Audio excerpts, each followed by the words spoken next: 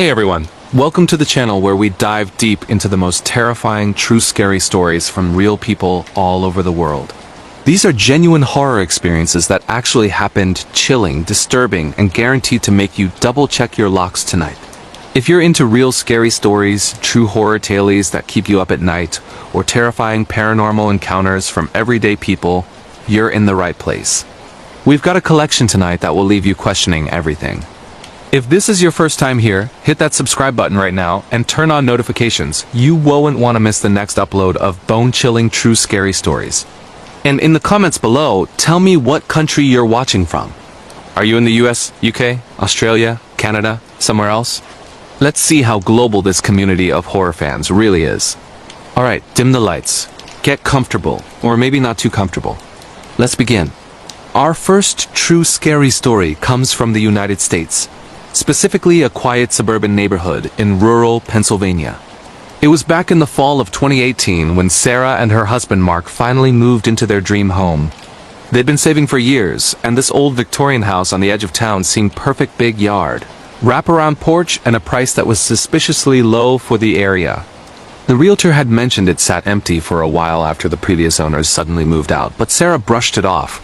Old houses always have history, right? They moved in with their two kids, a 7-year-old boy named Ethan and a 5-year-old girl named Lily. The first few weeks were normal unpacking boxes, painting walls, settling in, but then the little things started. Doors would creak open on their own at night. Footsteps echoed from the upstairs hallway when everyone was downstairs. Sarah thought it was just the house settling, the wind, or maybe mice in the walls. One night, around 2 a.m., Sarah woke up to the sound of whispering. It was faint, like children murmuring in the next room. She got out of bed, heart pounding a little, and checked on Ethan and Lily. Both kids were fast asleep. But as she stood in the hallway, the whispering stopped, and then started again, coming from the attic pool downstairs at the end of the hall. She froze. It sounded like multiple voices overlapping, saying things she couldn't quite make out. Mark woke up, checked the attic with a flashlight, nothing but dusty boxes and cobwebs. They went back to bed, chalking it up to a bad dream, but it escalated fast. A few days later, Ethan came running downstairs crying, saying there was a shadow man standing at the foot of his bed, just watching him. He described it as tall, completely black, with no face, just a silhouette that seemed to absorb the light. Sarah comforted him, but that night she saw it too. She was reading in bed when she glanced up, and there it was, in the corner of their bedroom, unmoving. She screamed. Mark jumped up and turned on the light. It vanished, but the air felt heavy, cold, wrong. Things got physical after that. Objects started moving on their own. Kitchen cabinets slammed shut repeatedly while Sarah was cooking dinner. Toys in the kids' rooms would fly across the space like someone threw them. One afternoon, Lily was playing in the living room when her doll levitated off the floor, hovered for a few seconds, then hurled itself at the wall hard enough to crack the plaster. The family started sleeping with all the lights on. Desperate, Sarah researched the house's history. She found old newspaper clippings online about the previous family. A couple with a young son who died in a tragic accident in the attic back in the 1950s. He fell down the stairs and broke his neck. But there was more. Whispers from neighbors about strange occurrences ever since, things seen in windows, cries heard at night. The house had changed hands multiple times, no one staying longer than a year. The breaking point came one stormy night. The power went out, plunging everything into darkness. The family huddled in the living room with flashlights. Then the pounding started, loud bangs from inside the walls, like fists hammering to get out. The whispering returned, louder, surrounding them. Ethan started screaming that the shadow man was back, and this time, everyone saw it. Multiple figures emerging from the shadows, reaching out. Furniture scraped across the floor on its own. A picture frame flew off the wall and shattered near Mark's head. They grabbed the kids and ran out into the rain, driving straight to a hotel. The next day, they called a priest for a blessing, but even he said the energy felt overwhelmingly dark. They never went back for most of their stuff, just hired movers to grab essentials. Sarah says to this day, driving past that neighborhood gives her chills, and Ethan still has nightmares about the shadow figures watching him. Whatever was in that house wasn't just lingering, it was angry, territorial, and very much aware they were there. This real horror story from Pennsylvania proves some homes come with more than just history. They come with entities that don't want to let go. Moving on to our next terrifying true scary story, this one takes place in the United Kingdom, deep in the misty Scottish Highlands. Alex was an avid hiker, the kind who loved solo trips into remote areas for that pure escape from city life. In the summer of 2020, he planned a multi-day trek through one of the most isolated parts of the Cairngorms National Park. He'd done routes like this before camping under the stars. No cell service. Just him and nature. He told a friend his itinerary and promised to check in when he got back. The first day was beautiful crisp air, rolling hills, lochs shimmering in the distance. He set up camp that night near an old ruined croft, an abandoned stone cottage from centuries ago. As the sun set, he built a small fire and settled in his tent. That's when he heard the first cry. It sounded like a woman wailing, far off in the distance, carried on the wind. He figured it was an animal. Foxes can make eerie sounds, right? He zipped up his tent and tried to sleep. But the cries continued through the night, getting closer. Sometimes they sounded like sobbing, other times like screams of pain. Alex peeked out a few times, nothing but fog rolling in thick. By morning, exhausted, he packed up and kept moving, laughing it off as Highland folklore playing tricks on his mind. Day 2 brought heavier fog. Visibility dropped to almost nothing, and Alex relied on his compass and map. He stumbled upon another ruin, this one larger, with crumbling walls and what looked like old sheep pens. As he rested for lunch, he noticed carvings on the stones. Strange symbols, faces twisted in agony. Uneasy, he moved on. That night, camped in a valley, the cries returned, but now they weren't distant. They were right outside his tent. Clear as day, a woman's voice pleading, "Help me, please, double quote over and over." Heart racing, Alex shouted back, "Who's there?" Silence. Then scratching on the tent fabric, slow and deliberate, like nails dragging. He grabbed his knife, flashlight beaming, nothing visible in the fog. But the scratching circled the tent, and the pleading turned to angry muttering in a language he didn't recognize, almost Gaelic sounding. He didn't sleep at all. At dawn, he hiked fast, trying to reach a trailhead. But the fog thickened, and he got turned around. Hours later, dehydrated and panicked, he heard footsteps behind him steady, matching his pace. He spun around no one. Then whispers, multiple voices surrounding him. "Stay. Join us. He ran blindly until he collapsed near a stream. Somehow he found his way out the next day, half delirious. Rangers found him stumbling onto a road. When he told his story, locals nodded knowingly. That area has legends of Balban Sith, vampiric spirits that lure hikers with cries, or lost souls from ancient clearances when people were forcibly evicted and left to die in the wild. Alex says he still hears faint wailing on windy nights, even back in the city. He never hikes alone again, and that remote part of the Scottish Highlands. He swears something ancient and hungry waits there for the next lone traveler. A truly disturbing real horror encounter that shows the wild can hide more than just beauty. Next up, a bone-chilling true scary story from Australia, out in the vast, unforgiving outback. Jake and his mate Tom were on a road trip in 2019, driving through the remote Northern Territory. They loved off-road adventures, camping in places no one else went, away from tourists. One evening, they veered off the main highway onto a dusty track leading to an old Aboriginal sacred site area, though they didn't know it at the time. They set up camp near red rock formations, cracked open some beers, and watched the stars come out. Around midnight, they heard a low, guttural growl echoing across the desert.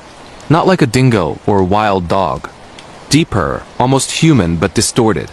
They shone torches around nothing, laughed it off as the beer talking. But it happened again, closer. Then rhythmic thumping like bare feet running on sand circling their campsite. The fire flickered strangely, as if something was blocking the wind. Tom joked about Bunyip's mythical creatures from indigenous stories that lurk in waterholes and drag people under. Jake wasn't laughing. They zipped into their swag's sleeping bags early. In the dead of night, Jake woke to his swag shaking violently, like something was trying to roll him out. He yelled, Tom woke up, and they both heard chanting. Low rhythmic voices in a language neither understood, coming from the rocks. Shadows danced in the moonlight, tall and elongated, moving unnaturally. Panicking, they jumped in the ute truck and tried to drive out, but the engine wouldn't start. Battery dead, though it was fine hours earlier. Stuck until dawn, they sat with headlights on. Somehow those worked, watching figures at the edge of the light. Human-shaped but wrong too thin, limbs too long, heads tilting in impossible ways. As soon as the sun rose, the engine roared to life on its own. They sped out, never looking back. Later, researching, they learned the area was restricted site of ancient Dreamtime stories about mischievous or vengeful spirits that punish intruders. Locals say lights and machines fail there, and people hear growls from mini spirits or worse. Jake and Tom still have photos from that night. Orbs in the darkness and one blurry shot of what looks like a spindly figure watching from the rocks. They never camp in the outback again. This real Australian horror story reminds us some places aren't meant for outsiders, and whatever guards them doesn't take kindly to visitors. Our final terrifying true scary story tonight comes from Japan, in the bustling yet shadowy streets of Tokyo. Mia, an American expat teaching English, moved into a cheap apartment in a quiet residential block in 2022. The building was old, rent suspiciously low, but location perfect close to train stations. The landlord mentioned a previous tenant had left suddenly, but no details. First week was fine. Then Mia started noticing wet footprints in the hallway after showers, but she lived alone. Mirrors fogged up with handprints when she wasn't in the bathroom. At night she'd hear soft splashing from the bathroom, like someone bathing. One evening, coming home late from work, the apartment felt colder than usual. She turned on lights, nothing. But in the bathroom mirror she caught a glimpse. A pale woman with long black hair covering her face, standing behind her reflection. Mia whipped around, no one. Heart pounding, she slept with lights on. It worsened. The woman appeared more, in windows at night, staring in from outside on the 5th floor. Dripping sounds constantly, even when water was off. Mia woke once to find her futon soaked, as if someone drenched had lain beside her. The apparition whispered in Japanese words, Mia later translated as join me ... cold ... double quotes, researching the building. Mia discovered a tragedy. Years earlier, a young woman drowned herself in the bathtub after heartbreak, her body found days later. Tenants reported onryo, vengeful ghosts with grudges, often appearing wet, hair over face, dragging others to share their fate. Mia moved out within weeks but says the dripping follows her in dreams. And sometimes she sees long black hair in mirrors even now. This chilling true horror from Japan shows urban legends aren't just stories. Some spirits linger in modern life, waiting for the next lonely soul. There you have it, 4 absolutely terrifying true scary stories from around the world that prove real horror is out there. If these chilled you to the core, smash that like button, subscribe for more real scary stories every week, and comment your country below. What did you think of these tales? Which one scared you most? Stay safe out there. And sleep with the lights on. See you in the next one. Let us dive deeper into more chilling true scary stories from across the globe. These real horror encounters that people swear happened to them, leaving scars that time can't erase. If the last ones had you on edge, these will push you further into the unknown. True paranormal experiences, terrifying ghost sightings, and disturbing entities that defy explanation. Keep those lights on, because real scary stories like these remind us the world hides darkness we can't always see. Our next true scary story comes from Canada, in the dense, endless forests of British Columbia. In the summer of 2021, Ryan and his girlfriend, Emily, decided on a backcountry camping trip in a remote part of the Pacific Rim National Park Reserve. They were experienced hikers, packing light for a 3-day loop trail that took them deep into old-growth rainforest towering cedars. Moss covered everything, and hardly any other people. They chose a secluded spot off the main path near a small creek to pitch their tent, feeling like they had the wilderness to themselves. The first night was peaceful, just the sound of rain pattering on the fly and distant owls. But around 3 a.m., Ryan woke to a low, rhythmic knocking dash, knock dash, knock dash, knock dash coming from the trees surrounding their campsite. Not like branches in the wind. Deliberate, like knuckles on wood. He shone his headlamp out, nothing. Emily stirred, heard it too, but they convinced each other it was a woodpecker or animal. By morning, they found strange marks. Fresh gouges on nearby trees, high up, like something tall had clawed them. Deep scratches in sets of 3. They shrugged it off as bears and kept hiking. Day 2 brought thick fog rolling in early. Visibility dropped, and they stuck close to the trail markers.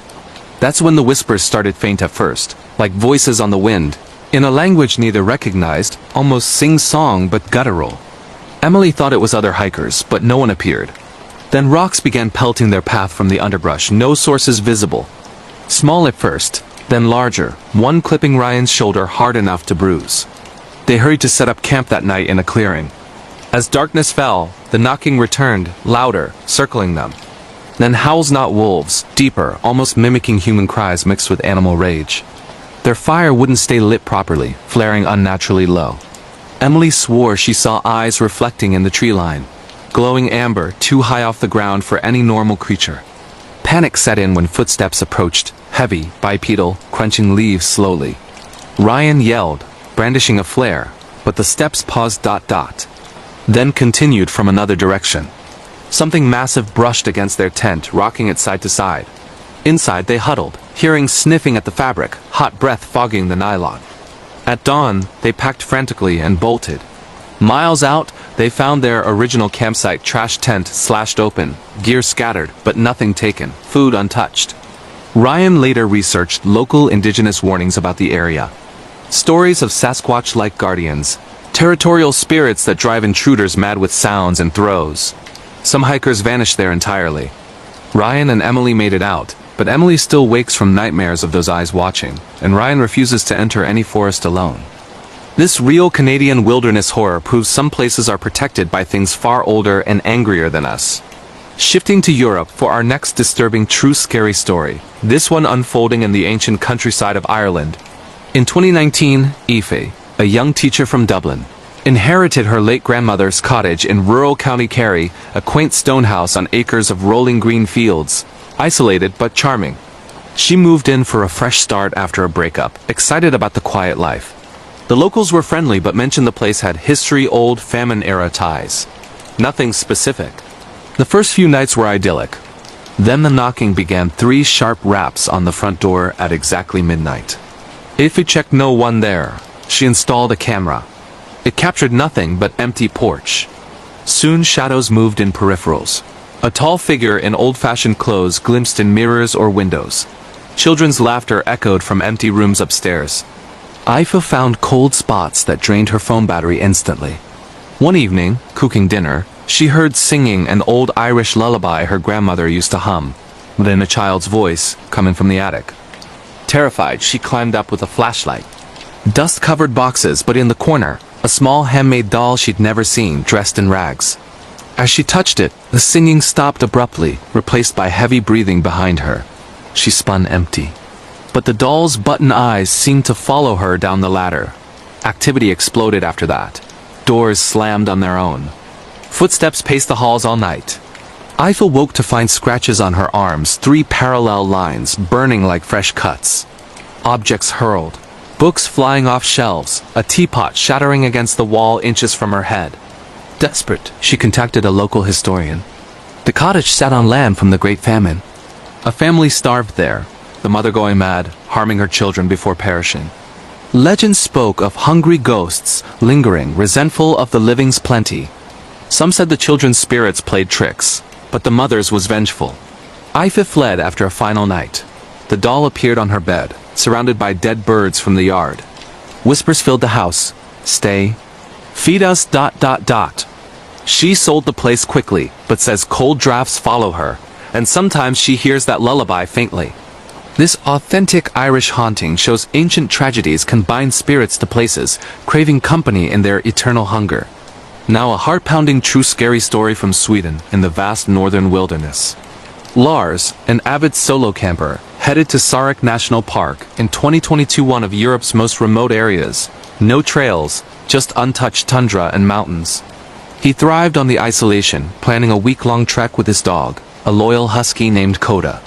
Days in were magical northern lights, reindeer herds.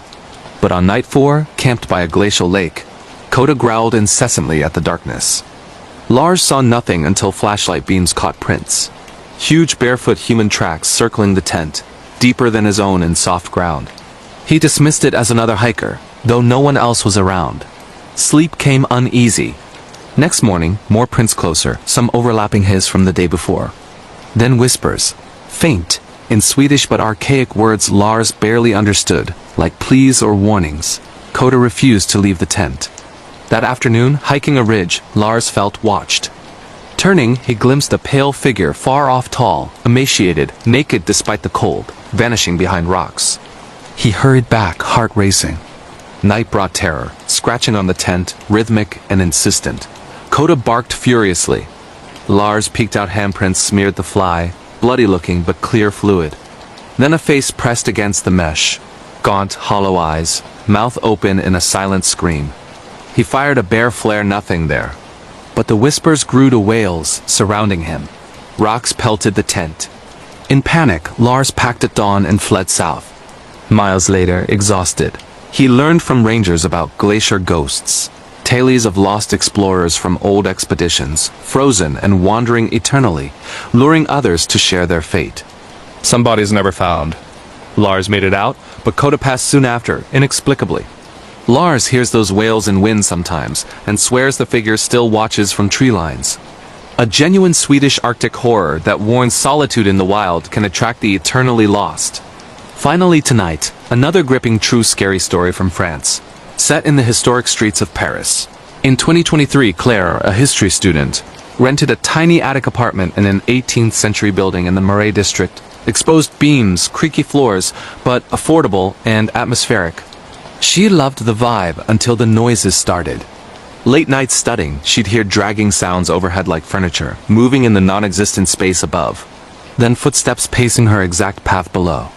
One night, her lamp flickered, and in the mirror, she saw a woman standing behind her, dressed in Revolutionary-era clothes, neck bruised purple, eyes pleading. Claire turned no one, but the air turned icy. Escalation came fast. Books toppled from shelves unread. Whispers in French. Liberté, justice, ... double quotes. Claire woke to find her sheets twisted like nooses. Pressure on her throat briefly. Research revealed the building's past. During the Reign of Terror, a noble woman guillotined for royal ties, her body hidden in the walls before burial. Tenants reported similar sightings, a Dame Sans Tête, or headless lady, though Claire saw her intact but marked. The climax. Claire dreamed of the woman begging release. Waking, she found her door open, hallway lights out, and wet footprints leading to the stairs, blood mixed with water. She moved out immediately, but carries guilt, hearing faint guillotine echoes in crowds. This real Parisian ghost story illustrates how history's violent echoes can trap souls in the present. Whew, that's another round of utterly terrifying true scary stories from Canada. Ireland, Sweden, and France, real encounters with the paranormal that no one should face alone. These prove horror isn't just movies. It's out there waiting. If your skin's crawling and you need more true horror tales, like this video, subscribe now. And drop your country in the comments. Let's build this global community of night owls chasing chills. Which story hit hardest? Tell me below. Stay vigilant, ... You never know what's lingering nearby. Catch you in the next upload. The Shadow in the Woods, United States, in the dense forests of the Pacific Northwest, near the misty trails of Washington's Olympic National Park. A young hiker named Alex decided to venture off the beaten path one foggy autumn morning. Alex had always been drawn to the wild, untamed parts of the woods, places where the trees grew so thick they blocked out the sun, and the air hung heavy with the scent of pine and damp earth. He was no stranger to solo hikes. It was his way of escaping the chaos of city life in Seattle, where the constant buzz of traffic and people made him feel trapped. But on this particular day, something felt off from the start. The fog was thicker than usual, rolling in like a living thing, and the usual chatter of birds seemed muted, as if the forest itself was holding its breath. Alex started on a familiar trail but soon veered into an unmarked section, lured by the promise of solitude. He carried a backpack with water, snacks, a map, and a flashlight, though he didn't plan to stay out past dusk. As he pushed deeper, the path narrowed, overgrown with ferns and fallen branches that crunched under his boots. About an hour in, he noticed strange markings on the tree's scratches that looked too deliberate to be from animals, like someone had clawed at the bark in desperation. He shrugged it off as vandalism from other hikers and kept going, but a nagging unease settled in his gut. By midday, the fog hadn't lifted, and Alex stopped for a break near a small clearing. He sat on a log, munching on an energy bar, when he heard it. A faint rustling in the underbrush, like footsteps trying to be quiet. He froze, scanning the trees, but saw nothing. "Hello?" He called out, his voice echoing strangely. No response, just more rustling, closer this time. His heart picked up pace as he grabbed his pack and stood ready to move on. That's when he saw the shadow, a tall, humanoid figure darting between the trunks about 50 yards away. It moved with unnatural speed, silent and fluid, disappearing before he could get a clear look.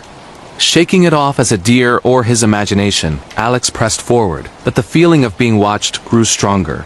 Every snap of a twig behind him made him whip around, only to find empty forest.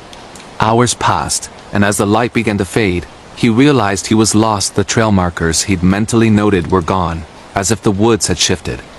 Panic set in when he heard whispers, faint and indistinct, like voices carried on the wind. Turn back, they seemed to say, but from where? He pulled out his flashlight, sweeping the beam through the gathering darkness. That's when the figure appeared again, closer now, standing motionless behind a tree, its outline human but distorted, elongated limbs hanging limp. Alex's blood ran cold as he shone the light directly on it. The beam revealed pale skin stretched tight over bones, eyes sunken and black, staring right at him with an intensity that felt predatory. It didn't move, didn't blink, just watched. "What do you want?" Alex shouted, his voice cracking. The thing tilted its head, as if curious, then stepped forward slowly, its feet making no sound on the leaves. Alex bolted, crashing through the brush, branches whipping his face and arms. He could hear it following soft, deliberate steps gaining ground. His lungs burned, his legs screamed, but he didn't stop. Glimpses over his shoulders showed it loping after him, never running full speed but always closing the gap. The whispers grew louder, a chorus now, urging him deeper into the woods. In a moment of desperation, he tripped over a root, tumbling down a small embankment into a creek. The cold water shocked him alert, and he scrambled up the other side, hiding behind a boulder. The footsteps stopped. Minutes ticked by in agonizing silence. Peeking out, he saw nothing, no figure, no shadows. But the whispers lingered, fading into the night. Alex waited until dawn, shivering and terrified, before making his way back. He emerged from the woods scratched, bruised, and changed.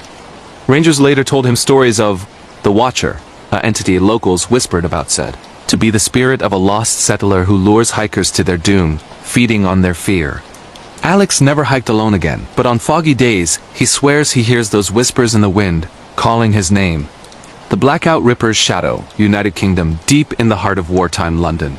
During the relentless bombings of the Blitz in 1941, a young air raid warden named Evelyn patrolled the darkened streets of the East End.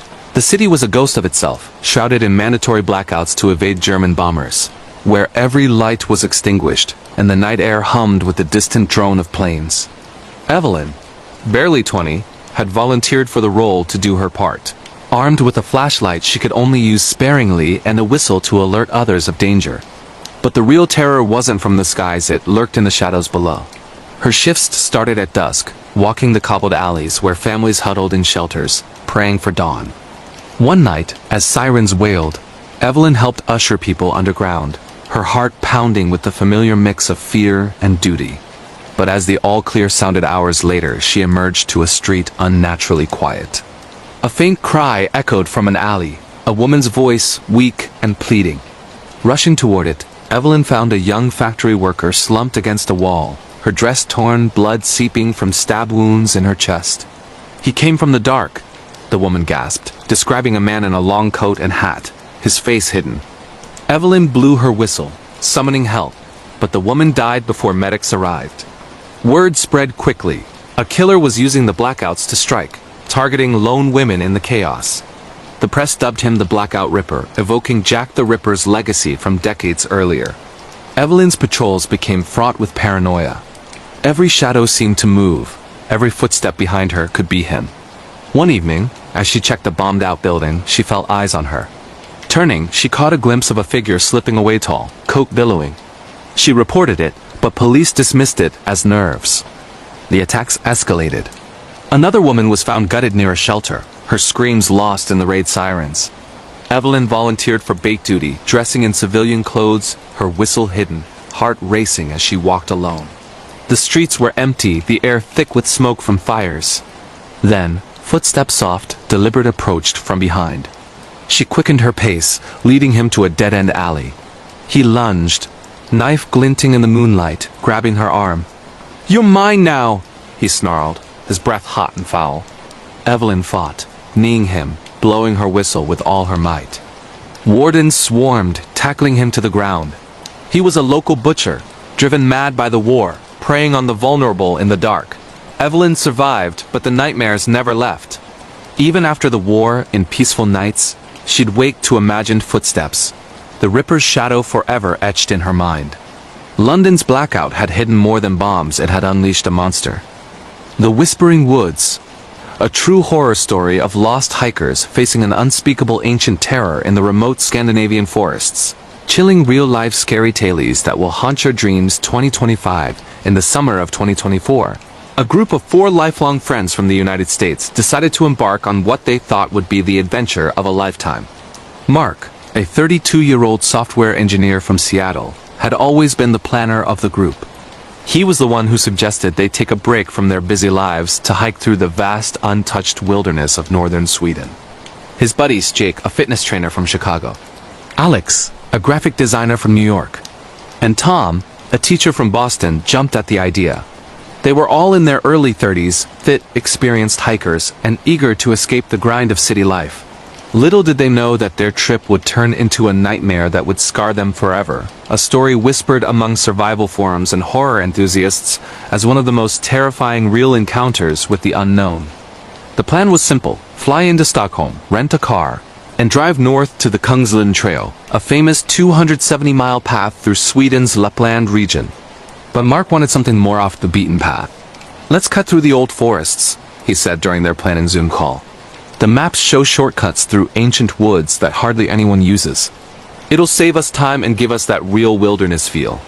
The others agreed, excited by the prospect of solitude and untouched nature. They'd packed light tents, sleeping bags, MREs, GPS devices, and satellite phones for emergencies. They even joked about spotting moose or bears, never imagining the true danger lurking in the shadows. Their journey began smoothly. After landing in Sweden, they drove for hours, the landscape shifting from bustling cities to rolling hills and then dense primordial forests. The air was crisp, filled with the scent of pine and earth. By the second day, they veered off the main trail, following an old logging path that Mark had found on an obscure online map. "This is it, guys," Mark said, his voice buzzing with excitement as they entered the thick canopy. The trees towered above them, their branches intertwining like skeletal fingers, blocking out much of the sunlight. Birds chirped sporadically, but an eerie quiet settled in as they delved deeper. On the third night, things started to feel off. They set up camp in a small clearing, the ground soft with moss. As they sat around a crackling fire, sharing stories and beers, Jake noticed something strange. "Did you hear that?" he whispered, his eyes darting to the tree line. The group fell silent. At first, nothing.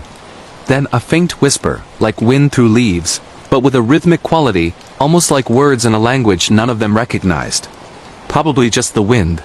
Tom laughed it off, but his voice lacked conviction. They dismissed it and went to bed, zipping into their tents under a starless sky. The next morning, Alex woke up screaming. His tent was covered in strange markings, deep scratches that looked like runes or symbols carved into the fabric. "What the hell is this?" he yelled, pointing at the gashes. The others inspected them, but no animal tracks were around. "Maybe a branch fell," Mark suggested, though the scratches were too precise, too intentional. Unease crept in, but they pressed on, attributing it to wildlife. As they hiked, the whispers returned, louder this time, seeming to come from all directions. Jake swore he saw movement in the underbrush, a tall, shadowy figure that vanished when he blinked. By afternoon, they were lost. Their GPS glitched, showing them in circles despite walking straight. The forest seemed to shift, paths appearing and disappearing. Panic set in when they found a bizarre structure, a small altar made of bones and antlers, draped with tattered cloth. "This looks like some old pagan shit," Tom muttered, his face pale. They took photos on their phones, but later, the images would be corrupted, showing only static. As dusk fell, the whispers turned into low growls, and they heard branches snapping as if something massive was circling their position. That night, the terror escalated. Huddled in their tents, they heard footsteps heavy, deliberate approaching the camp. Jake peeked out and froze. In the moonlight, he saw it. A creature unlike anything in nature. It was tall, over 8 feet, with a body twisted from wood and flesh, antlers sprouting from a deer-like skull, but with human eyes that glowed faintly. It stood on hind legs, its limbs elongated and covered in mossy fur. "Guys, there's something out there," Jake hissed. The group armed themselves with knives and sticks, but the entity didn't attack. Instead, it watched, its presence filling the air with dread. The whispers now sounded like pleas or warnings, echoing in their minds. Mark, ever the rational one, tried to lead them out at dawn. But the forest had changed. Trees bore faces carved or natural. They couldn't tell grimacing in agony. They found effigies hanging from branches, stick figures with animal skulls, positioned as if in worship. Alex started hallucinating, seeing his dead brother from childhood accidents, beckoning him deeper into the woods. "It's playing with our minds," he sobbed. Tom twisted his ankle on a root that seemed to move, and as they helped him, the creature appeared again, closer this time, its breath ragged and foul. Desperation drove them to run. They abandoned gear, sprinting through thorns that tore at their skin. Jake glanced back and saw the entity pursuing, its form shifting, sometimes quadrupedal, sometimes upright. It didn't need to hurry. The forest was its domain. They stumbled upon an old cabin, barricading themselves inside. Inside, walls were scratched with the same runes, and a journal lay open, dated 1952, describing similar encounters by loggers who vanished. "The old god of the woods demands sacrifice," one entry read. "It feeds on fear." Hours turned into a blur of terror. The entity pounded on the door, its roars shaking the foundations. Tom, in pain and delirium, confessed a dark secret. Years ago, the group had been involved in a hit-and-run accident, leaving a man to die. "It's punishing us," he cried. Whether coincidence or not, the creature seemed to feed on their guilt, growing stronger. Alex tried the satellite phone, but it only played back their own voices, distorted and screaming. As night deepened, the entity broke in. In the chaos, Tom was dragged out, his screams echoing until silence. The others fled in different directions. Mark and Jake stuck together, finding a river and following it downstream. Alex was separated, his fate unknown until later. Exhausted, Mark and Jake reached the road after 2 days, flagged down a truck, and were rescued by locals who nodded knowingly. "The Skogsvit," one elder whispered. The forest guardian, an ancient spirit from Norse lore, said to punish intruders. Authorities searched but found no trace of Tom or Alex. Weeks later, Alex's body was discovered, hanged from a tree in an effigy pose, his face frozen in horror. Mark and Jake returned home, haunted by nightmares and whispers that followed them across the ocean. They shared their story anonymously online, warning others. The woods are alive, and some places are not meant for humans. This tale, pieced together from survivor interviews and leaked police reports, serves as a chilling reminder that some horrors are real, lurking in the forgotten corners of the world. If you ever hear whispers in the wind, turn back before it's too late. The Paralyzed Shadow. True terrifying account of a lone woman's fight against a sadistic predator in the isolated Pacific Northwest woods. Bone-chilling real horror survival stories that actually happened 2025. It was early fall in 2023 when Irina, a 28-year-old environmental scientist from Portland, Oregon, set out for a solo research trip in the dense forests of the Olympic National Park in Washington state. Irina was no stranger to the outdoors. She had spent years studying wildlife patterns, often camping alone to collect data on endangered species. This time, her focus was on tracking deer migration affected by climate change. Armed with her backpack, notebook, camera traps, and a can of bear spray, she felt prepared for anything nature could throw at her. But nature wasn't a threat, it was something far more sinister, a human monster hiding in the shadows, turning her expedition into a real-life horror that still sends shivers down the spines of those who hear it. Irina arrived at the trailhead just after dawn, the mist hanging low over the ancient evergreens. The park was vast, over 900,000 acres of rugged terrain, with areas so remote that cell service was non-existent. She planned a 3-day loop, setting up base camp near a secluded stream. The first day was peaceful. She hiked miles, noting animal tracks and setting up her equipment. As evening fell, she built a small fire, roasted marshmallows, and journaled under the stars. "This is why I do this," she wrote. "Pure solitude. But solitude can be deceptive." That night, as she slept in her tent, she awoke to a rustling outside. Thinking it was a raccoon, she shone her flashlight, but saw nothing. Shrugging it off, she dozed again. The next morning, her food bag was tampered with, not torn like an animal would, but neatly opened. some items missing. Weird, she muttered, but pressed on, deeper into the woods. By midday, Irina felt watched. Hairs on her neck stood up as she traversed a narrow path flanked by ferns and fallen logs. She heard twigs snap behind her, but whenever she turned, the forest was empty. Hello? She called, her voice echoing. No response. Shaking it off as paranoia, she continued. That's when the attack came. From the bush, a man lunged tall, masked, dressed in camouflage. He injected something into her neck before she could react. Don't move, he growled, his voice cold and calculated. The substance was a paralytic, a homemade toxin derived from local plants, he later confessed. Irina collapsed, her body frozen, but her mind alert. She could feel everything, see everything, but couldn't scream or run. The man, who called himself the Hunter, dragged her to a hidden clearing, his lair of sorts, with traps and tools scattered around. You have 20 minutes before it fully kicks in, he taunted, explaining his sick game.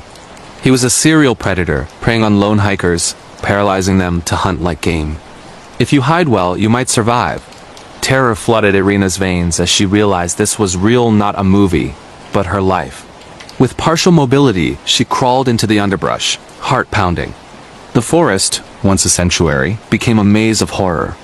Thorns scraped her skin, mud caked her clothes, but she pushed on, using her elbows to drag herself. The hunter began his pursuit, whistling an eerie tune. I can see your trail, he laughed. Irina hid behind a log, holding her breath as his boots crunched nearby. Minutes ticked by, her limbs growing heavier, vision blurring. She thought of her family, her dog back home, fueling her will to survive. Spotting a ravine, she rolled down, landing in a stream, the cold water shocking her system slightly, delaying the paralysis. Night fell, amplifying the dread.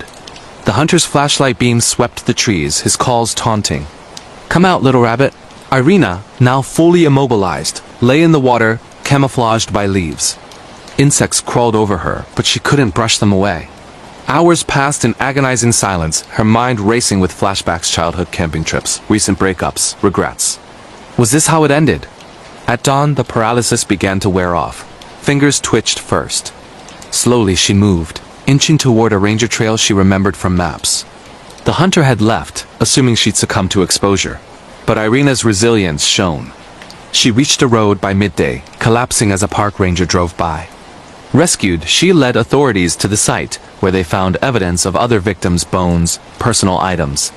The hunter was caught weeks later, a recluse with a history of assaults.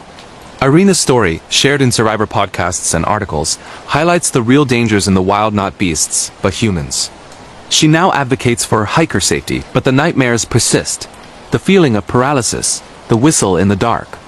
This true horror reminds us, always tell someone your plans, and trust your instincts. The woods hold secrets that can kill. Eternal Shadows of Ravenscroft House. A family's harrowing true encounter with malevolent spirits in an abandoned Victorian mansion. Spine-tingling real haunted house horror stories based on actual events 2025 back in late 2022. The Thompson family parents, David and Sarah, both in their 40s, and their 3 children, Emily, 16, Lucas, 12, and little Mia, 8, moved from bustling Los Angeles to a quiet town in upstate New York. David, a struggling writer, had inherited Ravenscroft House, a sprawling Victorian mansion from a distant uncle he'd never met. It's our fresh start, David said optimistically as they pulled up the overgrown driveway. The house loomed like a forgotten relic, its turrets piercing the gray sky, windows like empty eyes.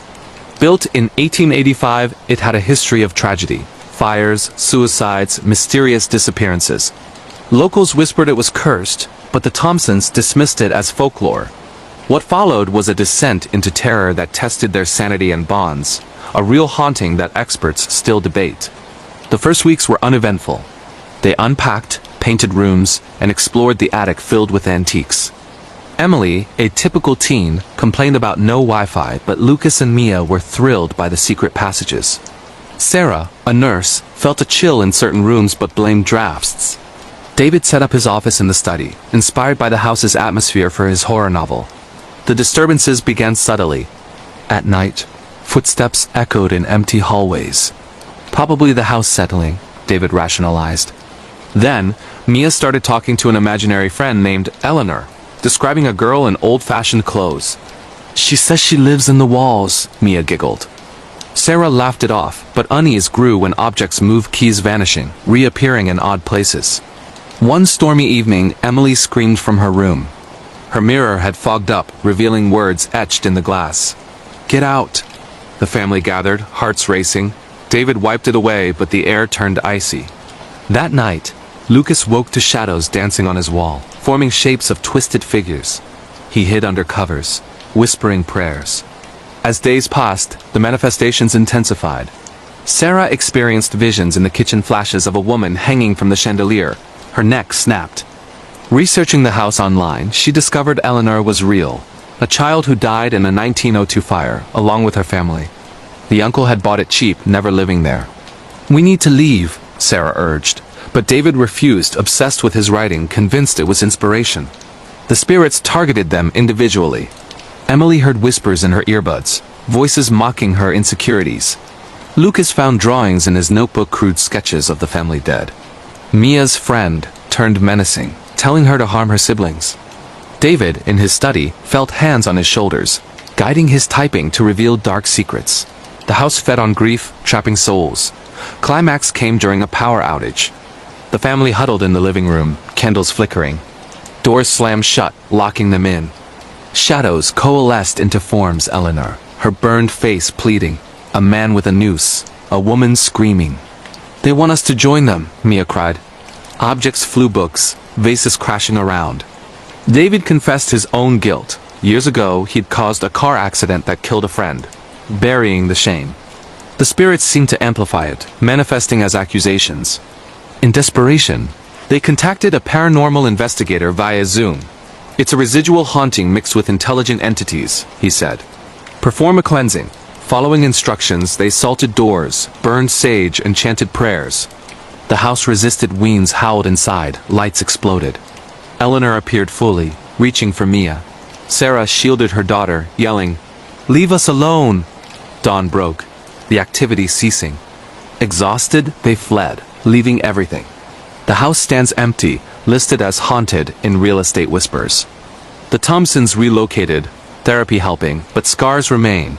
Mia draws Eleanor. Emily avoids mirrors. David abandoned writing. This true story, corroborated by neighbor sightings and investigator reports, warns, some homes hold on to the dead, refusing to let go.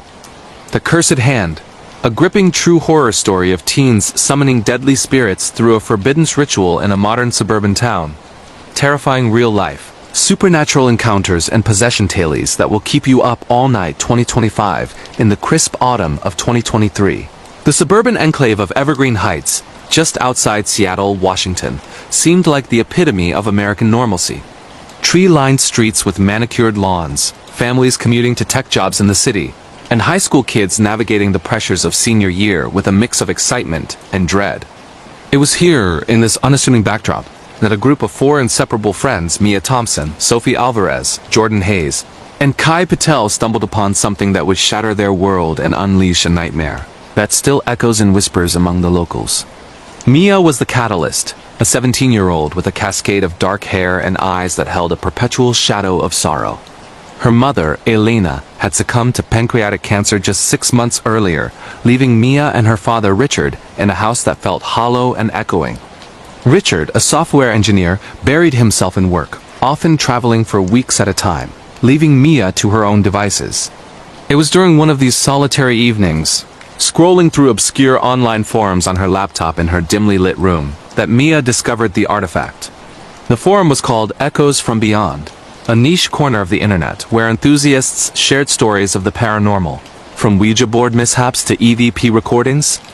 Buried in a thread about cursed relics, a user named Shadow Collector posted about an embalmed human hand they had acquired from an estate sale in rural Oregon. The hand, preserved in a glass case with faded runes etched into the palm, was rumored to be a hand of glory, a medieval tool used by thieves and witches to unlock doors or commune with the dead. But this one, the poster claimed, was special. Gripping it in a circle of candles and reciting, "I let you in," allowed spirits to enter the living, sharing secrets or granting wishes, but at a perilous cost.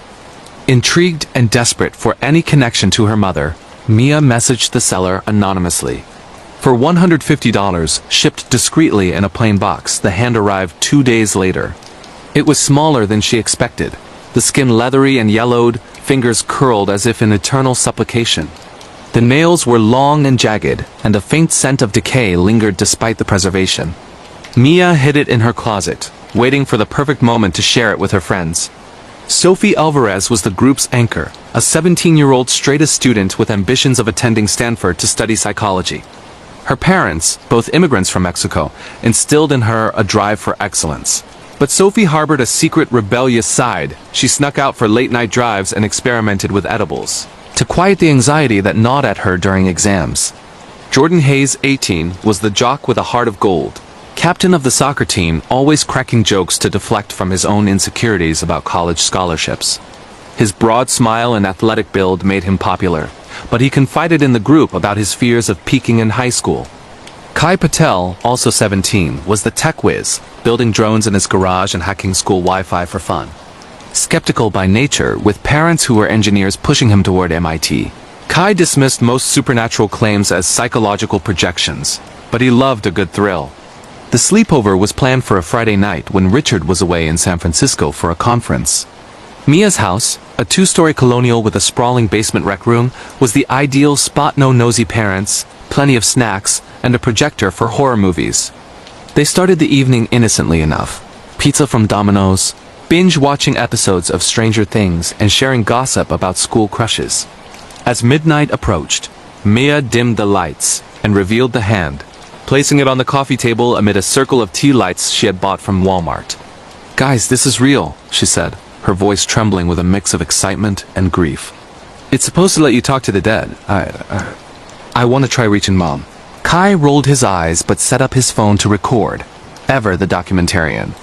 Sophie fidgeted, her anxiety bubbling up, but she nodded supportively. Jordan, munching on chips, laughed it off. "If a ghost shows up, I'm out of here faster than I run the 100-meter dash." They formed a circle, each placing a hand on the relic. Mia gripped it tightly, the cold flesh yielding slightly under her fingers. Together, they chanted, "I let you in. I let you in." The words hung in the air, repetitive and rhythmic, until the candles flickered as if a draft had swept through the sealed room. At first, nothing happened. Then Mia's eyes fluttered, and her voice dropped an octave, becoming raspy and unfamiliar. "Sophie ... the pills in your drawer. The ones for the panic ... You hide them because you're ashamed." Sophie's face drained of color. No one knew about her secret Xanax stash, not even her therapist. The group burst into nervous laughter, accusing Mia of spying or pranking. But then the hand twitched, its fingers curling inward, brushing against Mia's palm. The lights overhead buzzed and dimmed, and Jordan's phone glitched, the recording cutting out mid-sentence. They blew out the candles hastily, ending the session, but the air felt thicker, charged with an unseen presence. That night, as they crashed on sleeping bags in the rec room, Jordan bolted upright at 3 a.m., screaming. It was there, at the foot of my bed. He described a shadowy figure, humanoid but elongated, with eyes like glowing embers, whispering his full name, Jordan Michael Hayes, in a voice that echoed from inside his head.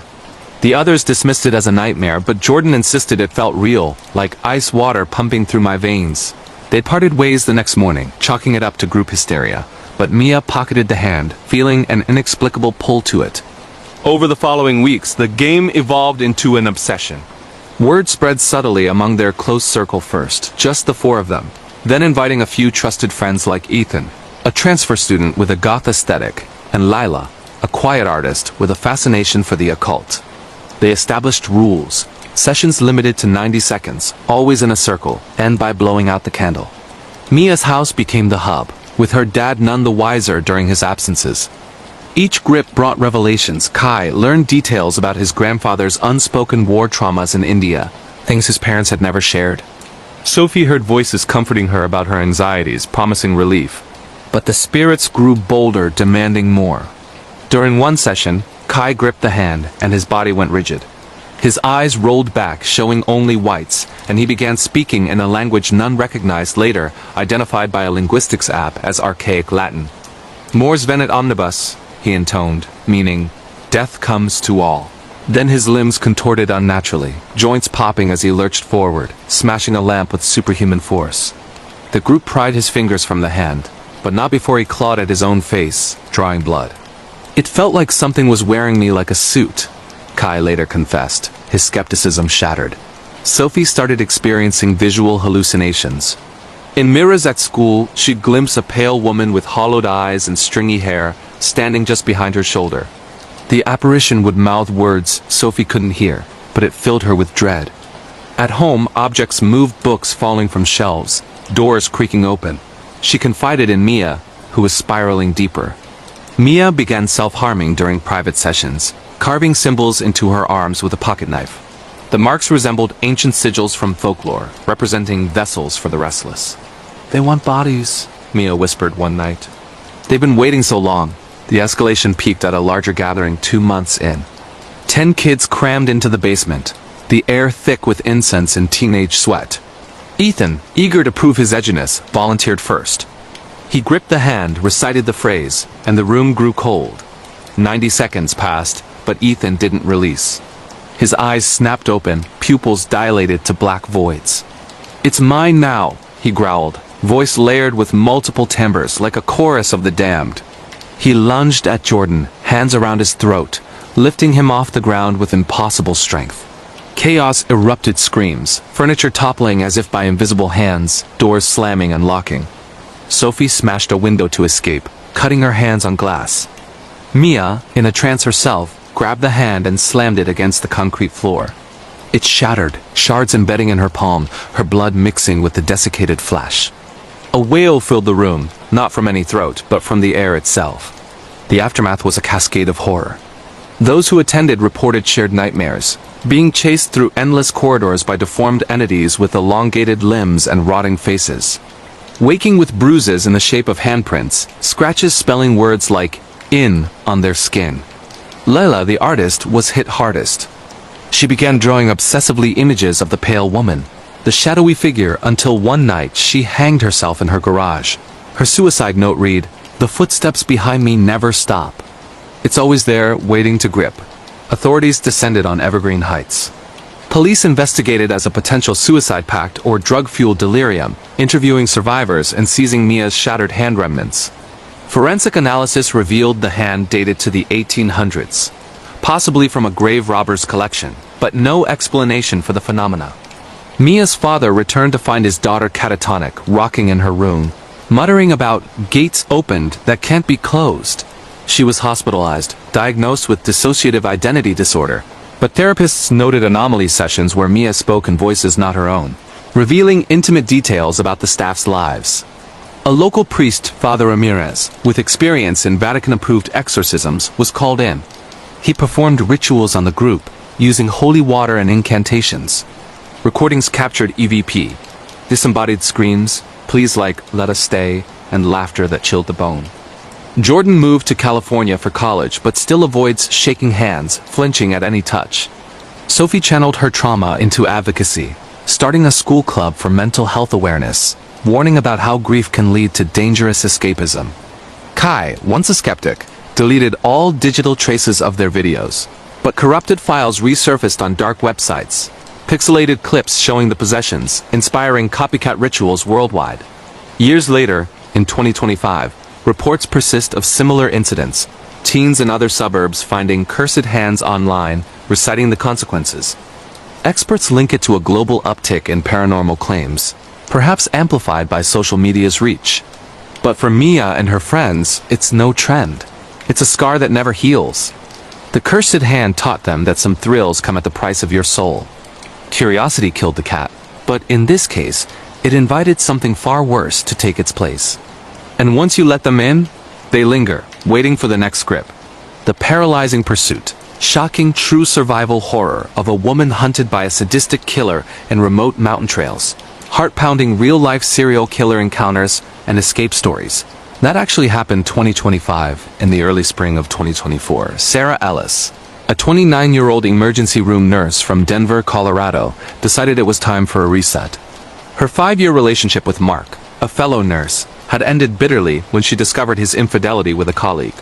The betrayal left her reeling, her days a blur of 12-hour shifts tending to trauma victims while ignoring her own wounds. To reclaim her sense of self, Sarah planned a solo hiking trip in the San Juan National Forest, a vast expanse of the Rocky Mountains, known for its rugged beauty and solitude. She researched trails meticulously, choosing the lesser-traveled Devil's Ridge Path, a 50-mile loop through pine forests, alpine meadows, and steep canyons. Equipped with a high-end backpack, a Garmin GPS watch that doubled as a satellite communicator, bear spray, a multi-tool, and enough MREs for a week, Sarah felt prepared. She texted her itinerary to her best friend Lisa, back in Denver, heading out at dawn, back in 5 days. Love you. Little did she know, the forest harbored a human predator far more dangerous than any wildlife. A fugitive named Victor Harlan, 42, with a history of assaults and a twisted fascination with survival games. Victor's backstory, pieced together later from police records and his own journals, was a descent into madness. Born in a dysfunctional family in rural Montana, he endured abuse from his father, a hunter who taught him tracking skills. Victor joined the military but was dishonorably discharged for violent outbursts. Drifting through odd jobs, he discovered botany, experimenting with plants to create homemade toxins. By 2024, he was wanted for 2 unsolved murders in Wyoming hikers found paralyzed and mutilated. He fled to the San Juans, living off-grid in hidden caves, preying on solo adventurers. His method, a paralytic derived from monkshood and other local flora, injected to immobilize victims while keeping them conscious, prolonging the hunt for his sadistic pleasure. Sarah's first day was pure bliss. She drove her Jeep to the trailhead at sunrise, the sky a canvas of pink and gold. The air was crisp, scented with pine and earth. She hiked steadily, covering 10 miles by noon, pausing to photograph wildflowers and a family of deer. Her mind wandered to healing, forgiving Mark, focusing on her career, maybe even dating again.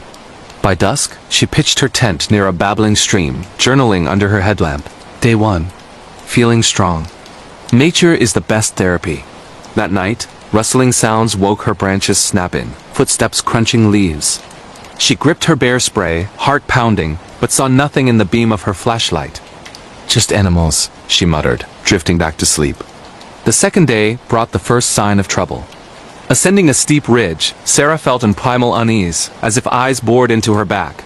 She turned to see a man about 50 yards down the trail, tall, gaunt, dressed in faded camouflage, with a scraggly beard and piercing blue eyes. He waved casually. "Hey there, you lost?" His voice was gravelly friendly on the surface. Wary from years of ooze stories about strangers, Sarah kept her distance. "No, just hiking, you?" He claimed to be a local photographer, but something felt off. His pack was too light, his boots caked in mud. They chatted briefly about the views. Then Sarah pressed on, quickening her pace. Hours later, deep in a forested section where the trail narrowed, he struck. Sarah heard a twig snap behind her, spun around, but it was too late. Victor lunged from the underbrush, clamping a hand over her mouth and jabbing a syringe into her neck. The needle pierced skin, injecting a burning liquid. "Don't fight it, sweetheart," he whispered, his breath hot and foul. The game's just beginning. Sarah's muscles seized almost immediately. The paralytic spread like fire through her veins, locking her limbs while her mind remained agonizingly alert. She collapsed to the dirt, eyes wide with terror, as he bound her wrists with zip ties and dragged her off trail to a concealed cave entrance, hidden by boulders and vines. Inside the cave, lit by a battery lantern, Victor's lair revealed his depravity.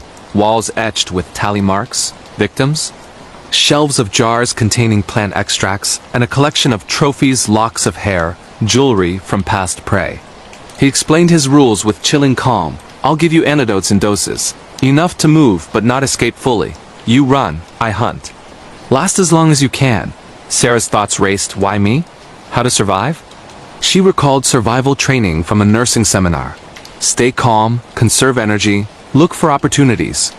The first round began at dawn. Victor injected a partial antidote, restoring limited mobility to her legs, but leaving her arms numb. "Go on, rabbit, run." Sarah stumbled out, legs wobbling like jelly, into the misty forest. Thorns tore at her clothes, roots tripped her, but she pushed forward, aiming for higher ground where her GPS might signal. Victor's whistles echoed behind, taunting tunes from old hunting songs. She hid in a ravine, covering herself with leaves, breathing shallowly as his footsteps crunched nearby. "I can smell your fear," he called.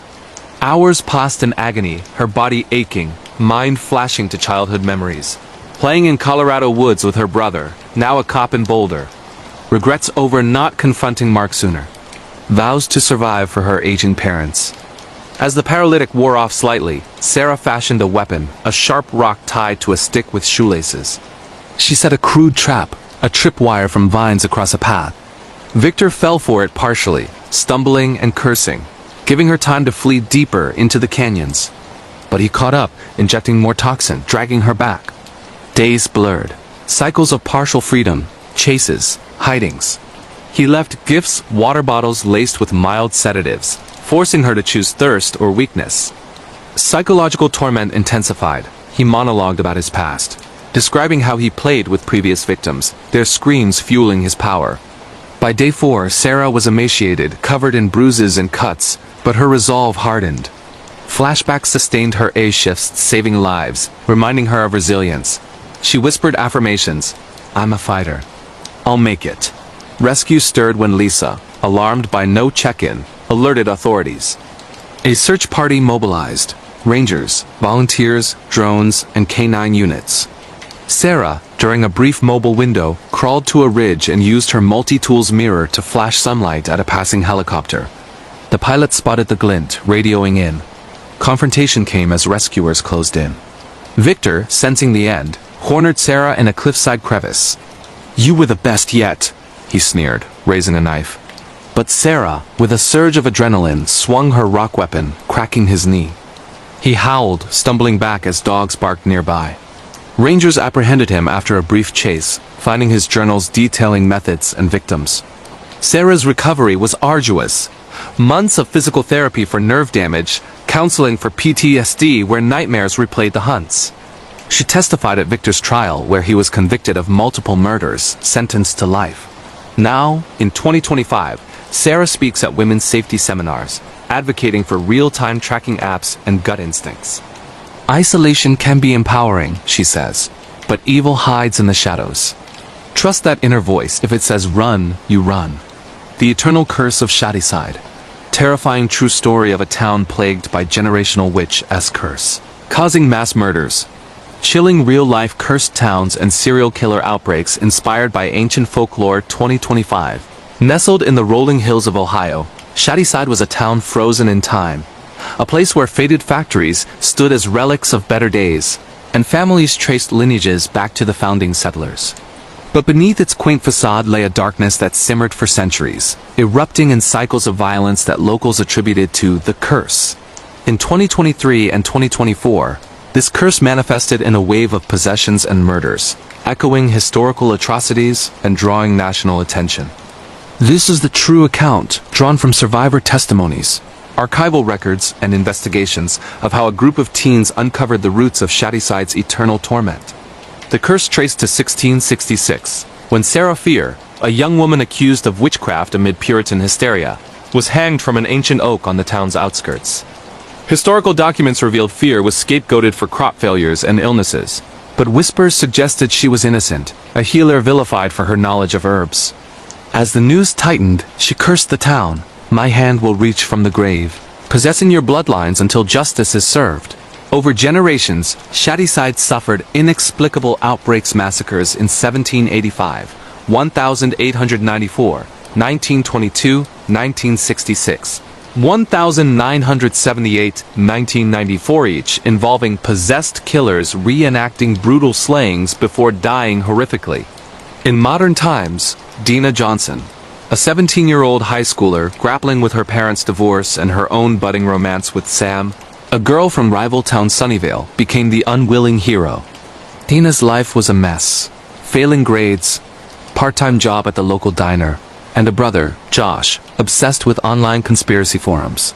The first sign came in late 2023, when Sam was attacked by a masked figure wielding an axe, mimicking the 1978 Camp Nightwing killer.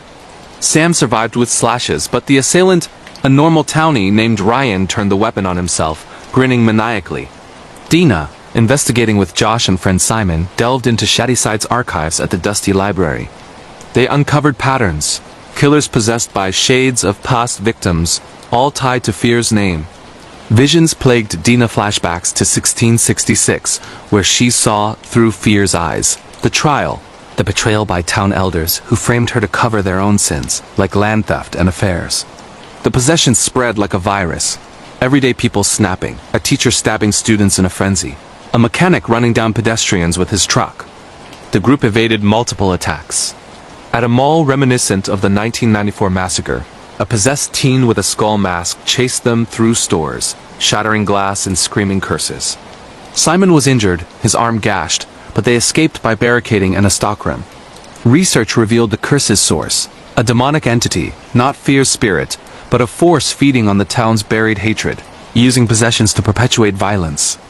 Climax unfolded at the curse's epicenter, ancient cave beneath the hanging tree, now a overgrown park. Dina's visions guided them. To break it, they needed a unity ritual, blood from descendants mixed with fear's relic, a severed hand buried there. Confronting possessed hordes, they fought through slashing blades and unnatural strength. Simon sacrificed himself, distracting attackers long enough for Dina to complete the rite, invoking justice and forgiveness. The entity wailed, possessions lifting as killers collapsed, catatonic. Authorities labeled it mass hysteria, possibly environmental toxins from old factories, but survivors knew better. Autopsies showed anomalies, brains with unusual lesions, as if rewired. Dina and Josh moved away, but Shadyside's quiet as uneasy locals avoid the park, especially on anniversary dates. In 2025, minor incidents persist. Whispers of shadows, unexplained scratches. This tale warns that some curses are metaphors for human failings, unaddressed sins festering across generations. The Cursed Tarot Deck. A true terrifying paranormal story that will keep you up at night. In the quiet suburbs of a small American town where everyone knew each other's business and the nights were filled with the ordinary hum of crickets and distant traffic, lived a group of college friends who thought they were invincible. It was the summer of 2023, and Emily, a 21-year-old psychology major with a fascination for the occult, had just returned from a weekend thrift shopping spree. Among her finds was an old, dusty tarot deck wrapped in faded velvet cloth. The cards looked ancient, with intricate illustrations that seemed almost too vivid, too alive. She couldn't resist buying it for just $5. Little did she know, this seemingly harmless purchase would unleash a nightmare that felt like it was ripped straight from the darkest supernatural horrors, entities that prey on fear, mistakes from the past, and the unbreakable bonds of friendship twisted into something sinister. Emily gathered her closest friends for a late-night gathering at her off-campus apartment. Sarah, the skeptical pre-med student who always rolled her eyes at anything woo-woo. Jake, the outgoing film major who loved documenting everything on his phone. Mia, the quiet art student with a talent for drawing eerie portraits. And Alex, the group's jokester who hid his anxieties behind constant humor. They were celebrating the end of finals, with pizza boxes scattered around and cheap wine flowing freely. As the clock ticked past midnight, the conversation turned to ghost stories and urban legends. That's when Emily pulled out the tarot deck. "Guys, check this out," she said excitedly, shuffling the cards with a dramatic flourish. The deck felt strangely warm in her hands, almost pulsing. "It's vintage." The shop owner said it belonged to some old fortune teller who died mysteriously. "Wanna do readings?" Sarah laughed it off at first. "Come on, Em. That's just superstition. Tarot is psychological, not paranormal." But the group was bored and buzzed, so they agreed to play along. They sat in a circle on the living room floor, candles flickering for atmosphere. Emily's idea to make it authentic. One by one, she drew cards for each of them. For Sarah, the Tower card upside down, symbolizing sudden upheaval. For Jake, death not literal, Emily assured, but transformation. Mia got the Devil, hinting at bondage or addiction. Alex drew the Hanged Man, suggesting sacrifice. And for herself, Emily pulled the Fool, the card of new beginnings but also reckless leaps into the unknown. At first, it was all laughs. Jake filmed the whole thing, joking about uploading it as real paranormal activity caught on camera. But as Emily interpreted the final group spread, a ominous layout featuring the moon, they brushed it off as the wine and late hour. But that night, the terror began. Sarah was the first to experience something inexplicable. She woke up at 3:33 a.m. to the sound of scratching at her bedroom door. Thinking it was her cat, she opened it. Nothing there. But in the hallway mirror, she caught a glimpse of a distorted figure behind her reflection. A tall, shadowy entity with elongated limbs and a face that shifted like melting wax. She screamed, slamming the door, but when she checked her phone's camera roll from the party, one of Jake's photos showed a faint outline of that same figure standing behind the group during the reading. The next day, Jake noticed strange edits in his video footage. Clips he hadn't recorded appeared, close-ups of the tarot cards morphing on their own. Whispers in a language none of them recognized. He tried deleting them, but they reappeared. Worse, he started having vivid nightmares of being chased through an endless maze of doors, each one leading to a version of his friends dying in horrific ways mirroring the cards' meanings. Mia, always sensitive, began drawing obsessively. Her sketches weren't her usual beautiful landscapes. They were grotesque depictions of bound figures trapped in chains, devils with human faces staring out accusingly. She confided in Emily that she felt watched, like something was feeding on her creativity, twisting it into darkness. One night, alone in her studio, her pencils moved on their own, scratching out warnings. "The deck remembers your sins." Alex tried to laugh it off, but his jokes fell flat.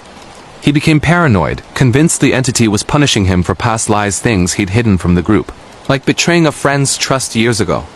He started seeing apparitions in peripheral vision, a hanged silhouette swinging from invisible ropes. His sleep paralysis episodes intensified, with a pressure on his chest and a voice whispering, "Sacrifice yourself to end it." Emily, the one who brought the deck home, felt the worst guilt. Researching online late at night, avoiding sleep because of the creeping dread, she discovered forums discussing similar cursed decks objects, imbued with malevolent spirits from unresolved traumas. One story mirrored theirs almost exactly. A group of friends in the 1980s who used an antique tarot set, only to have their lives unravel as the cards came true in twisted, fatal ways. The spirit, it was said, was that of a betrayed medium who cursed the deck before her death, forcing users to confront their deepest fears and regrets until it claimed them. Desperate, the friends reunited to destroy the deck. They tried burning it, the flames wouldn't catch, the cards curling but remaining intact. Burying it, the ground rejected it, dirt flying back out. Finally, in a panic, they performed a reversal ritual Emily found online, returning the cards to their original positions while confessing secrets aloud. Sarah admitted her skepticism hid jealousy of Emily's confidence. Jake confessed filming private moments without permission. Mia revealed her drawings were inspired by traumatic childhood events she'd never shared.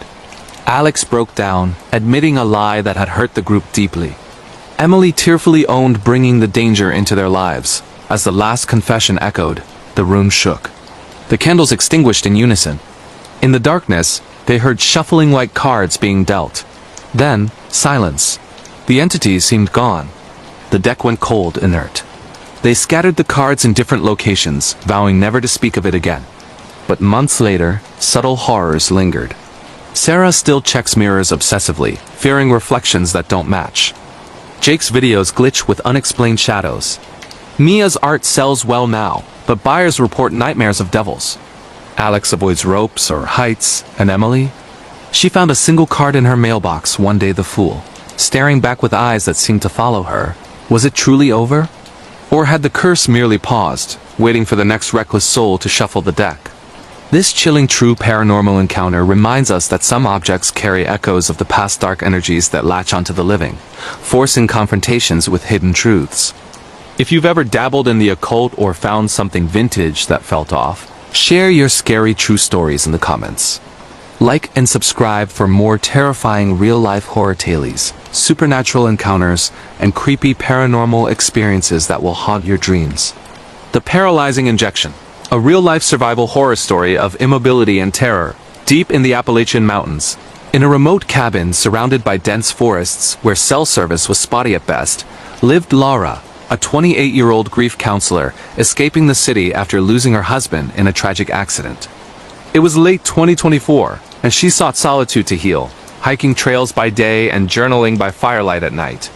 But one foggy evening, while walking a lesser-known path, she encountered a stranger, a hiker who seemed lost, disoriented, with wild eyes and erratic movements. He approached her aggressively, muttering about intruders in the woods.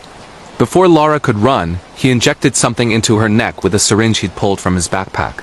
"You won't move now," he growled. "But you'll feel everything."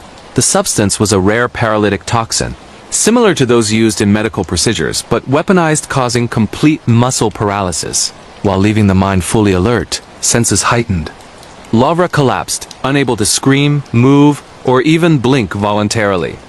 Her body went limp as the man dragged her deeper into the woods, to an abandoned hunting shack. For hours that felt like eternity, she lay there, terror flooding her conscious mind. She could hear every rustle of leaves, feel the cold dirt against her skin, smell the decay of the shack.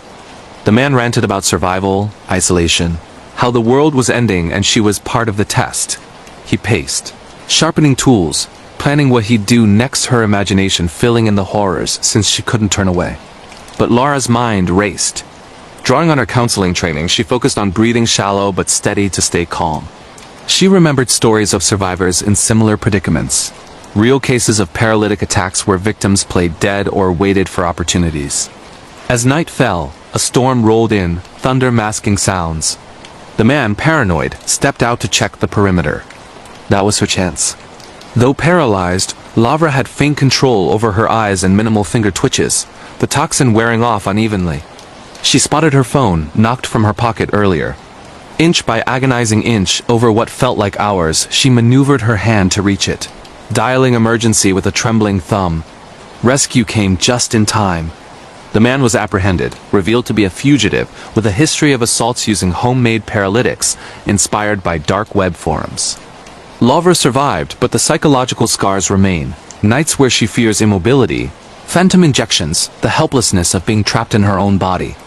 This bone-chilling true survival horror story highlights the real dangers lurking in isolated places, predators who turn people into living statues of fear. If you've experienced paralyzing terror or know similar scary true stories, drop them below. Hit that bell for more real-life horror, terrifying encounters, and supernatural survival tales. The Haunted Attic Footage. A chilling true paranormal story based on real found footage horror that will terrify you in the heart of a sleepy Midwestern town in Illinois, where cornfields stretch endlessly under gray skies and old Victorian houses hold secrets from generations past, lived a young family who thought they'd found their dream home. It was early 2024 when Marcus and Lena, a couple in their late 20s with their 5-year-old daughter Sophie, moved into a sprawling 3-story house built in the late 1800s. The price was unbelievably low for such a large property foreclosure, the realtor said after the previous owners abruptly left town. But from the moment they stepped inside, something felt off. The air was thick, stale, like no one had truly lived there in years. Dust covered everything except strange, clean paths on the floors, as if someone or something had been walking the halls regularly. Marcus, a freelance videographer who loved documenting family milestones, set up his camera right away to capture their move-in day. "This is going to be our fresh start," he narrated cheerfully into the lens, panning over the grand staircase, the ornate woodwork, and the massive attic door at the top of the house. Lena laughed, holding Sophie, who stared wide-eyed at the shadows in the corners. They didn't notice it then, but in the raw footage later reviewed, faint whispers could be heard beneath their voices, indistinct words like "stay" and "mine." The first few weeks were normal enough. Unpacking boxes, painting walls, turning the house into a home. But Sophie started complaining about the lady in the attic, who sang lullabies at night. Lena chalked it up to imagination. Kids adjust strangely to new places. Marcus installed baby monitors, and even a few security cams for peace of mind, especially since the attic was locked, and they hadn't found the key yet. One night, around 2 a.m., the motion sensor in the hallway triggered. Marcus checked the footage the next morning.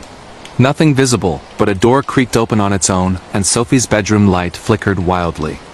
As days turned to weeks, the activity escalated.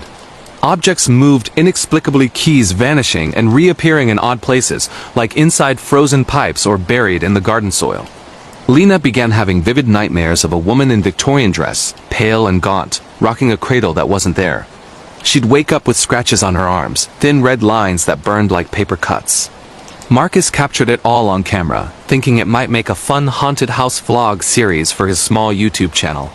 He titled the early clips, "Real Ghost Activity in Our New Home?" You decide. But things took a darker turn one stormy evening in March. Sophie refused to sleep alone, claiming the attic lady was angry because new people came that night. The power flickered, and the attic door still locked banged repeatedly as if someone was pounding from inside. Marcus, brave or foolish, grabbed his handheld camera and flashlight, forcing the door open with a crowbar. The attic was a time capsule. Old furniture covered in sheets, yellowed newspapers from the 1920s, and a massive antique mirror propped against the wall. Dust hung heavy in the air, but footprints small. Bare ones led to a corner where a child's rocking horse sat eerily still. As Marcus filmed, the temperature plummeted. His breath visible, he whispered, "Hello? Is anyone up here?" The camera audio picked up a child's giggle. Then a woman's voice clear as day. "Play with me." The rocking horse began moving on its own, slowly at first, then violently. Marcus backed away, heart pounding, but the mirror reflected something horrifying, not his image, but a spectral family. A woman in old-fashioned clothes holding a little girl, both staring directly at him with hollow eyes. Panicking, Marcus fled downstairs, locking the door behind him. But the footage showed more. In the background, shadowy figures multiplied, crawling along the rafters like spiders. The family tried to leave that night, packing bags in a frenzy. But the car wouldn't start, battery drained completely, though it was brand new. Doors slammed shut, trapping them inside. Sophie screamed from her room, saying the lady was brushing her hair, pulling too hard. Desperate, Lena researched the house's history on her phone while Marcus barricaded doors. They discovered tragic truth. In 1923, a widow named Eleanor lived there with her daughter Clara, who died mysteriously of illness during a harsh winter. Grief-stricken, Eleanor hanged herself in the attic, but not before cursing the house. Anyone who disturbed their eternal playtime would join them forever. Previous owners reported similar events, families fleeing, some vanishing entirely. One article mentioned found footage from the 1980s, a couple's home videos showing the same entities, ending abruptly with screams. The nights blurred into terror. Marcus's cameras captured poltergeist fury, furniture flying, walls bleeding dark fluid, apparitions manifesting fully. Eleanor appeared as a decayed corpse, dragging chains made of old toys. Clara, innocent-looking but malevolent, mimicked Sophie's voice to lure them into traps. Lena suffered possession-like episodes, speaking in an old-time accent, reciting nursery rhymes about death. Marcus fought back, using salt lines and holy water from online tutorials, but the entities grew stronger, feeding on their fear. In a climactic confrontation, filmed on Marcus's shaking camera, the family confronted the spirits in the attic. Sophie, in a trance, revealed the key to breaking the curse. Acknowledging the tragedy, burning Eleanor's locket found hidden in the mirror frame, a relic holding a photo of mother and daughter. As flames consumed it, screams echoed through the house, shadows lunging one last time. The mirror shattered, entities dissolving into smoke. They escaped at dawn, house burning behind them from an electrical fire. Authorities ruled it accidental, but the family knows better. Marcus uploaded the raw footage anonymously online before destroying his copies clips that went viral as real haunted house evidence, chilling millions with undeniable proof of the paranormal. To this day, Lena avoids mirrors. Sophie draws pictures of a sad lady, and Marcus warns others. Never ignore the whispers in an old house. Some places aren't meant for the living. This terrifying true story of found footage horror and ghostly hauntings shows how the past can trap the present. If you've experienced real paranormal activity, ghost sightings, or scary true hauntings in your home, share below. Like, subscribe, and turn on notifications for more creepy real-life horror stories, terrifying paranormal encounters, and scary true ghost tales that will keep you checking the shadows. The Isolated Island Curse. A gripping real survival horror story of ancient evils and desperate escape. On a remote, fog-shrouded island off the coast of Maine, accessible only by ferry during low tide, a group of old college friends reunited for what was supposed to be a relaxing weekend getaway in the fall of 2024. The island, known locally as Blackthorn Isle, had a handful of abandoned cottages and a crumbling lighthouse, rented cheaply through an obscure app. The group 5 friends in their 30s, leader Tom, a history buff, his wife Rachel, adventurous Kira, skeptical Mike, and quiet Ethan arrived excited for bonfires, hiking, and escaping city life. But legends whispered among locals spoke of an ancient curse tied to Puritan settlers who vanished centuries ago, sacrificing to dark forces for survival. From the start, oddities piled up. The ferry captain warned them cryptically, "Don't stay past the full moon." They laughed it off. The cottage was rustic but charming, with creaky floors and walls adorned with faded paintings of stormy seas. That first night, as they shared stories around a fire, strange howls echoed from the woods, not wolves, something deeper, guttural. Ethan found an old journal in the attic, pages filled with frantic writings about the watchers in the trees and rituals to appease them. By day 2, isolation set in. Phones lost signal completely, no matter the spot. Hiking trails led in circles, as if the island shifted. Kira vanished during a solo walk, reappearing hours later disoriented, covered in mud, muttering about figures in hooded robes chanting in the fog. Bruises ringed her neck like handprints. Mike, the rational one, blamed exhaustion, but that night scratches appeared on doors, deep gouges from claws too large for any animal. The horror intensified under the rising full moon. Shadows moved independently in the lighthouse beam. Tom discovered carvings in hidden caves, symbols matching the journal, depicting human sacrifices to elongated, tentacled entities from the deep. The group realized the curse wasn't legend. The island was a prison for an ancient evil, awakened by intruders.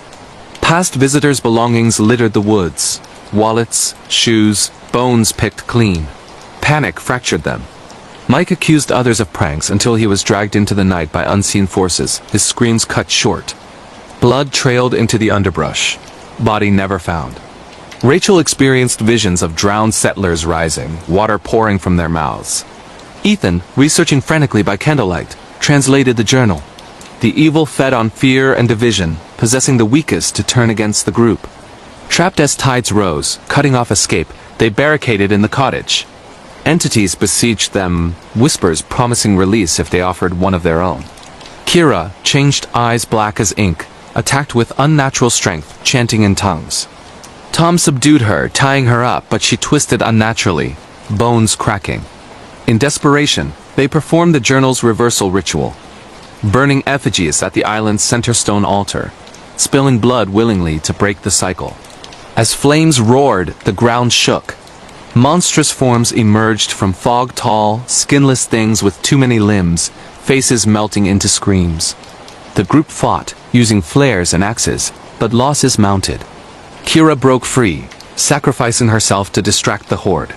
Tom and Rachel alone reached the shore as dawn broke, ferry miraculously appearing. Ethan stayed behind, journal in hand, ensuring the curse slept again. They survived scarred. Rachel hears waves in silence. Tom avoids islands forever. Locals say Blackthorn Isle sank slightly that year, swallowing secrets deeper. This bone-chilling true survival horror of cursed islands and ancient entities proves some places are forbidden for a reason. If you faced real curses, scary island encounters, or terrifying survival stories, comment your experiences. Subscribe for more real-life horror, creepy true stories, and paranormal survival nightmares.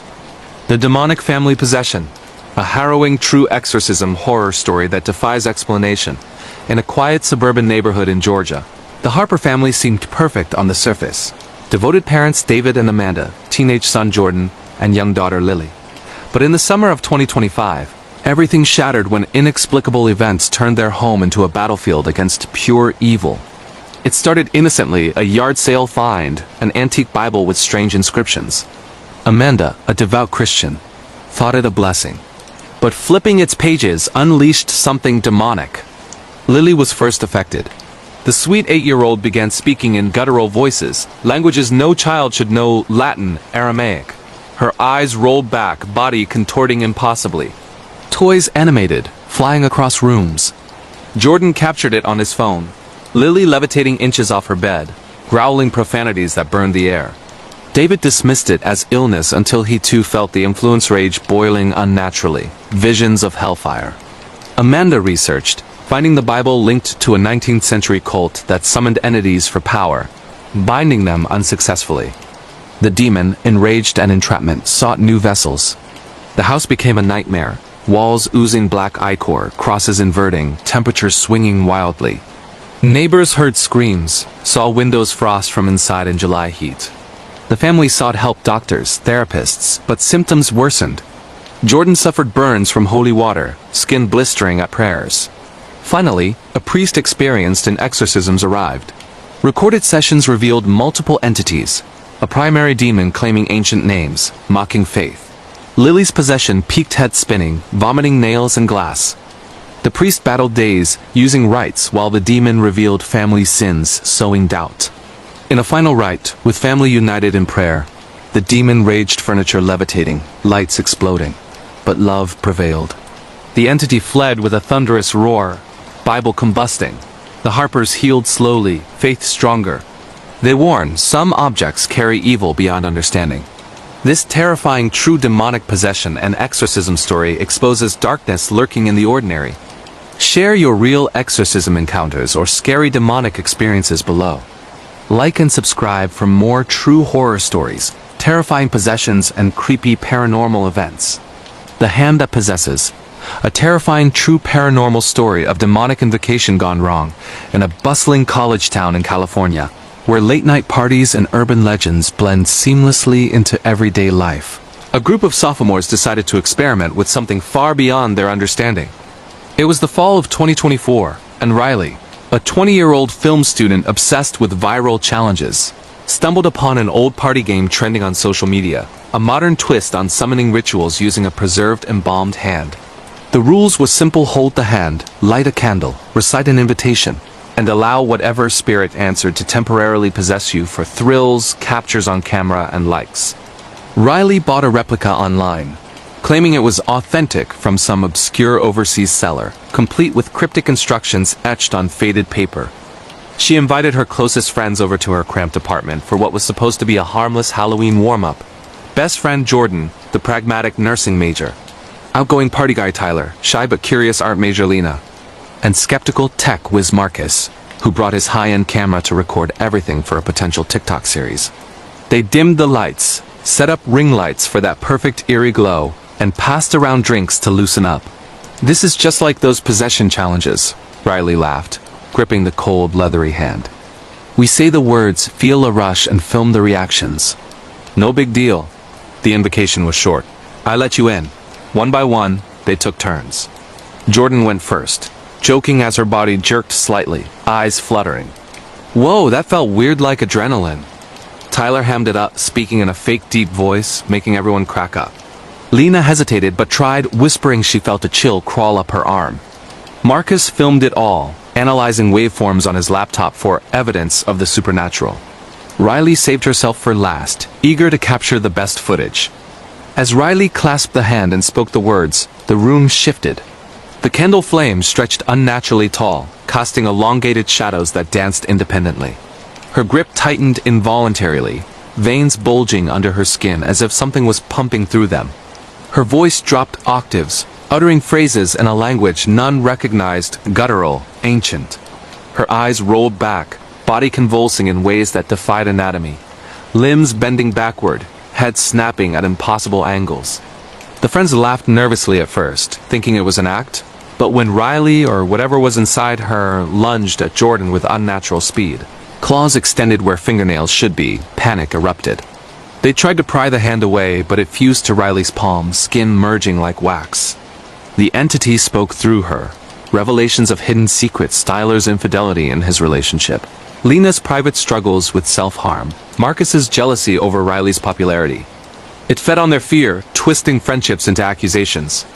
Objects flew, phones shattering, lamps exploding in sparks. Jordan, closest to Riley, got scratched deeply across her chest, wounds burning as if branded. In desperation, Marcus researched frantically on his phone while barricading the door. Forums describe similar incidents. The hand is a conduit for restless spirits seeking permanent hosts, drawn to grief and youthful recklessness. Riley had lost her mother young, a pain she buried under parties and content creation, the perfect vulnerability. The rules to end it: reject the spirit aloud, sever the connection with fire, but never alone. The night blurred into chaos. The possessed Riley stalked them through the apartment, mimicking voices of loved ones to lure them out. Tyler, trying to play hero, got thrown against a wall, ribs cracking. Lena, frozen in terror, whispered apologies for past resentments as the entity mocked her. Jordan found salt in the kitchen instinct from horror movies and circled it around them, buying time. Marcus located the reversal phrase online. I closed the door. United in the living room, battered and bleeding, they confronted Riley. Chanting the rejection, Jordan doused the hand in lighter fluid from Tyler's stash. As flames engulfed it, Riley screamed in dual voices, hers and the demon's body arching in agony. The entity raged, promising vengeance, revealing visions of their darkest fears, drowning in isolation, burning alive, eternal possession. The hand charred to ash, Riley collapsing lifeless for moments that felt eternal. She gasped awake, hand scarred forever, entity banished, but not without cost. Tyler needed hospital stitches, Lena therapy for triggered trauma. Marcus's footage glitched with unexplained faces and frames. Jordan still wakes from nightmares of scratches reopening. Months later, subtle signs linger, cold spots in the apartment, whispers in recordings, the group drifting apart from unspoken blame. Riley deleted her channels, vowing never to chase viral fame again. But late at night, she feels phantom fingers twitching in her palm. This chilling true story of a possession ritual warns against inviting the unknown for entertainment. Some doors, once opened, leave cracks forever. If you've tried viral challenges or felt something latch on during grief, share your scary true paranormal stories in the comments. Like and subscribe for more real-life horror tales, terrifying possession encounters, creepy supernatural experiences, and haunting true ghost stories that will make you think twice before playing games with the other side. The Paralyzed Prey, a heart-pounding true survival horror story of isolation and terror. Deep in the Pacific Northwest forests, where towering evergreens block out sunlight and trails vanish into mist, hiker named Iris embarked on a solo retreat in early 2025 to clear her mind after a devastating breakup. At 32, she was experienced GPS app, bear spray, emergency beacon, but sought solitude to process grief.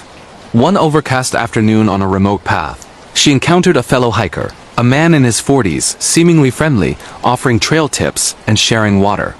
Conversation flowed easily until he mentioned peace in stillness.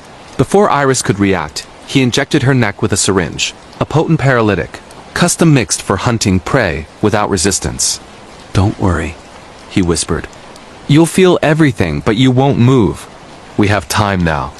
The toxin spread rapidly, limbs numbing, voice silenced, even eyelids heavy. Iris collapsed, fully conscious, senses amplified in terror. He dragged her off-trail to a hidden clearing, propping her against a tree like a doll. For hours, he monologued about loss, his own twisted grief mirroring hers, planning extended companionship in isolation. Trapped in her body, Iris's mind screamed. She recalled survival documentaries. Some paralytics wear off unevenly, micro-movements possible. As rain began, masking sounds, she focused on breathing, willing fingers to twitch. He stepped away to gather wood for a fire, underestimating onset duration. Agonizingly slow, sensation returned to one hand. Her phone, fallen nearby, screen cracked but functional. Inch by inch, over eternity-like minutes, she dragged it closer with trembling digits. Typing 911 with one finger, location shared via emergency mode. He returned as sirens faintly echoed distant hunters' nearby reported screams, her internal ones manifesting. Panic turned him sloppy. He fled, leaving evidence. Rescue arrived. Paramedics reversing remnants of toxin. Iris rushed to hospital.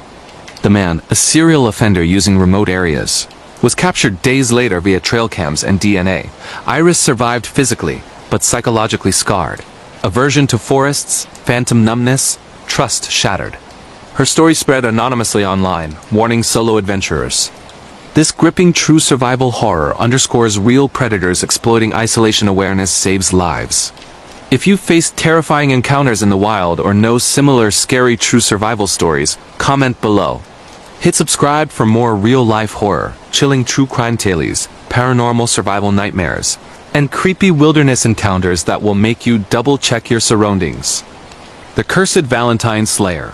A gripping true slasher horror story of love turned deadly in Seattle during February 2025. As Valentine's Day approached with hearts and roses everywhere, couples began vanishing.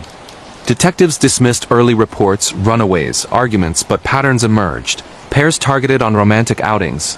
Bodies found posed lovingly, hearts carved with messages like, "Forever together," "Ally."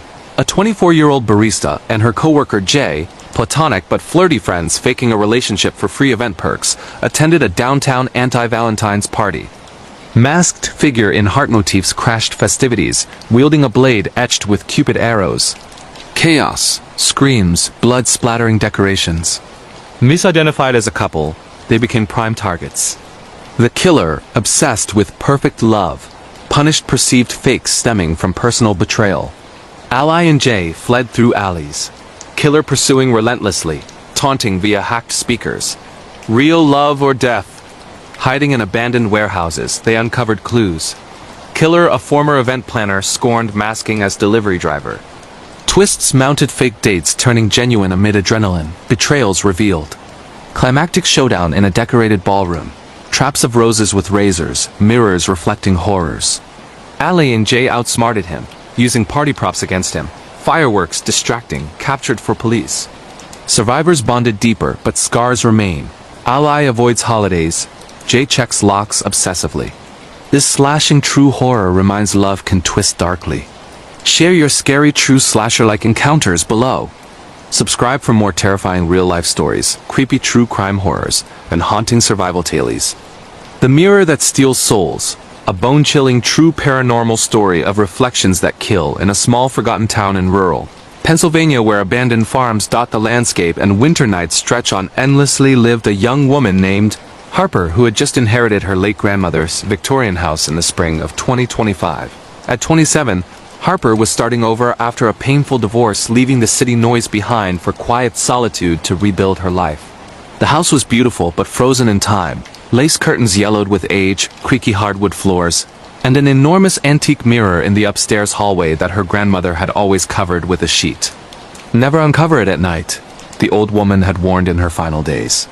Harper laughed it off as superstition and removed the cloth on her first day, admiring the ornate gold frame and crystal-clear glass that seemed to reflect light in unnatural ways.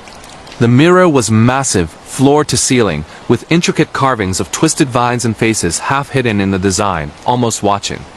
Harper felt drawn to it immediately, spending minutes staring at her reflection, noticing how it made her look sharper, more vibrant. Friends who helped her move joked about it being a magic mirror, but that first night alone, something shifted. Around 3 a.m., Harper woke to the sound of faint whispering coming from upstairs. Thinking it was the wind, she went to check and froze in front of the mirror. Her reflection blinked a split second after she did. She told herself it was exhaustion, lack of sleep from the move. But over the next few days, the discrepancies grew. Her reflection smiled when she didn't. It tilted its head when she stood perfectly still. One evening, while brushing her hair in front of it, she saw her mirrored self reach out and touch the glass from the inside, as if trying to push through. Harper stumbled back, heart racing, but when she looked again, everything was normal. Her best friend Claire visited for a weekend to help unpack. Claire, always the skeptic, laughed at Harper's growing unease. "It's just an old mirror. You're stressed." They took selfies in front of it for fun, dozens of photos. But when they reviewed them later that night, every single image showed Claire standing alone. Harper was missing from all reflections. Not blurred, not shadowed, completely erased, as if she had never been there. That night, Claire woke screaming. She claimed to have seen Harper's reflection standing over her bed, watching while the real Harper slept downstairs. Footages from the baby monitor Harper had set up in the hallway captured it, the mirror glowing faintly, a figure moving inside the glass tall, distorted, wearing Harper's face but with eyes black as voids. Desperate for answers, Harper dug through her grandmother's old trunks in the attic. She found journals dating back decades, detailing the mirror's history. It had been acquired in the 1940s from an estate sale of a traveling carnival medium who used it for soul readings. Clients reported seeing lost loved ones inside, but some never left the tent afterward. Her grandmother wrote of seeing her own husband in the mirror years after his death, beckoning her closer. She covered it after waking one morning to find scratches on her arms in the shape of handprints, and her reflection waving goodbye while she stood frozen in terror. The entity inside wasn't a ghost. It was something hungry, something that mimicked and stole pieces of those who gazed too long, first their image, then their essence. Harper realized she was fading. Photos no longer captured her. Her shadow grew fainter on sunny days. And friends on video calls complained she looked transparent. The hauntings escalated. Reflections of past victims appeared alongside hers, pale faces pressed against the glass from inside, mouths open in silent screams. The mirror began showing alternate versions. Harper dying in horrific ways, throat slit, body broken, burned alive, as if offering choices.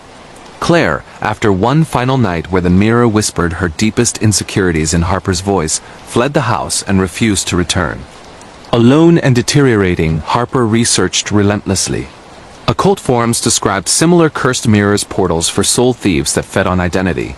The only way to destroy it: shatter the glass during a new moon, when the barrier thinned both ways while speaking a binding rejection.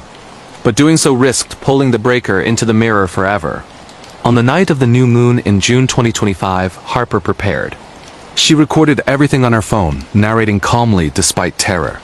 If you're watching this, don't ever buy antique mirrors. Armed with a sledgehammer, she stood before it. The reflection smirked now, a twisted version wearing her skin like a suit, surrounded by dozens of stolen souls.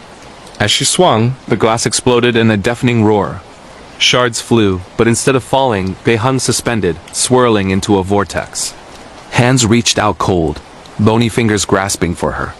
Harper felt herself pulled forward, vision tunneling into the void. In the final footage, she screams the rejection words, just as a shard pierces her reflection's heart. The vortex collapsed.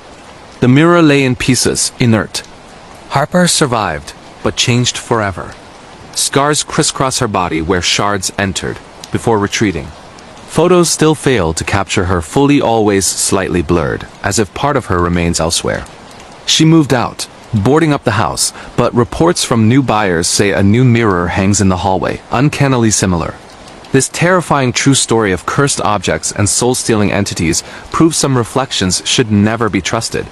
If you've encountered mirrors acting strangely or felt your identity slipping, share your scary true paranormal experiences below. Like, subscribe, and enable notifications for more real-life horror stories. Creepy haunted object tales, terrifying supernatural encounters, and chilling true ghost warnings that will make you cover every mirror at night. ## The Buried Alive Game, a terrifying true survival horror story of claustrophobia and madness in the vast, empty deserts of Nevada, far from highways and cell towers. A group of extreme adventure seekers gathered in late summer 2025 for an underground challenge that promised the ultimate thrill: voluntary burial.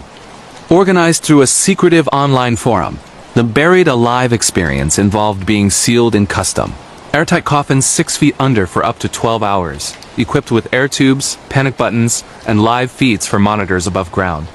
Participants paid thousands for the adrenaline rush of facing mortality head-on.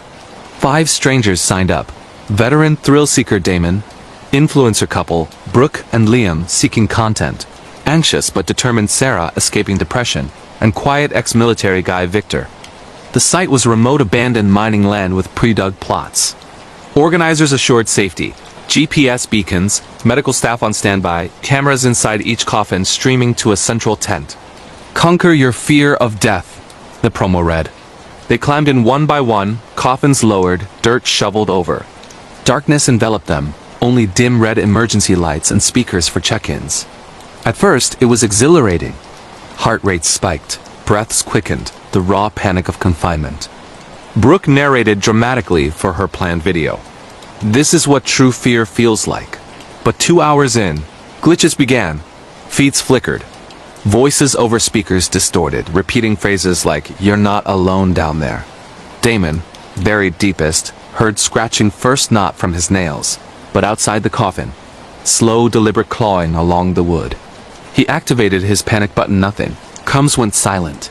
Above ground, monitors watched in confusion as feeds showed movement in empty coffins. Sarah's mental state cracked fastest. Claustrophobia she thought conquered resurfaced, violently hyperventilating, screaming into the void. Her camera captured shadows shifting where no light source existed. Liam tried calming Brooke as their air grew stale faster than calculated. Someone had tampered with tubes. Victor, calm under pressure, began digging upward with his hands when tools provided failed. But soil kept shifting back, as if the earth itself resisted.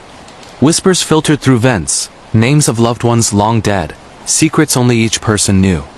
Panic spread underground. Brooke clawed until nails tore, blood smearing lenses. Damon felt the coffin lid pressed downward, impossibly weight increasing beyond dirt alone. Feeds revealed horrors. Handprints appearing inside lids from beneath, faces pressing against cameras that weren't theirs. Above, organizers fled when equipment exploded, claims later of seeing figures rising from graves. Rescuers arrived days later after missed check-ins, digging frantically. Only Victor emerged, a live coffin burst open from inside, him covered in soil and blood not his own. Others, suffocated or worse. Autopsies showed inexplicable crush injuries, lungs filled with dirt despite sealed boxes. Victor speaks little now, muttering about things that live below, waiting for company. The site was deemed cursed, old native legends of burial grounds disturbed by miners, spirits dragging the living down to replace them. This harrowing true survival horror exposes the dangers of tempting fate with death games. Some fears exist to protect us. If you've experienced extreme challenges gone wrong or felt trapped in nightmares, comment your terrifying true stories. Subscribe for more real-life horror, chilling survival tales, creepy underground terrors, and haunting true encounters that will make you fear the dark below. The Viral Curse Challenge. A gripping true digital horror story that spreads through screens in the hyper-connected world of 2025. Where trends explode overnight, a new challenge swept social media. The Eternal Echo. Users recorded themselves staring into their phone camera for exactly 30 minutes without blinking, whispering, "Echo me forever." Supposedly harmless, meant to test endurance, but those who completed it reported glitches, delayed echoes in audio, reflections moving independently. College student Mia tried it live for followers, hitting 100K views instantly. At minute 10, her stream lagged. Viewers spammed comments. "Something's behind you." Mia laughed nervously, but her on-screen self didn't. It kept staring after she looked away.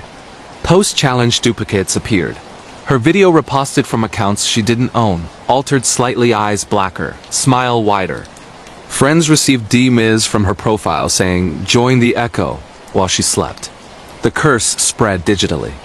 Anyone watching full videos felt watched, webcams activating alone, screens showing their rooms from impossible angles. Reports flooded. Insomnia from constant whispers through speakers. Figures and reflections mimicking movements delayed. Mia traced origin to a hacked account, spreading it deliberately, an entity born from collective attention, feeding on views. Breaking it required deleting all traces, but screenshots lived forever. She vanished after one final stream.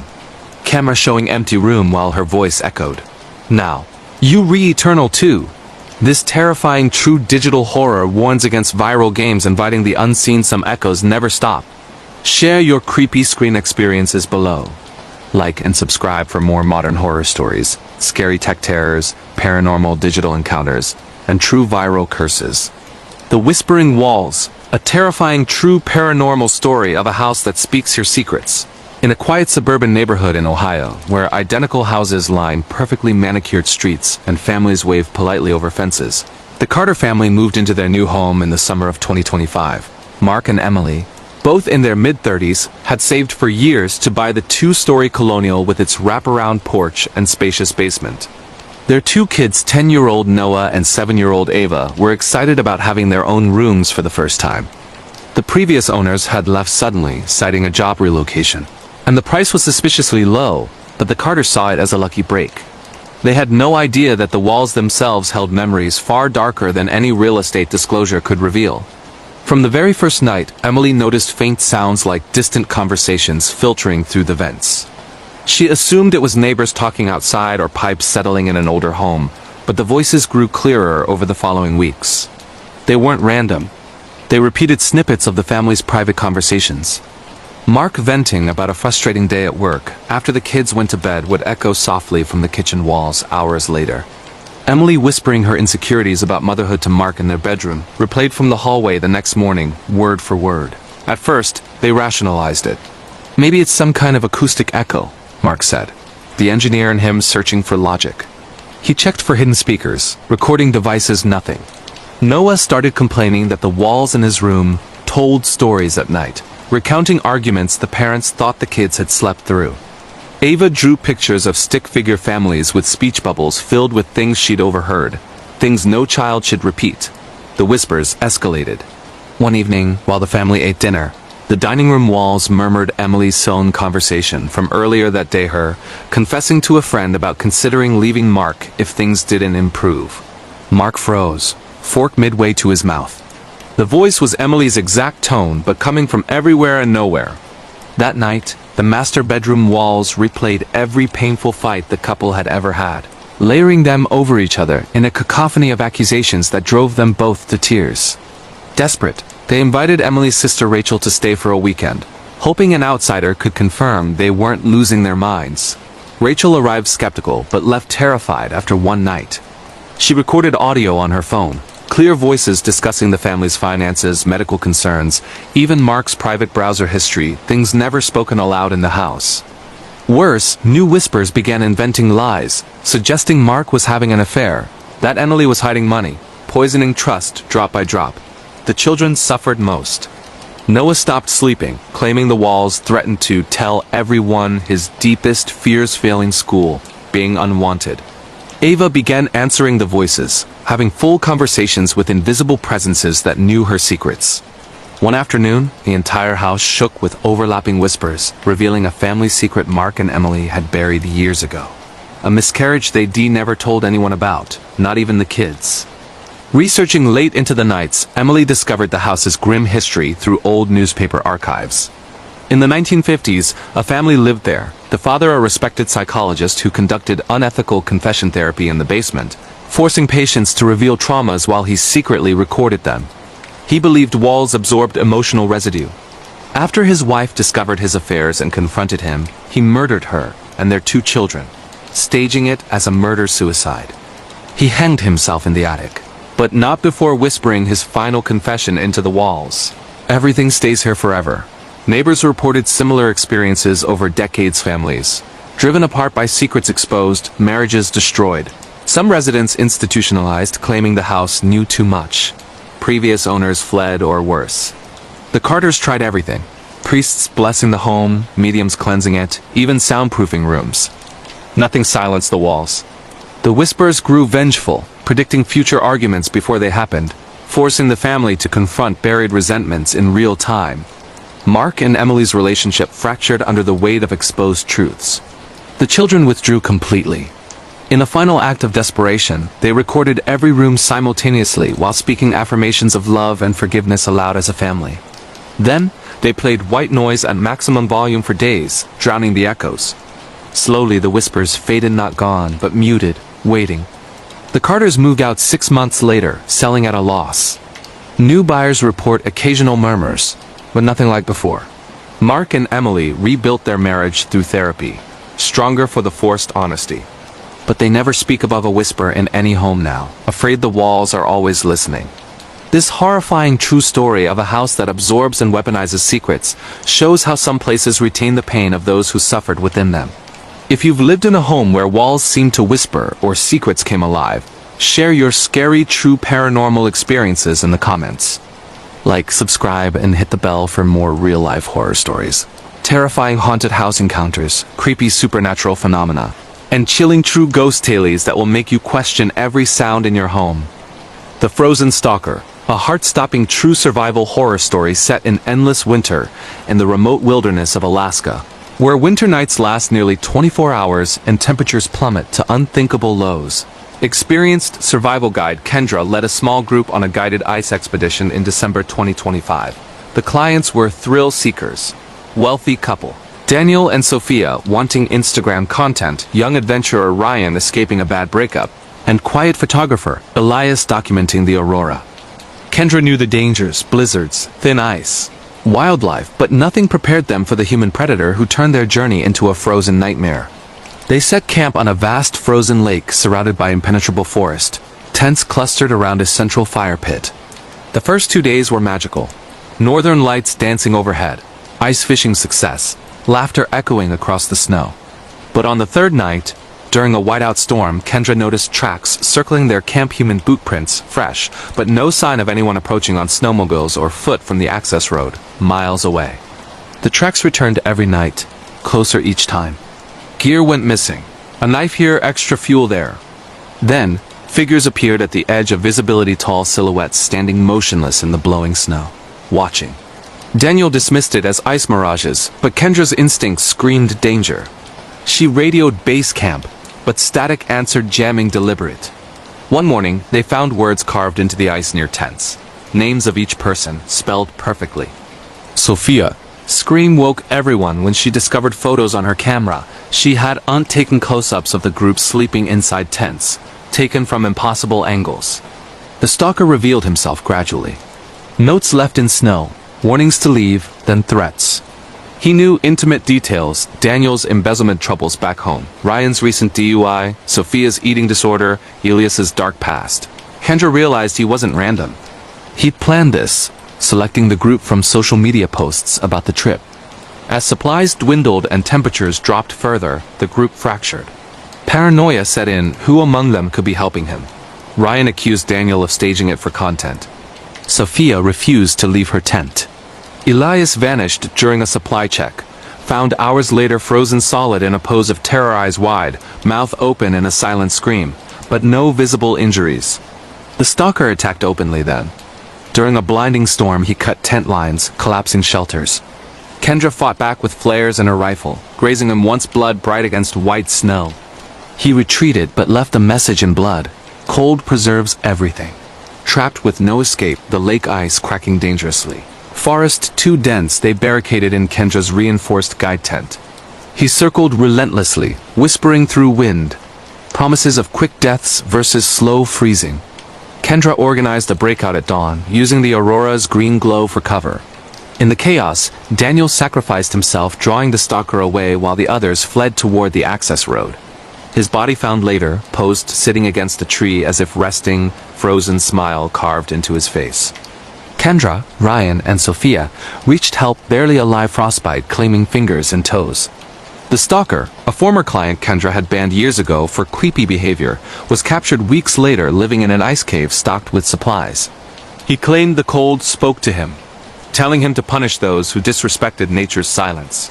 Survivors carry scars deeper than physical. Ryan avoids snow forever. Sophia deleted all social media. Kendra retired from guiding. They warn, in true isolation, monsters aren't always bears. This gripping true survival horror in frozen isolation proves some predators thrive where no one can hear you scream. If you've faced stalkers in the wilderness or terrifying winter encounters, comment your stories below. Subscribe for more real-life horror, chilling survival nightmares, creepy wilderness terrors, and haunting true predator tales that will make you fear the cold. The Skin Book Curse, a disturbing true horror story of forbidden knowledge bound in human flesh. In a prestigious East Coast University library's restricted archives, graduate student Liam discovered a hidden tome in the fall of 2025 while researching medieval texts. The book was unmarked on the catalog, bound in strange, supple leather that felt warm to the touch. No title, no author, just intricate symbols embossed on the cover and pages that seemed to shift when not directly observed. Curiosity overrode caution. Liam smuggled it to his off-campus apartment, photographing pages under blacklight to reveal hidden script. Translated with online tools and forbidden texts, it promised ultimate understanding, knowledge of life, death, and what lies between at the cost of pieces of the reader. The changes began subtly. After reading the first chapter, Liam's skin itched unbearably. Scratches revealed words faintly appearing under the surface, matching passages he'd studied. Dreams came vivid, flayed figures offering secrets, whispering that true wisdom required sacrifice of the vessel. He couldn't stop reading. Each section granted insights, solving unsolvable theorems, predicting events before they happened, but exacted payment. Patches of skin sloughed off painlessly, revealing fresh layers inscribed with more text. Friends noticed him wearing long sleeves even indoors, his pallor worsening. The book fed on him. Pages multiplied as he lost skin, binding new sections from what he shed. Liam realized in horror. It was alive, necromantic, crafted centuries ago from willing or unwilling donors who contributed their hides for immortality through knowledge transfer. Compelled to finish, he read the final ritual. Complete transference, becoming the book itself to preserve wisdom eternally. As the last words left his lips, his remaining skin peeled away in one piece, folding neatly into fresh pages. The empty husk collapsed, dust-like. The book reappeared in the library archives weeks later, slightly thicker, new symbols on the cover resembling Liam's face in agony. Librarians noticed but said nothing. Some knowledge protects itself by claiming guardians.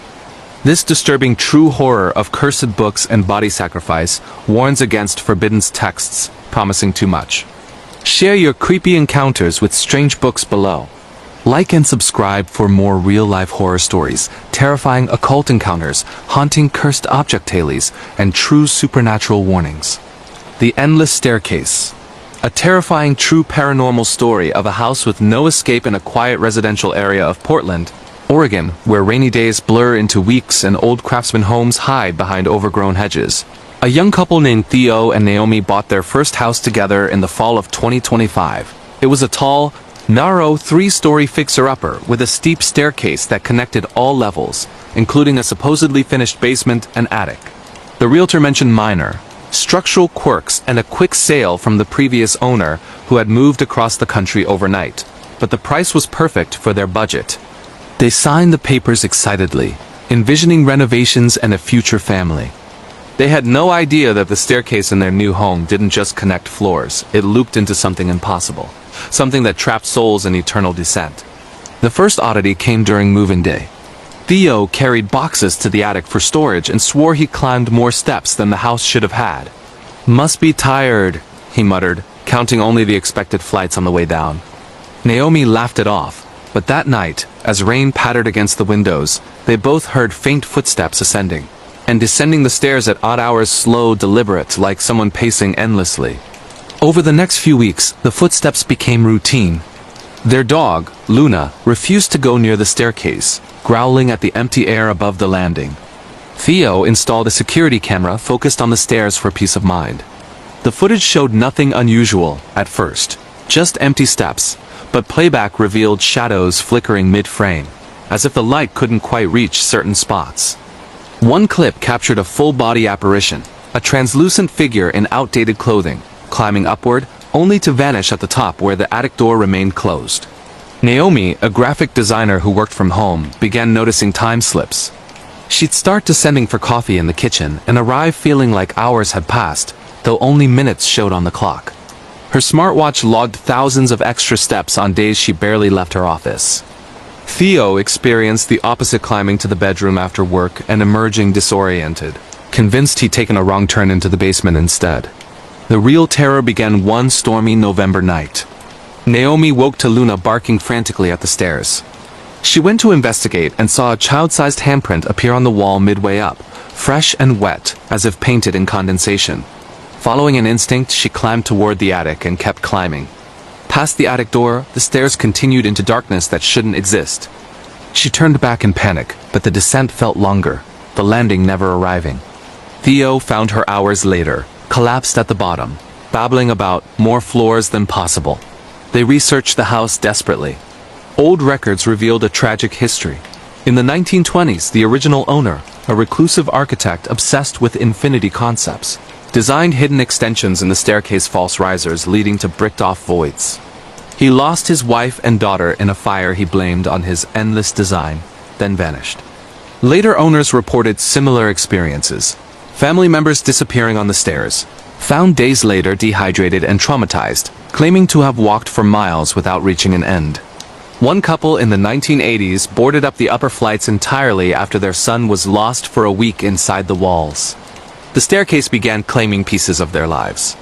Objects placed on steps vanished, keys, phones, even a full backpack. Voices echoed from within the wood, whispers calling their names, promising just one more flight to peace. Theo heard his deceased father's voice urging him upward. Naomi relived childhood traumas and auditory flashbacks as she passed certain steps. Luna disappeared one afternoon, her bark echoing from deep within the house.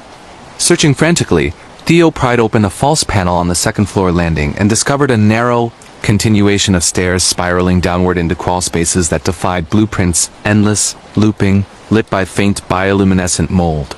He crawled in, flashlight beam revealing old belongings from past residents. Shoes, journals, bones. Hours turned to days. Naomi called authorities, but searchers found only normal stairs. Theo emerged eventually, gaunt and silent, carrying Luna's collar, but no dog. He spoke once. It goes on forever. They're all still walking. A couple fled the house within a week, leaving everything behind. The property sat empty until demolition crews arrived months later. Workers reported tools disappearing, footsteps chasing them, and one man hospitalized after claiming the stairs added flights while he climbed. The house was raised, but locals say on rainy nights, you can still hear endless footsteps in the empty lot, as if the staircase refuses to end. Theo and Naomi separated soon after, unable to speak of it. They avoid multi-story buildings now, taking ground floors only. Some traps aren't physical, they're architectural nightmares that loop the lost forever. This chilling true story of impossible architecture and endless hauntings proves some homes are built to contain more than people. If you've experienced stairs that felt wrong or houses hiding extra spaces, share your scary true paranormal stories below. Like, subscribe, and turn on notifications for more real-life horror tales. Terrifying haunted house encounters, creepy structural anomalies, and haunting true ghost stories that will make you count every step. The Infected Smile, a gripping true body horror story of a curse that spreads through joy. In a bustling hospital in Chicago during the holiday season of 2025, nurse practitioner Elena noticed something strange among patients admitted for minor procedures. It started with one man after routine dental surgery. His smile wouldn't fade, even in pain. Muscles frozen in an unnatural grin, eyes wide with unspoken terror. Doctors diagnosed lockjaw variant. But then it spread. A child post-tonsillectomy, an elderly woman after facial reconstruction. All shared the same rictus smile, permanent and agonizing. Elena treated them directly, witnessing progression firsthand. Beneath the stretched lips, skin split slowly, revealing teeth that grew sharper, longer. Patients reported hearing constant laughter in their heads, not theirs, something ancient and mocking. Attempts to sedate failed. The smile persisted through coma. One night shift, Elena caught her reflection smiling wider than she intended. Panic set in. She'd comforted a patient hours earlier, holding their hand as they grinned through tears. The curse transferred through empathy, through shared moments of forced cheer in a healing place. It accelerated. Her cheeks ached perpetually, mouth pulling upward against will. Colleagues noticed, isolating her. Quarantine failed. The smile spread to visitors, to families via video calls where patients smiled for the camera. Research uncovered origins. A forbidden ritual mask from a traveling exhibit decades ago, worn by a performer cursed to eternal false joy. Shattered, fragments embedded in surgical tools donated to hospitals. The infection sought hosts who spread happiness professionally, nurses, clowns, therapists, twisting it into horror. Elena's body warped, jaw unhinging further, teeth multiplying, skin tearing to accommodate. She recorded final messages, voice distorted by the grin. Don't smile back. Ever. Authorities burned affected wings, claiming gas leaks. Survivors wear masks permanently, avoiding mirrors. This disturbing true body horror of contagious curses warns that some expressions hide monsters. Share your creepy medical experiences below. Subscribe for more real-life horror, terrifying infection tales, haunting body transformations, and true supernatural curses. The Silent Caller, a heart-pounding true horror story of phone calls from the dead. In suburban Texas, single mother Vanessa began receiving calls from an unknown number in early December 2025. The caller ID showed her own deceased mother's name and old landline disconnected years ago after the funeral. Voicemail empty at first, just static and breathing.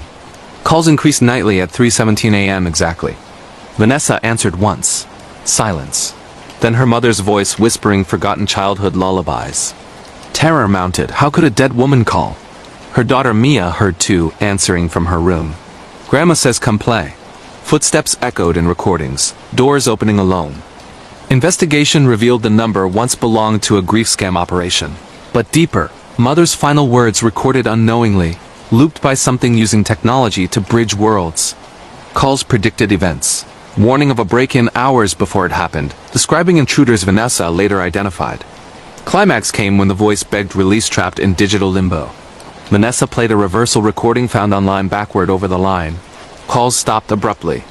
But now, unknown numbers ring with silence. Waiting. This eerie true story of posthumous calls shows death doesn't always sever connections. Comment your scary phone encounters. Like and subscribe for more digital horror, creepy dead communications, paranormal tech tales, and haunting true stories. The Forgotten Dollhouse, a chilling true paranormal story of miniature horrors.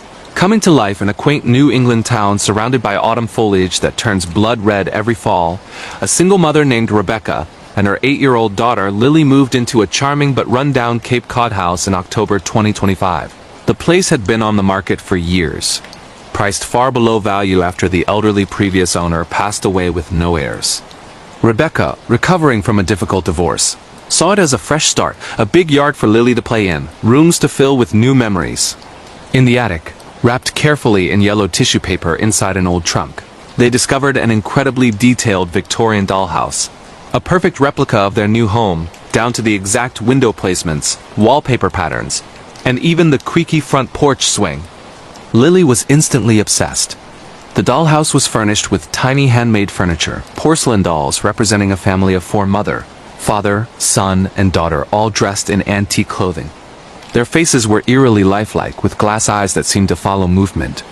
Rebecca thought it a sweet find, something to bond over as they renovated room by room. They placed it in Lily's bedroom on a low table where she could play daily. The strangeness started small. Lily swore the dolls moved positions when she wasn't looking. The tiny mother doll would be in the kitchen one morning, then upstairs in the bedroom by evening. Rebecca chalked it up to Lily playing and forgetting. But then she noticed it herself. The father doll facing the miniature attic window when no one had touched the house for days. One night, Rebecca woke to soft thumping sounds from Lily's room like tiny footsteps on wooden floors. Peeking in, she saw Lily asleep, but the dollhouse lights, battery-operated fairy lights Lily had added, flickered on and off rhythmically. In the morning, Lily excitedly showed her mother that the doll family's little girl now sat at a tiny table with a drawn placemat labeled Lily in childish scrawl. The dollhouse began mirroring their real lives with unsettling accuracy. After Rebecca argued on the phone with her ex-husband, the miniature father doll appeared smashed against the tiny staircase, limbs bent unnaturally. When Lily scraped her knee falling off her bike, the doll daughter gained a red mark on her porcelain leg that hadn't been there before. Rebecca tried removing the dolls, but every morning they were back in place, as if the house itself replaced them. Lily started having nightmares of the small family wanting her to join them. She'd wake screaming that the dolls were whispering through the walls, inviting her inside where it's safe forever, Rebecca recorded. Lily sleep-talking one night. Her daughter's voice shifted, becoming higher, older, saying things like, "We've been waiting for a real family again." Desperate for answers, Rebecca researched the house's history. The previous owner, an eccentric toymaker named Eleanor Graves, had lived alone after her husband, and 2 children died in a house fire in the 1950s. Eleanor became reclusive, spending decades crafting dollhouses. Neighbors remembered her talking to the little ones in the attic. The dollhouse they found was her masterpiece, a scale replica built during her grief, supposedly containing locks of hair and ashes from her lost family woven into the dolls. Locals whispered she believed miniaturizing her pain would keep them trapped safely, preventing another tragedy. But the dollhouse wanted more than containment. It wanted growth. Objects from their real home began disappearing and reappearing inside the miniature. Rebecca, wedding ring on the tiny mother's finger. Lily's favorite stuffed bear shrunken impossibly in the doll bedroom. Then Lily vanished for hours one afternoon, found curled up asleep inside the attic trunk where the dollhouse was originally stored, claiming she'd played inside with the nice family. The final nights were pure terror. The dollhouse emitted sounds of a full-sized family. Laughter, arguments, crying echoing faintly through the vents. Rebecca caught glimpses of movement inside shadows too large for dolls. One dawn, she found the entire doll family arranged at the tiny front door, staring outward, with an extra empty chair at the dining table. In panic, Rebecca attempted to destroy it. She carried the dollhouse to the backyard to burn it. Flames licked the wood, but the structure wouldn't catch, fully only charring around the edges, while the dolls remained pristine, eyes melting but faces smiling. As smoke rose, Lily screamed from her bedroom window. The real house's rooms had started shrinking imperceptibly, ceilings lowering, doorways narrowing, as if reality was conforming to the miniature. Neighbors called authorities after seeing the fire. Firefighters extinguished it, confiscating the partially burned dollhouse as evidence. But that night, in the temporary hotel where Rebecca and Lily stayed, Lily unpacked her backpack and revealed she'd saved the dolls. "They need their house," she said calmly, arranging them on the hotel table. The next morning, the hotel room's layout had altered slightly, walls closer, furniture smaller. Rebecca surrendered the dolls to a paranormal investigator who specialized in cursed miniatures. He sealed them in concrete, buried in unmarked ground. Mother and daughter moved across the country, never owning another dollhouse. Yet Lily, now older, sometimes draws perfect floor plans of that Cape Cod home from memory, always including an attic with a tiny replica inside the replica, endless. This haunting true story of cursed dollhouses and miniature hauntings proves some grief creates prisons too small for the living. If you've found strange miniatures in old homes or felt watched by dolls, share your scary true paranormal experiences below.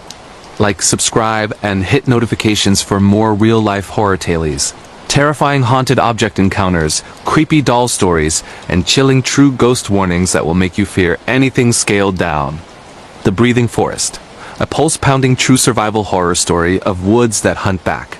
Deep in the ancient redwood forests of Northern California, where fog clings to towering trees and trails vanish under ferns, a group of experienced backpackers embarked on a week-long off-grid hike in November 2025. The four friends trail leader Aaron, medic Julia, navigator Sam, and photographer Zoe chose a rarely traveled section of the forest known for its untouched beauty and eerie silence. Park rangers warned of recent unusual animal behavior and advised sticking to marked paths, but the group craved true wilderness immersion. They set camp the first night beside a massive fallen redwood, fire crackling against the damp chill. Around midnight, they noticed the forest had gone unnaturally quiet, no insects, no owls, just their own breathing. Then came the sound, a deep, rhythmic inhalation, as if the entire woods drew breath in unison. Exhalation followed, rustling leaves and waves that didn't match any wind. By day 2, the breathing synchronized with their movements. When they hiked, the forest inhaled as they stepped forward, exhaled as they paused. Sam joked about the forest being alive, but unease grew when trees seemed to lean slightly in their direction, branches shifting without breeze. That evening, Zoe's camera captured anomalies. Photos showing human-shaped shadows among trunks that weren't there when she clicked the shutter. Compasses spun wildly. GPS signals dropped, coordinates jumping miles erratically. On the third day, they found evidence of others. Abandoned gear from missing hikers dating back years, tents shredded from inside, sleeping bags filled with leaves as if bodies dissolved into soil. Carved into bark, warnings like "it breathes you in and do and stop moving." The forest began actively hunting. Trails they'd walked hours earlier disappeared, replaced by impenetrable thickets. When they rested, the breathing intensified, close, wet, surrounding them. Julia swore she felt warm exhalation on her neck from no source. Panic set in when Aaron vanished during a bathroom break yards from camp. Search parties heard his muffled screams from every direction as if underground. They found only his boot, half buried, laces tied in knots too complex for human hands. The remaining 3 pushed onward, but the forest adapted. Roots rose to trip them. Vines snaked across paths seconds after passing. The breathing mimicked their voices calling names in their own tones, luring them apart. Julia discovered old ranger reports in her offline maps. Indigenous legends of the forest as a living entity awakened by logging centuries ago, inhaling intruders to replenish itself. Missing persons cases spiked every few decades when the hunger grew. In desperation, they burned sage from Julia's kit and chanted remembered protections, moving without pause. The breathing raged, trees groaning, ground trembling. Zoe sacrificed her camera, smashing it to distract whatever intelligence guided the woods. Sam and Julia emerged at a highway after days of endless night, dehydrated and scratched beyond explanation. Zoe never made it. Her final photo, recovered later, showed her smiling face with massive tree lungs visible in background mist. Rangers closed the section permanently, blaming landslides. But locals hear the breathing on windy nights, deeper than before. This gripping true survival horror of living forests reminds us some places resent intrusion. If you felt watched in deep woods or heard unnatural sounds, comment your terrifying true encounters. Subscribe for more real-life horror, chilling wilderness nightmares, creepy nature terrors, and haunting survival stories that will keep you on marked trails forever. The Eternal Livestream, a modern true digital horror story of a broadcast that never ends in Los Angeles. Aspiring content creator Kai launched a 24/7 live stream from his apartment bedroom in December 2025, aiming for viral fame with an always-on setup, cameras capturing sleep, workouts, gaming, everything. Titled My Life Unedited, Watch Me Forever. It gained traction quickly, thousands tuning in for the raw authenticity. But 3 days in, without pausing, viewers noticed glitches. During Kai's sleep streams, his sleeping form continued moving hours after he woke and left frame blankets shifting, body turning as if still occupied. Chat exploded. Doppelganger? Deepfake? Kai laughed it off as lag, but then he saw it himself. While eating breakfast on camera, his streamed self from minutes ago remained in bed. Timestamps matched impossible overlaps. The stream began predicting events. Viewers saw Kai react to messages before he typed them. Accidents happened on stream seconds after chat predicted them. A glass falling, a power outage. Subscribers reported side effects. Insomnia from watching too long. Dreams of Kai's room from impossible angles, waking to find their own webcams active. Kai tried ending the broadcast. Buttons grayed out. Shutting down equipment failed stream persisted from nowhere. His reflection in mirrors lagged, mimicking the delayed version. Research revealed the original streaming platform had a hidden flaw exploited by an entity born from collective attention trapping. Broadcasters in perpetual observation, feeding on endless viewership. Kai's final on-stream appearance. Pleading for viewers to stop watching. Numbers peaked at millions. He vanished physically days later. Apartment empty, devices cold. But the stream continues showing his room in real time, waiting. Occasionally, new faces appear briefly. Past viewers who watched too long. The link still works. Don't click it. This terrifying true digital horror warns against the hunger of eternal observation. Share your creepy streaming experiences below. Like and subscribe for more modern horror tales, scary tech hauntings, paranormal online encounters, and true viral curses that never log off. The Crawling Shadows.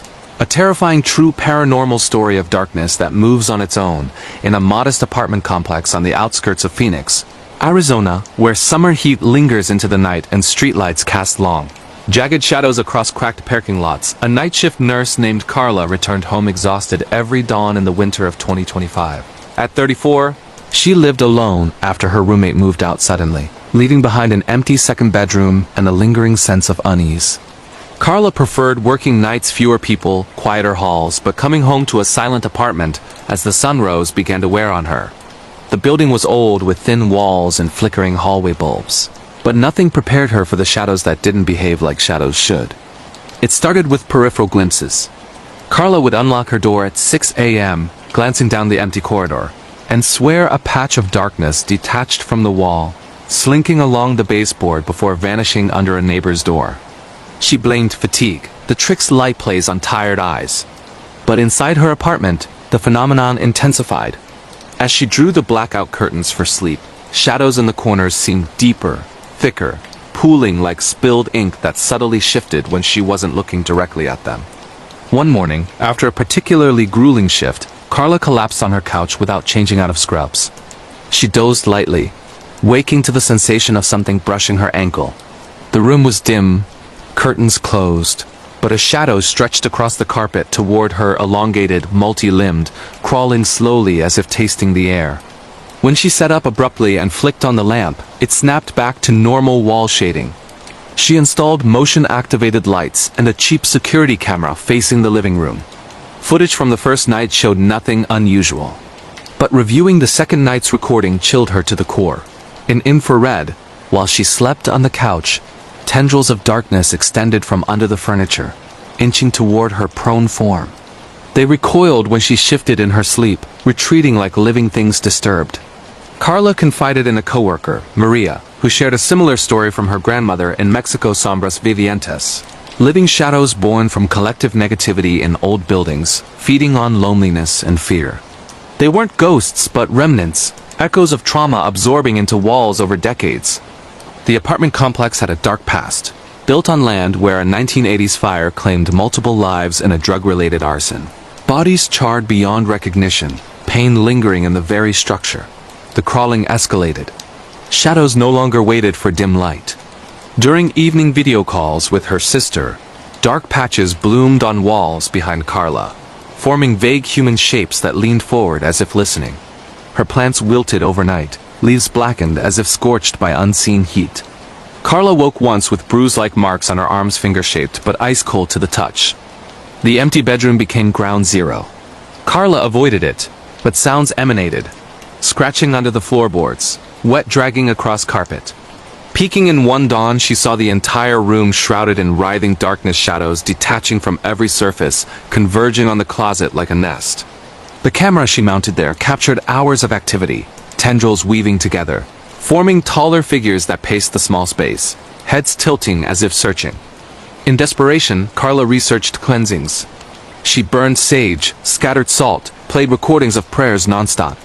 Temporary relief came, the shadows retreated, thinning. But they adapted, growing bolder during her absences. Returning from a shift, she'd find furniture rearranged slightly. Drawers opened, her nursing badges lined up on the counter, facing the darkest corner. The climax came during a rare day off when Carla stayed awake researching. As sunset bled through cracks in the curtains, the shadows awakened fully. They poured from vents, under doors, pooling into a mass that rose like smoke in reverse. It took shape. Multiple humanoid forms fused together, faces indistinct but mouths open in silent agony. They crawled toward her across the ceiling, defying gravity, dripping darkness that sizzled on the floor. Carla fled to the hallway, pounding on neighbors' doors. No answers.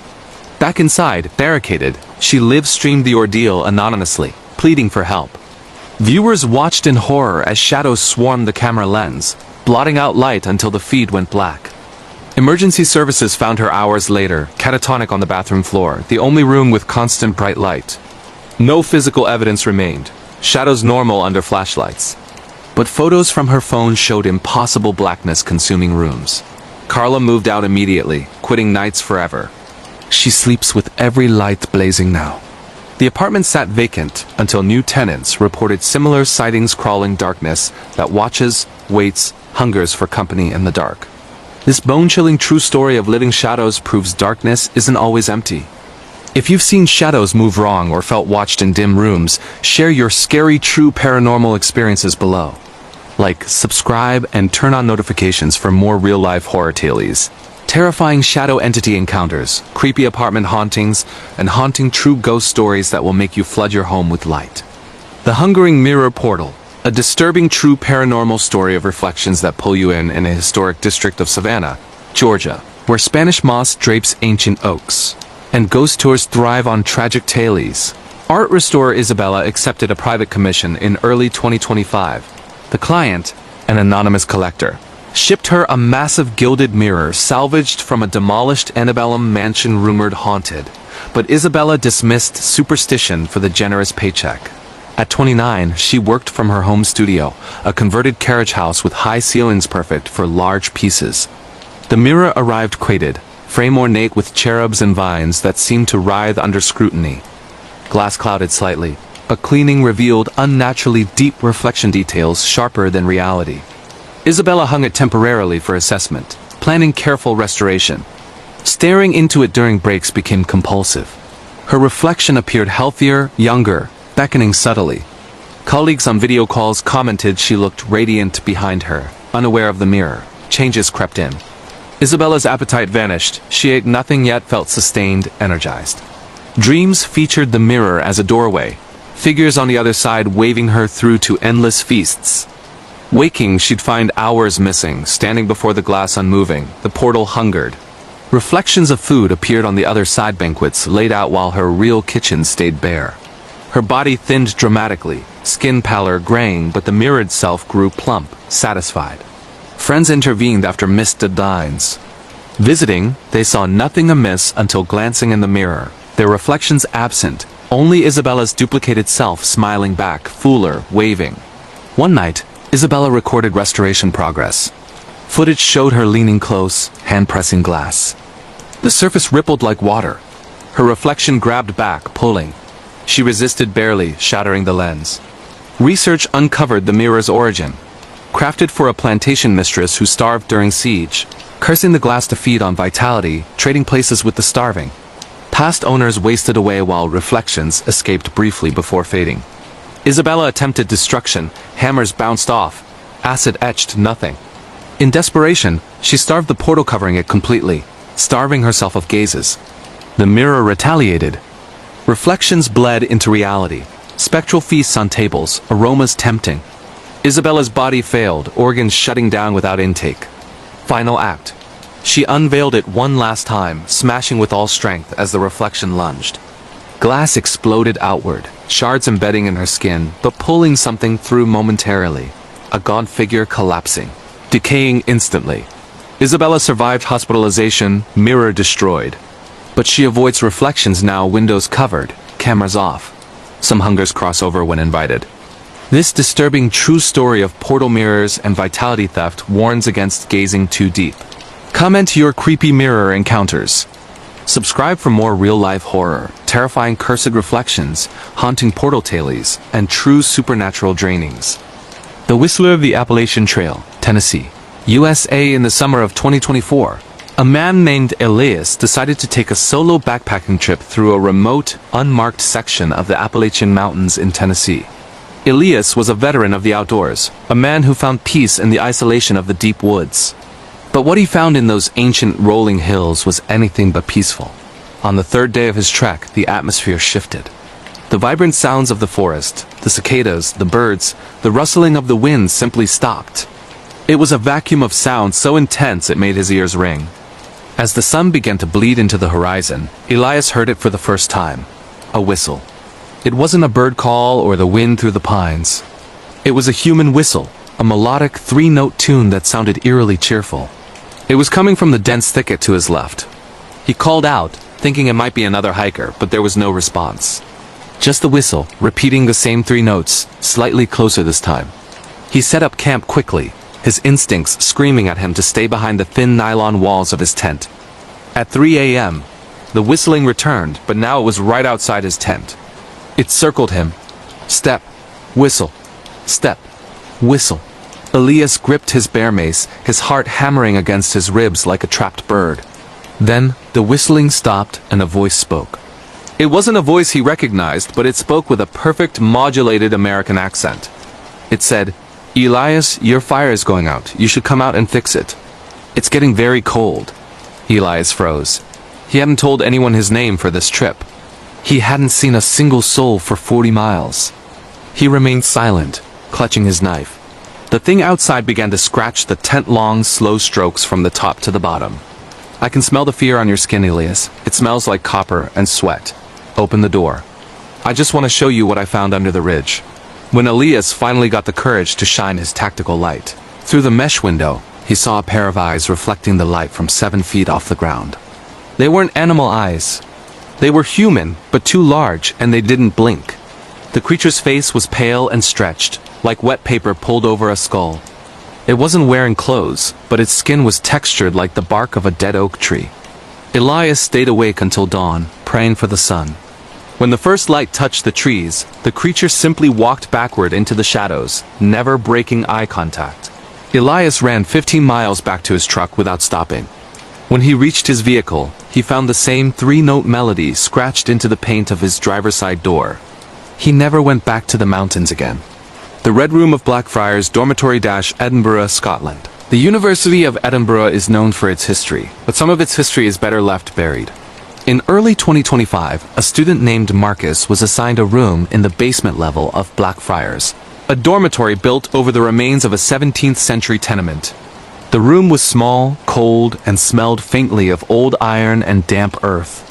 Within the first week, Marcus began experiencing severe sleep paralysis. He would wake up unable to move, feeling a crushing weight on his chest, while a tall, thin figure in a tattered black cassock stood in the corner of the room, watching him. One night, the paralysis didn't end when he regained movement. He sat up, and the figure was still there. It began to move toward him, its boots making a heavy, rhythmic thud on the stone floor sound that shouldn't have been possible on the carpeted surface.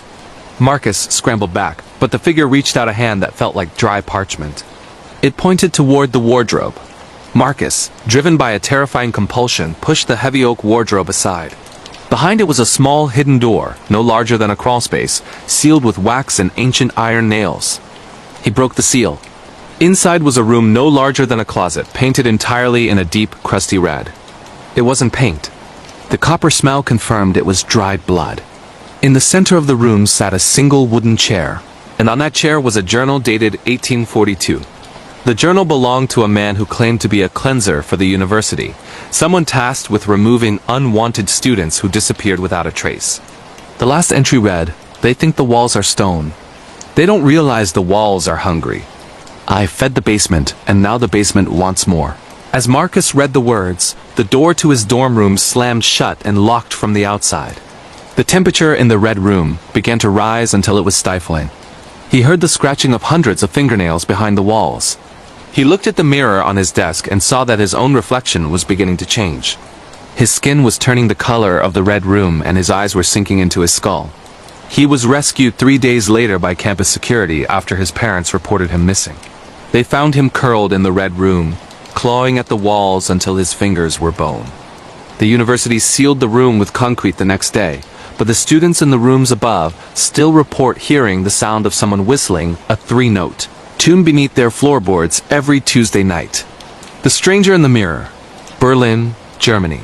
In the heart of Berlin, a young woman named Lena lived in a modern, high-tech apartment filled with smart devices. She was a software engineer, a skeptic of the supernatural, until the glitch started. It began with her smart mirror in the bathroom. It would occasionally display a reflection that was delayed by a fraction of a second. She dismissed it as a software lag, a bug in the code. But then, the reflection started doing things she wasn't. One evening, while brushing her teeth, Lena looked into the mirror and saw her reflection stop brushing, spit into the sink, and then lean forward to whisper something. But Lena hadn't stopped moving. The reflection's lips moved, and through the speakers of the smart mirror, a voice crackled. "The door is open, Lena. Why did you leave the door open?" Lena spun around. Her apartment door was deadbolted. She checked her phone app. The security system showed all windows and doors were secure. But when she looked back at the mirror, her reflection was gone. The bathroom was empty in the glass, even though she was standing right in front of it. Then she felt a cold hand wrap around her throat. There was no one there in the physical room, but in the mirror, a man with a scarred face and eyes full of pure malice was standing behind her. His hands tightened around her neck. She struggled, gasping for air, hitting the empty space behind her. In the mirror, she saw herself turning blue, the man laughing a silent, horrific laugh. With the last of her strength, she grabbed a heavy glass jar and smashed the mirror. The moment the glass shattered, the pressure on her throat vanished. She fell to the floor, gasping for air. When she looked at the shards of glass on the floor, each piece showed a different room in her apartment. In one shard, she saw the man sitting on her bed. In another, he was in her kitchen. In a third, he was standing right over her. She fled the apartment and stayed at a hotel. The next day, she returned with a private investigator. They found no one, but they found something far worse. Hidden behind the drywall where the smart mirror had been mounted was a small, cramped space. Inside were dozens of Polaroid photos of Lena, sleeping, eating, and showering. The photos hadn't been taken from the mirror. They had been taken from inside the walls. The man wasn't a ghost. He was a squatter who had been living in the crawl spaces of the modern building for months, using the smart technology to gaslight and terrorize his victims. He was never caught, but Lena still refuses to look into any reflective surface. She says that sometimes in the screen of her turned-off phone, she can still see him standing just a few inches behind her shoulder. The night shift at the Blackwood Asylum, Massachusetts, USA. The Blackwood Asylum was supposed to be a relic of the past, a crumbling monument to a darker era of medicine. But for Thomas, a night security guard hired to watch the site before its planned demolition in 2025, it was a living nightmare. His job was simple: walk the perimeter, check the locks, and ensure no urban explorers got inside. On his second night, Thomas heard a sound on his radio. It wasn't the dispatcher. It was a rhythmic tapping, tap, tap, tap, tap. It was Morse code. Thomas didn't know Morse, but the urgency of the sound was clear. He followed the source of the interference to the hydrotherapy wing in the basement. The air there was thick with the smell of chlorine and copper. He entered the room where the old iron tubs sat like coffins. His flashlight beam hit the far wall, and he saw a shadow that didn't belong to any object in the room. The shadow was of a man in a straitjacket, thrashing violently. Thomas turned his light toward the source of the shadow, but there was nothing there, just empty space. The thrashing in the shadow became more violent, and suddenly the sound of splashing water filled the room. The empty tubs began to fill with a dark, viscous liquid that looked like old blood. Thomas tried to leave, but the door had vanished. In its place was a wall of solid, cold stone. The radio in his hand began to scream a high-pitched, electronic shriek that transitioned into the voice of a woman. Patient 402 is ready for his treatment. Bring the saw. Bring the salt. Thomas felt a sharp pain in his leg. He looked down and saw a surgical scalpel protruding from his calf. There was no one around him. The scalpel moved on its own, slicing deeper into his muscle. He fell to the ground, and the shadows of the doctors began to surround him. He could feel their cold, invisible hands pinning him to the floor. He felt the phantom sensation of a bone saw cutting into his ribs. He woke up the next morning on the front lawn of the asylum, his clothes soaked in blood, with surgical precision scars across his chest. The police found no one in the building, and no scalpels were recovered. But when they checked the old patient records, they found that patient 402 had been a man who looked exactly like Thomas, a man who had died in that very basement in 1924 during a cleansing procedure. Thomas moved to a different state, but every time he closes his eyes, he hears the sound of Morse code tapping against the inside of his skull. These accounts are a chilling reminder that the world we see is only a thin veil over a much darker reality. Whether it's the deep woods of America or the ancient streets of Europe, the unknown is always watching. If these stories kept you on the edge of your seat, make sure to give this video a thumbs up and share it with your fellow horror enthusiasts. What was the most terrifying moment for you? Let me know in the comments. I'll be reading every single one. Stay safe, stay alert, and remember, some things are better left in the dark. I have another batch of even longer, more detailed stories coming up in the next video. Until then, keep your doors locked. The shadow of Blackwood Manor, Connecticut, USA, in the secluded outskirts of a small town in Connecticut, there stands an estate that the locals refuse to mention by name. It's known only as Blackwood Manor. In 2024, an ambitious real estate investor named Julian purchased the property for a suspiciously low price. He planned to flip the mansion and turn it into a luxury boutique hotel. Julian was a man of logic and cold hard cash. He didn't believe in curses or haunted ground. But the house had other plans for him. The first week was spent gutting the interior. The workers complained about a constant, high-pitched humming sound that seemed to vibrate in their teeth. By the third day, half the crew quit, claiming they saw a tall woman with no mouth standing in the reflections of the plastic sheets they used to cover the furniture. Julian brushed it off as mass hysteria. He decided to stay in the house alone to prove there was nothing to fear. On his first night staying in the master bedroom, Julian was awakened at exactly 3:33 a.m. by the sound of something heavy being dragged across the floorboards in the attic. Thud, scrape, thud, scrape. He grabbed his flashlight and headed upstairs. When he reached the attic door, he found it wasn't just locked. It was welded shut with rusted iron bars that hadn't been there when he toured the house. From behind the door, a voice whispered his name. It wasn't a ghostly whisper. It sounded like a physical person standing right on the other side of the wood. Julian, the basement is leaking. You need to see the basement. Driven by an inexplicable urge, Julian descended to the lowest level of the house. The air in the basement was freezing, and the floor was covered in 2 inches of a black, oily liquid. As he panned his flashlight across the room, he saw hundreds of children's shoes. Work boots, high heels, all lined up in perfect rows, as if their owners had simply stepped out of them and vanished. In the corner of the basement, he saw a mirror that shouldn't have been there. It was a massive, floor-to-ceiling Victorian mirror. When he looked into it, he didn't see his own reflection. He saw a version of the basement from 100 years ago. He saw a man in a surgeon's apron standing over a table, and on that table was Julian himself, paralyzed and screaming without sound.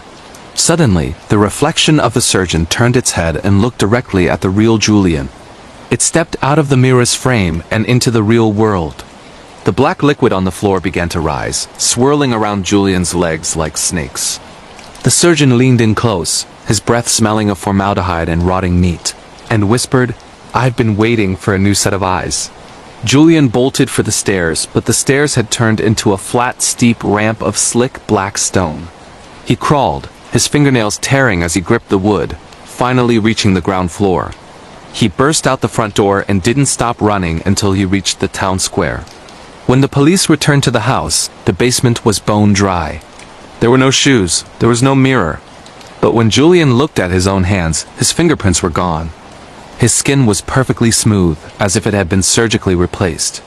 To this day, Julian cannot look at a mirror without seeing the surgeon standing behind him, holding a pair of rusted scissors.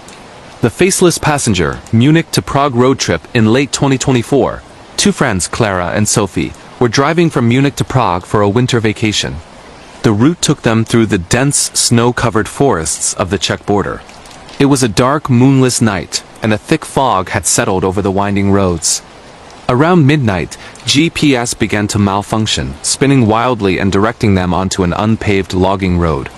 "We should turn back," Sophie whispered, clutching the map. But as Clara tried to find a place to U-turn, they saw a figure standing in the middle of the road. It was a man wearing a bright yellow raincoat, holding a lantern. Clara slammed on the brakes, stopping just inches from him. The man didn't move. He just pointed toward a narrow path leading deeper into the woods. Against their better judgment, thinking there might be an accident ahead, they followed the path. After a mile, the car's engine sputtered and died. The headlights flickered and went out, plunging them into total darkness. "Clara, look at the back seat," Sophie gasped. Clara looked into the rearview mirror. Sitting in the middle of the back seat was the man in the yellow raincoat. He was sitting perfectly still. When Clara turned around to look at him directly, the seat was empty. But when she looked back in the mirror, he was there leaning closer to the front seats. He had no face, just smooth, pale skin where his eyes and mouth should be. The man raised the lantern, and for a split second, the interior of the car was illuminated. The girls saw that the floor of the car was covered in old, rusted keys. Thousands of them. The man leaned forward and whispered in a voice that sounded like grinding gravel. "Which one opens your heart?" Suddenly, the car windows began to frost over from the inside. The temperature dropped so fast their skin began to crack. Sophie tried to open the door, but it was fused shut. The man in the mirror began to reach for Sophie's neck. Clara, in a fit of pure adrenaline, grabbed a heavy metal thermos and smashed the rearview mirror. The moment the mirror shattered, the man vanished. The engine roared back to life and the doors unlocked. They drove like maniacs until they hit a gas station 20 miles away. When they got out to inspect the car, they found that the back seat was soaking wet, and on the upholstery were the faint, charred outlines of two human hands. The most terrifying part came a week later. Clara received a package at her home in Munich. Inside was a single rusted key and a note written in an ancient dialect of German. "You broke the glass, but the door is still unlocked. See you in the reflection." Clara now covers every mirror in her house with black cloth, terrified that one day she'd see the yellow raincoat standing behind her again. The echoes of the deep web dare, London, UK. This story involves a young man named Ben, a university student in London who spent too much time on the darker corners of the internet. In January 2025, Ben found a thread on a notorious deep web forum called The Seventh Room. The users were discussing a dare that involved downloading a specific augmented reality app that claimed to show the truth of London's underground. Ben, being a skeptic and a thrill seeker, downloaded the app. It used his phone's camera to overlay images on his surroundings. At first, it was just creepy filters, shadows in the corners, blood on the walls. But then, the app started giving him coordinates. The coordinates led him to an abandoned underground station near Holborn that had been closed since the 1940s. The app vibrated violently as he approached the rusted gates. "Enter the silence," the screen read. Ben climbed the fence and descended into the dark tunnels. Through the screen of his phone, the tunnel was filled with people. They were dressed in 1940s clothing, huddled together as if hiding from a bombing raid. But when he looked away from the phone, the tunnel was empty and silent. The app then displayed a message. "Find the one who doesn't belong." Ben scanned the crowd of digital ghosts. In the far corner, he saw a figure that wasn't a ghost. It was rendered in high definition, looking more real than the app should allow. It was a man in a modern tactical suit, wearing a mask that looked like a snarling wolf. The man in the app was looking directly at Ben's phone. Suddenly, Ben's phone received a text message from an unknown number. "I see you through the lens. Ben, now look up." Ben looked up from his phone. Standing on the tracks, exactly where the app showed him, was the man in the wolf mask. He wasn't a digital overlay. He was real. He held a long curved blade that glinted in the light of Ben's flashlight. "The Seventh Room doesn't just watch, Ben," the man said. "We participate." Ben turned and sprinted through the dark tunnels, the sound of the man's heavy boots echoing behind him.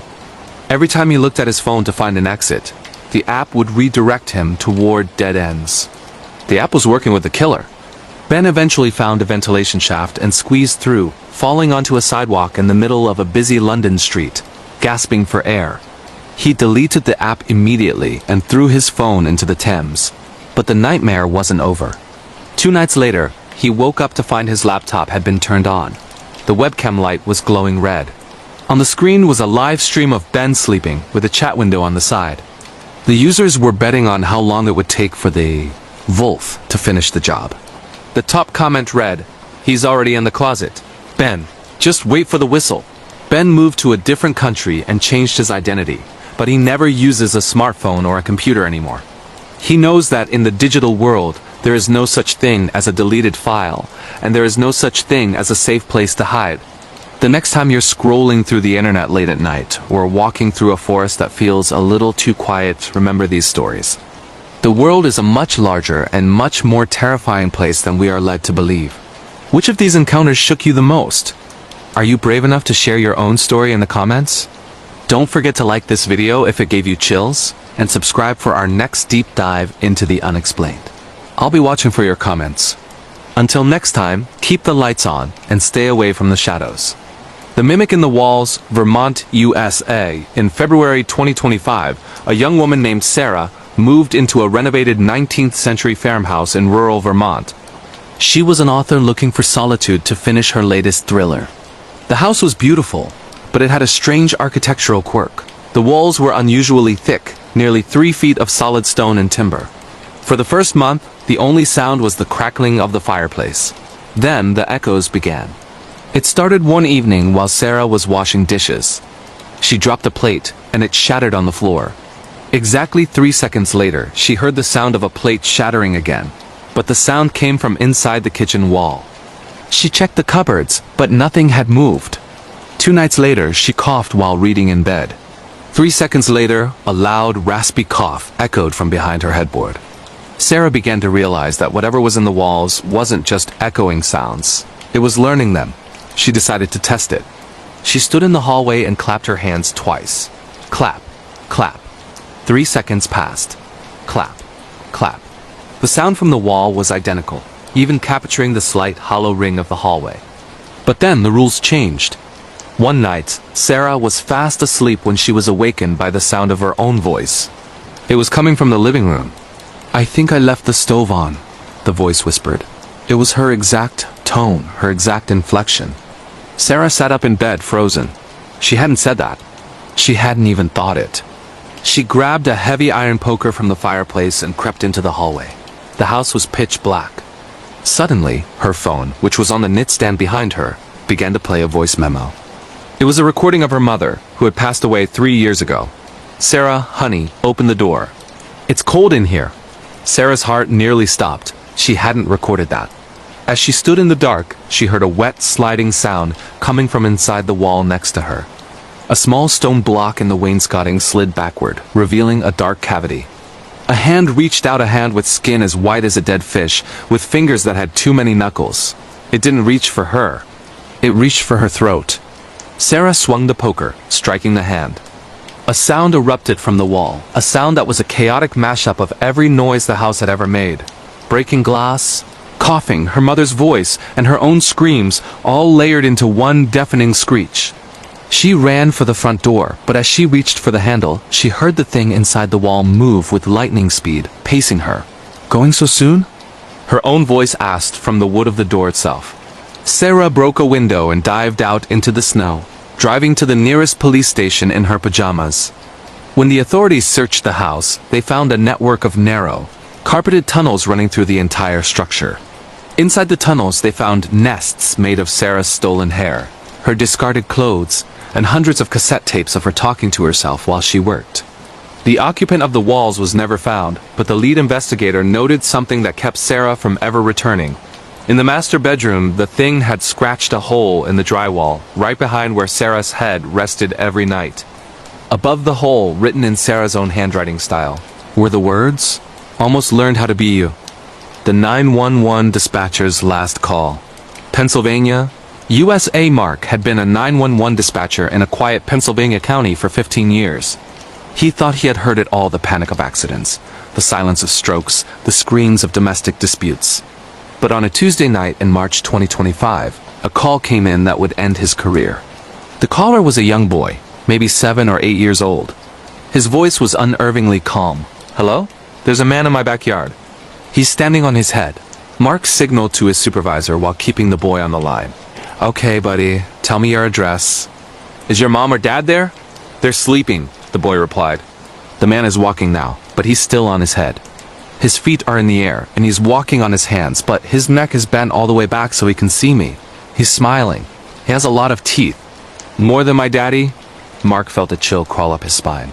"I'm sending a car right now. I want you to go into your parents' room and lock the door." "I can't," the boy whispered. "He's at the window now. He's tapping on the glass with his toes. He's very tall. His legs are reaching all the way to the roof." Suddenly, the line went dead. Mark frantically tried to call back, but the number was disconnected. The police arrived at the coordinates 5 minutes later. They found a suburban home, perfectly quiet. When they entered, they found the parents in bed, but they weren't sleeping. They were deceased, but there was no blood. Their bodies had been folded, literally folded into small, neat squares, as if their bones had turned to liquid. The boy was missing. The only thing the police found in his room was a drawing on the wall, done in crayon. It showed a giant, spindly figure walking on its hands, its head twisted 180 degrees, carrying a small child in a sack made of human skin. Mark quit the force that night. He began to suffer from a specific hallucination. Every time he looks into a dark corner, he sees a pair of feet slowly descend from the ceiling, toes wiggling, followed by a pair of elongated legs. He knows that the headwalker is just waiting for the right moment to finish the conversation they started on the phone. The Gray Man of the Black Forest, Baden-Württemberg, Germany, deep within the Black Forest of Germany. There is a hiking trail that is officially marked "Do Not Enter After Sunset." In 2024, a group of 3 university students from Berlin, Lars, Hannah, and Dieter decided to ignore the warnings to film a documentary about local folklore. As they hiked deeper into the woods, the trees became so dense that even the midday sun couldn't reach the forest floor. They found an abandoned logging camp, the cabins rotting and reclaimed by vines. In the center of the camp sat a stone well. "Let's drop a GoPro down there," Dieter suggested. They tied the camera to a long rope and lowered it into the darkness. When they pulled it back up and watched the footage, the screen was black for the first 50 feet. Then, the infrared light kicked in. At the bottom of the well, there was a small, circular room. Sitting on a pile of what looked like white stones was a man. He was wearing an old-fashioned gray suit, a top hat, and white gloves. He was perfectly still, staring up at the camera. As they watched, the white stones shifted. They weren't stones. They were human skulls, hundreds of them, all bleached white and polished.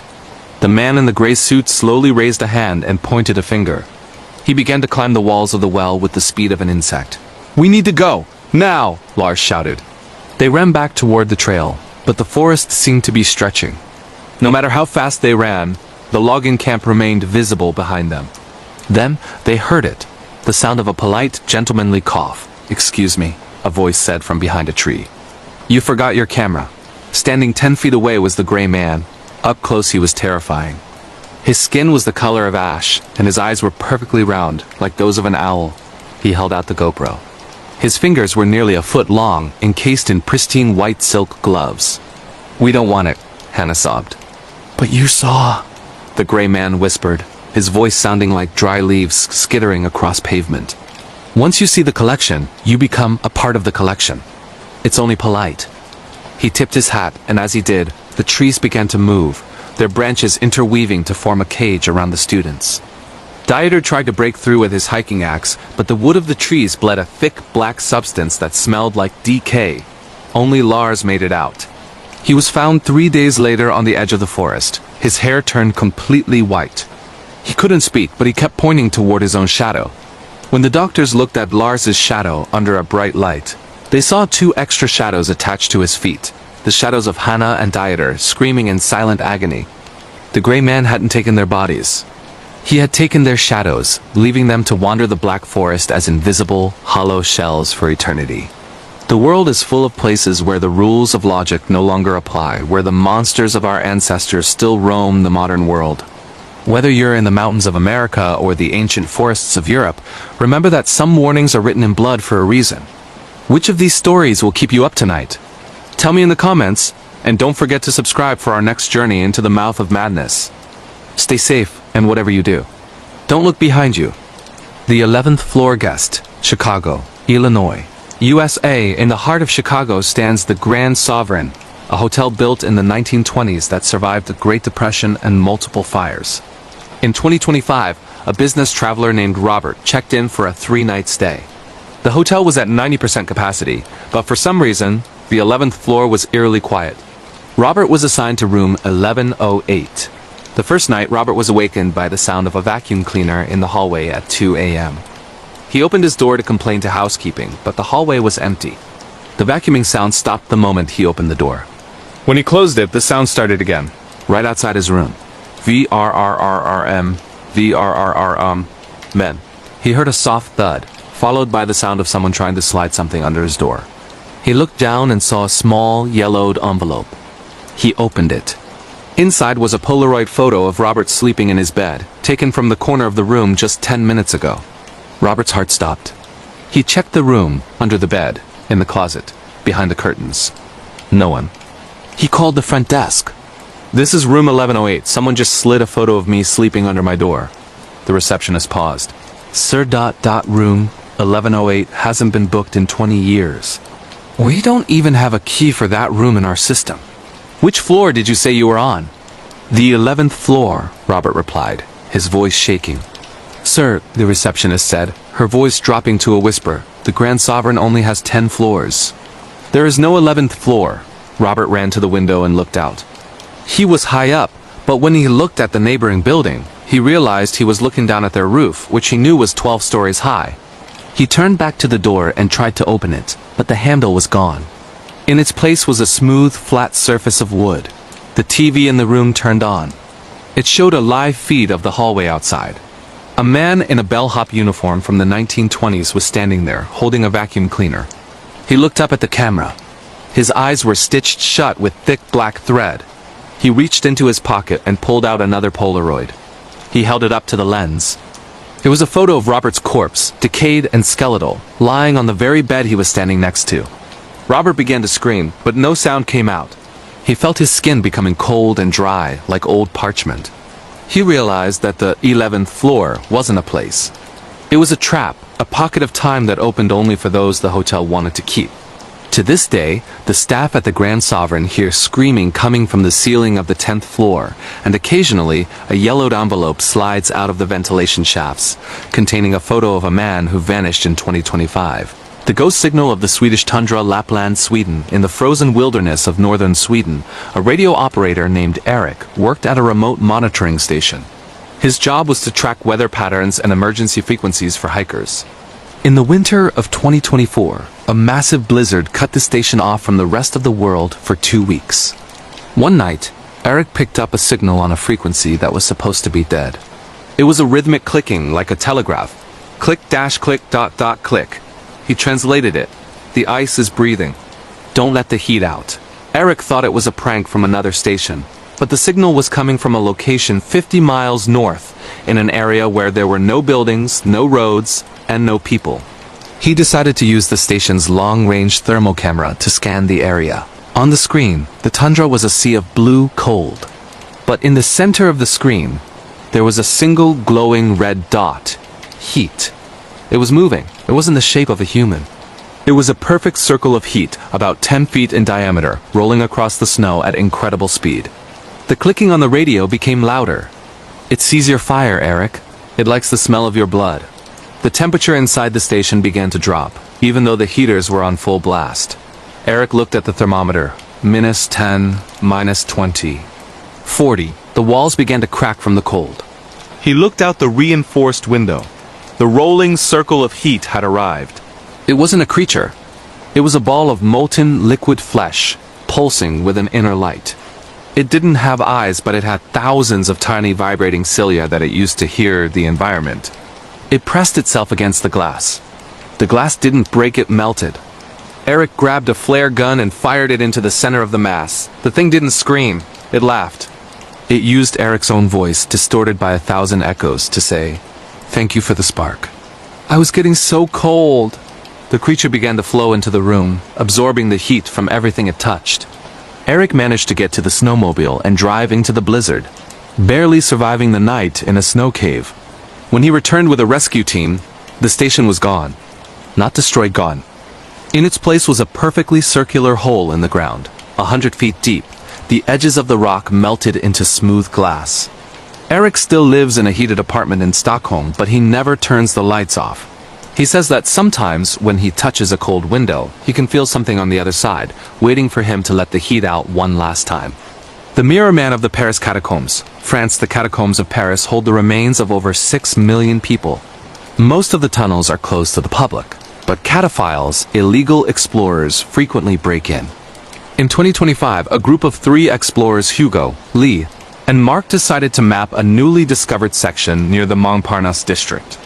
They found a chamber that wasn't filled with bones, but with mirrors. Hundreds of them, of all shapes and sizes, leaning against the walls. Some were centuries old, others looked modern. "Who would bring mirrors down here?" Lee asked, her voice echoing. As they walked through the chamber, their reflections began to act independently. Hugo's reflection stayed still while he walked. Mark's reflection was crying, even though Mark was laughing. But it was Hugo who saw the Mirror Man. In a large, silver-framed mirror at the end of the room, there was a man standing behind their reflections. He was tall, wearing a suit made of broken glass shards that reflected the light in a blinding kaleidoscope. He didn't have a face. His head was a single, large, diamond-shaped mirror. "Look at the mirrors!" Hugo shouted. The Mirror Man stepped forward in the reflection. He reached out and grabbed Lee's reflection by the hair.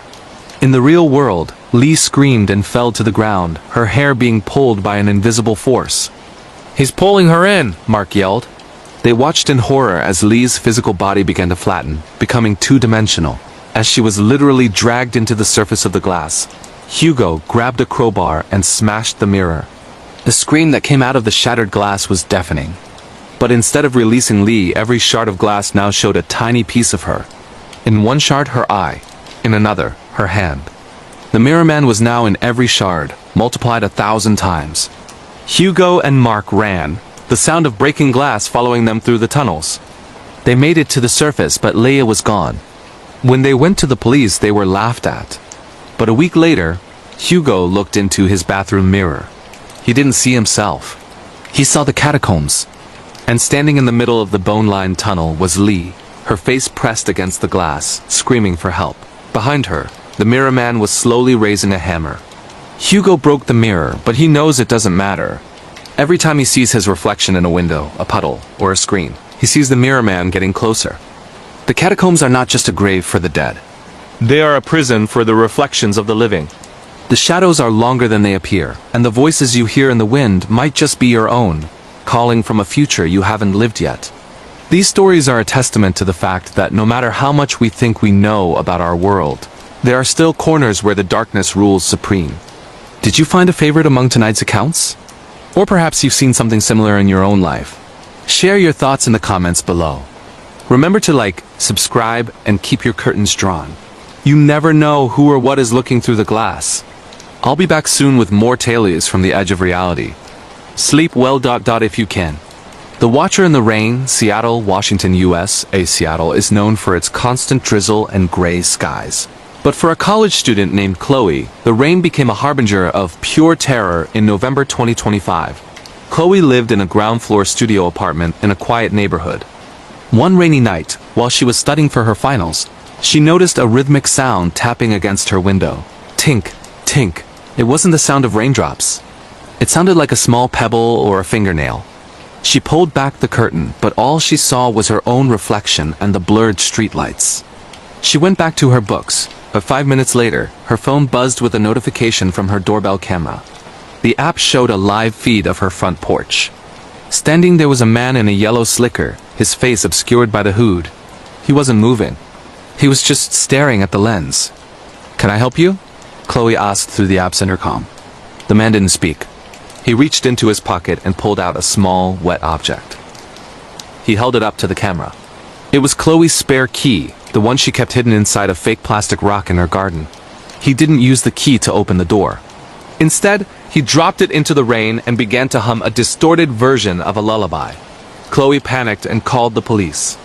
While she was on the phone with the dispatcher, she heard a sound from her bathroom, the sound of the shower curtain being drawn back. She realized with a jolt of horror that the man at the door was a distraction. There was someone already inside. She grabbed her coat and ran out the front door, passing the man in the yellow slicker who stood perfectly still like a statue. She didn't look back until she reached a nearby gas station. When the police arrived at her apartment, the man was gone. They found the yellow slicker folded neatly on her bed. Inside the pocket was a note that read, "I like the view better from the inside. See you when it pours." The most disturbing part was found by the forensics team. They discovered that the man hadn't just entered that night. He had been living in the crawlspace beneath her floorboards for over 3 months. He had cut tiny microscopic holes in the floorboards so he could watch her move from room to room. Chloe moved to a desert climate where it never rains, but she still wakes up every time she hears a tapping sound, terrified that the man in the yellow slicker has finally caught up to her. The skin stealer of the Black Forest, Bavaria, Germany, in the summer of 2025. An American hiker named Mark was exploring the dense, ancient woods of the Bavarian Alps. Mark was a vlogger who specialized in survival content. He wanted to spend 48 hours in the Forbidden Sector, a part of the forest that the local German guides refused to enter because of legends about the Hautwechsler, the skin changer. Mark set up his high-definition cameras around his campsite to capture any wildlife. On the first night, he caught something on his motion sensor camera that defied explanation. A deer walked into the clearing, but it was walking on its hind legs. Its front legs were bent at unnatural angles, and its head was twisted so that it was looking backward. Mark watched the footage on his tablet, his blood turning to ice. The deer stopped in front of his tent, looked directly at the camera, and its jaw unhinged. It didn't make a deer sound. It made the sound of a woman screaming for help. Mark grabbed his axe, but when he looked out of the tent, the clearing was empty. The next morning, Mark found his own hiking boots placed neatly outside his tent, but they were filled with raw, red meat. He decided to leave immediately, but the forest seemed to have changed. Every trail he took led him back to the same clearing. As the sun began to set, he heard his own voice calling from the trees. "Mark, over here! I found the way out!" He followed the voice, thinking it was a rescue team. He burst through a thicket and saw himself, a man who looked exactly like him, wearing the same clothes, holding the same camera, was standing 20 feet away. The other Mark smiled, but the smile was too wide, showing rows of sharp, needle-like teeth. "Don't worry," the creature said in Mark's voice. "I'll take good care of your life. Your mother will never even know you're gone." The creature lunged at him with incredible speed. Mark swung his axe, catching the thing in the shoulder. Instead of blood, a thick black sap oozed from the wound. Mark ran until he hit the main road, flagging down a passing car. He escaped, but a month later, back in the US, he received a notification from his YouTube channel. Someone had uploaded a new video. It was a 10-hour live stream of Mark sitting in his apartment, staring at the camera and blinking one eye at a time. Mark hasn't gone home since. He knows the thing from the forest is living his life, and it's only a matter of time before it decides it needs a new skin. The Midnight Nurse of Ward 13, Vienna, Austria. The old General Hospital in Vienna has sections that date back to the 18th century. In 2025, a young nurse named Elena was assigned to a temporary night shift in Ward 13, a section reserved for patients with terminal unexplained illnesses. The ward was dark, the walls lined with heavy velvet curtains to dampen the sound of the patients coughing.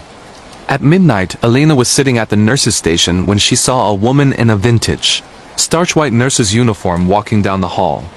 The woman was carrying a tray of silver surgical instruments. Elena assumed it was a senior staff member she hadn't met yet. "Excuse me, do you need help with those?" Elena asked. The nurse stopped but didn't turn around. "The doctor is ready for the harvest," she whispered. Her voice sounded like it was coming from deep underwater. Elena followed her into a patient's room, but when she entered, the room was empty. The bed was stripped of its sheets, and the window was wide open, despite the freezing Austrian winter.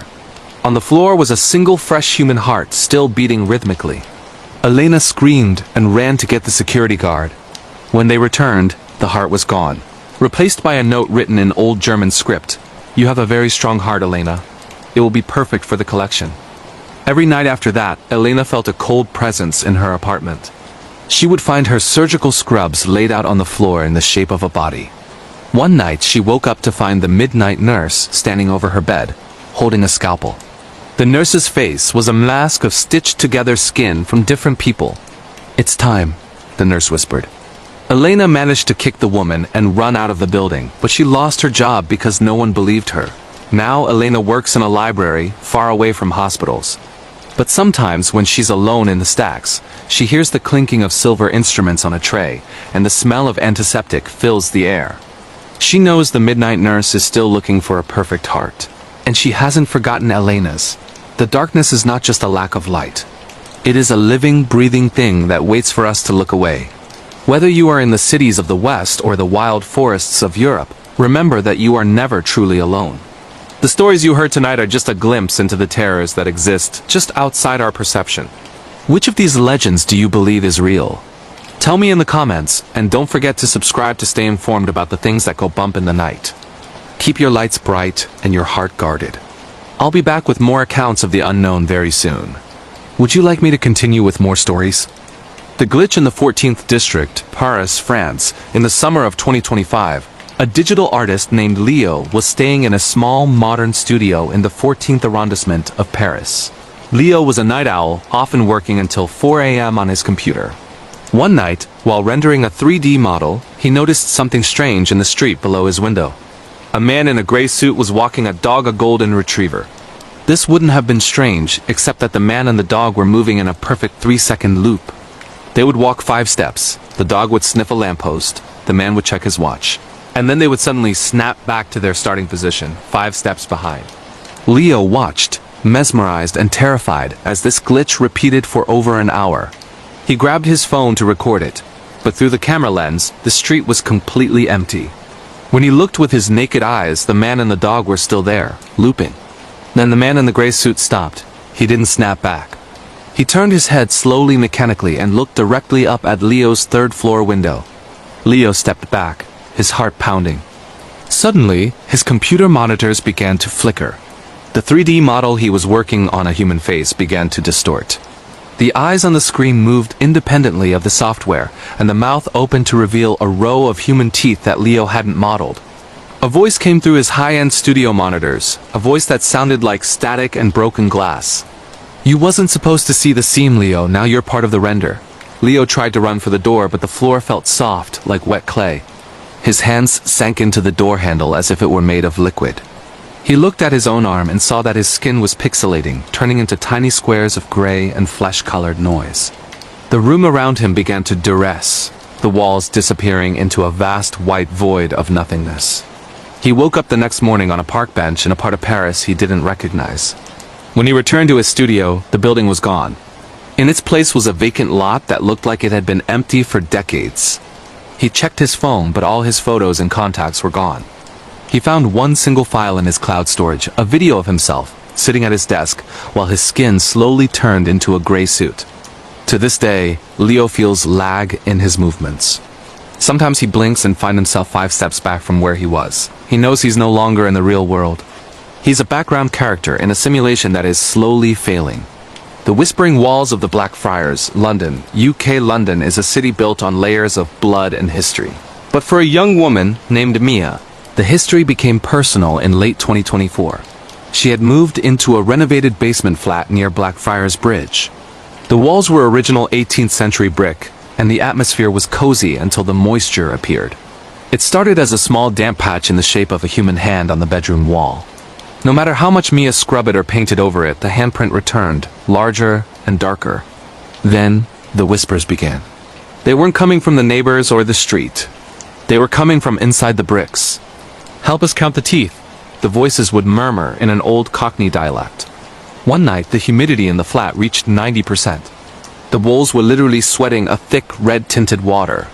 Mia, paralyzed by a mixture of fear and a strange, heavy lethargy, watched as the bricks began to shift. They didn't fall out. They pulsed like a heartbeat. A face began to push through the brickwork, not a ghost, but a physical face made of clay and bone. Then another, and another. The walls were filled with the bodies of people who had been bricked in alive centuries ago during the Great Plague, hidden away to keep the infection from spreading. "We've been so thirsty, Mia," the wall whispered. One of the clay hands reached out and touched Mia's cheek. The skin where it touched her immediately turned into cold, hard brick.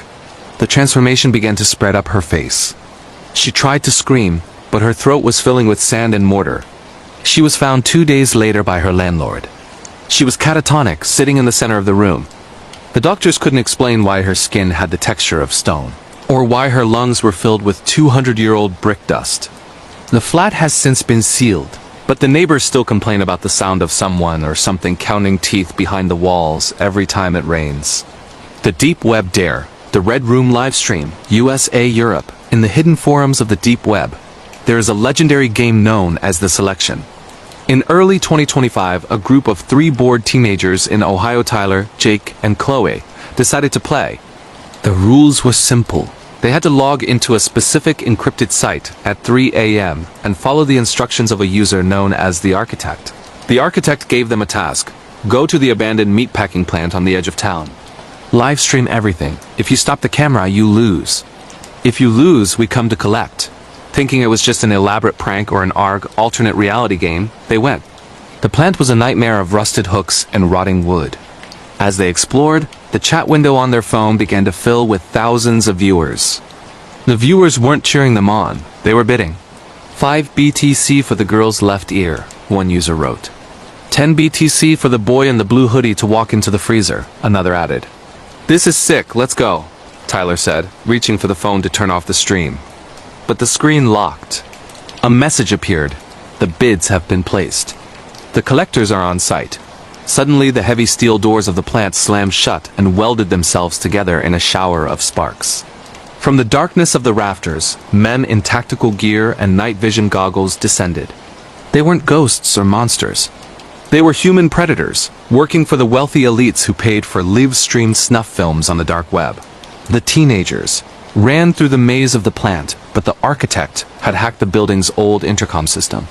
He played the sound of their own parents' voices, recorded from their home phones, pleading for them to come home. It was a psychological torture designed to slow them down for the viewers. Only Chloe survived by hiding in a blood drainage pipe for 18 hours. She watched through a crack as her friends were harvested ... for the highest bidders. When she finally escaped and went to the authorities, the meatpacking plant was empty. There was no blood, no tactical gear, and no bodies. But every time Chloe goes online, she sees ads for a new live stream. The thumbnail for the stream is a picture of her own face, taken from the drainage pipe, with a countdown timer. The title of the stream is, "The One That Got Away, Final Chapter." The world is a terrifying place because the monsters aren't always under the bed. Sometimes they are in our computers, our walls, and the very air we breathe. Whether you are in a bustling city or a lonely forest, the unknown is always a step behind you. Which of these stories made your blood run cold? Have you ever seen a glitch in your own reality? Tell me in the comments below. Don't forget to subscribe and like this video to keep the stories coming. Stay alert, stay safe, and never follow the whispers in the dark. I'll be back very soon with more. Would you like me to continue? The long haul on Highway 93 Nevada, USA. In the desolate stretches of the Nevada desert, Highway 93 is known as the Great Basin Highway, but truck drivers have another name for it. The Throat. In August 2025, a veteran long-haul driver named Miller was transporting a sealed cargo container from Phoenix to Boise. Miller was used to the loneliness of the road, but this night felt different. The air was charged with static, and his CB radio was emitting a constant, rhythmic pulsing sound like a giant heart beating somewhere in the mountains. At 2:42 a.m., Miller saw a pair of headlights in his rearview mirror. They were high up, suggesting another semi-truck was tailing him. The truck was gaining ground fast, but it didn't have any running lights or a cabin glow. Just 2 blinding, white circular beams. Miller increased his speed, but the mystery truck stayed exactly 10 feet behind his trailer. He keyed his mic. "Breaker, breaker, this is Big Mac. To the driver behind me, you're tailgating a bit close there, pal. Back off or pass." There was no verbal response. Instead, the pulsing sound on the radio stopped, and a voice monotone and hollow whispered through the speakers. "The cargo is hungry, Miller. Open the back." Miller's blood ran cold. He hadn't told anyone his name. He slammed on his brakes, hoping to force the truck to pass, but the truck didn't slow down. It went through him. Miller felt a sensation of extreme cold, and his dashboard lights flickered to a deep, bruised purple. For a split second, he saw the interior of the other truck. There was no driver. The seat was empty, but the steering wheel was being turned by a mass of writhing, black smoke. His engine died instantly, and his truck skidded to a halt in the middle of the desert. Silence returned, heavier than before. Miller grabbed his heavy-duty flashlight and stepped out, his boots crunching on the dry sand. He walked to the back of his trailer. The heavy steel seal was broken. It hadn't been cut. It had been melted. He slowly pulled the lever and swung the doors open. The container, which was supposed to be carrying industrial machinery, was empty. But as he shone his light inside, he saw that the interior walls were no longer metal. They were made of a soft, pink, pulsating tissue. It looked like the inside of a throat. A wet slurping sound came from the darkness at the far end of the container. A handpail with fingers nearly 2 feet long emerged from the fleshy walls and gripped the edge of the door. "Thank you for the ride, Miller," the voice whispered, now coming from inside the trailer. "But we're still empty." Miller didn't wait. He ran into the desert, leaving his rig behind. He walked for 10 hours until he found a state trooper. When they returned to the truck, it was back to normal. The cargo container was filled with machinery and the seal was intact. But when Miller checked his logbook, he found a new entry written in a hand he didn't recognize. Distance traveled, 0 miles. Destination, the void. Status, digested. Miller never drove a truck again. Every time he sees headlights in a mirror, he feels a sharp searing pain in his stomach, as if something inside him is trying to chew its way out. The neighbor in apartment 4B Berlin, Germany, living in a densely populated apartment block in Berlin, you get used to noise. But for a graphic designer named Klaus, the neighbor in 4B was a mystery. Klaus lived in 4A and their bedroom walls were shared. He had lived there for 3 years and had never seen the occupant of 4B. No one ever entered or left that door. In October 2025, the tapping started. It was a soft, rhythmic drumming on the wall right behind Klaus's head. Tap dash tap dash tap. Tap dash tap dash tap. It happened every night at exactly 3:12 a.m. Klaus tried knocking back, but the tapping would stop instantly, only to resume an hour later. One night, Klaus used a glass against the wall to listen. He didn't hear a person. He heard the sound of hundreds of small, metallic objects clicking together. It sounded like a massive clockwork mechanism was operating on the other side.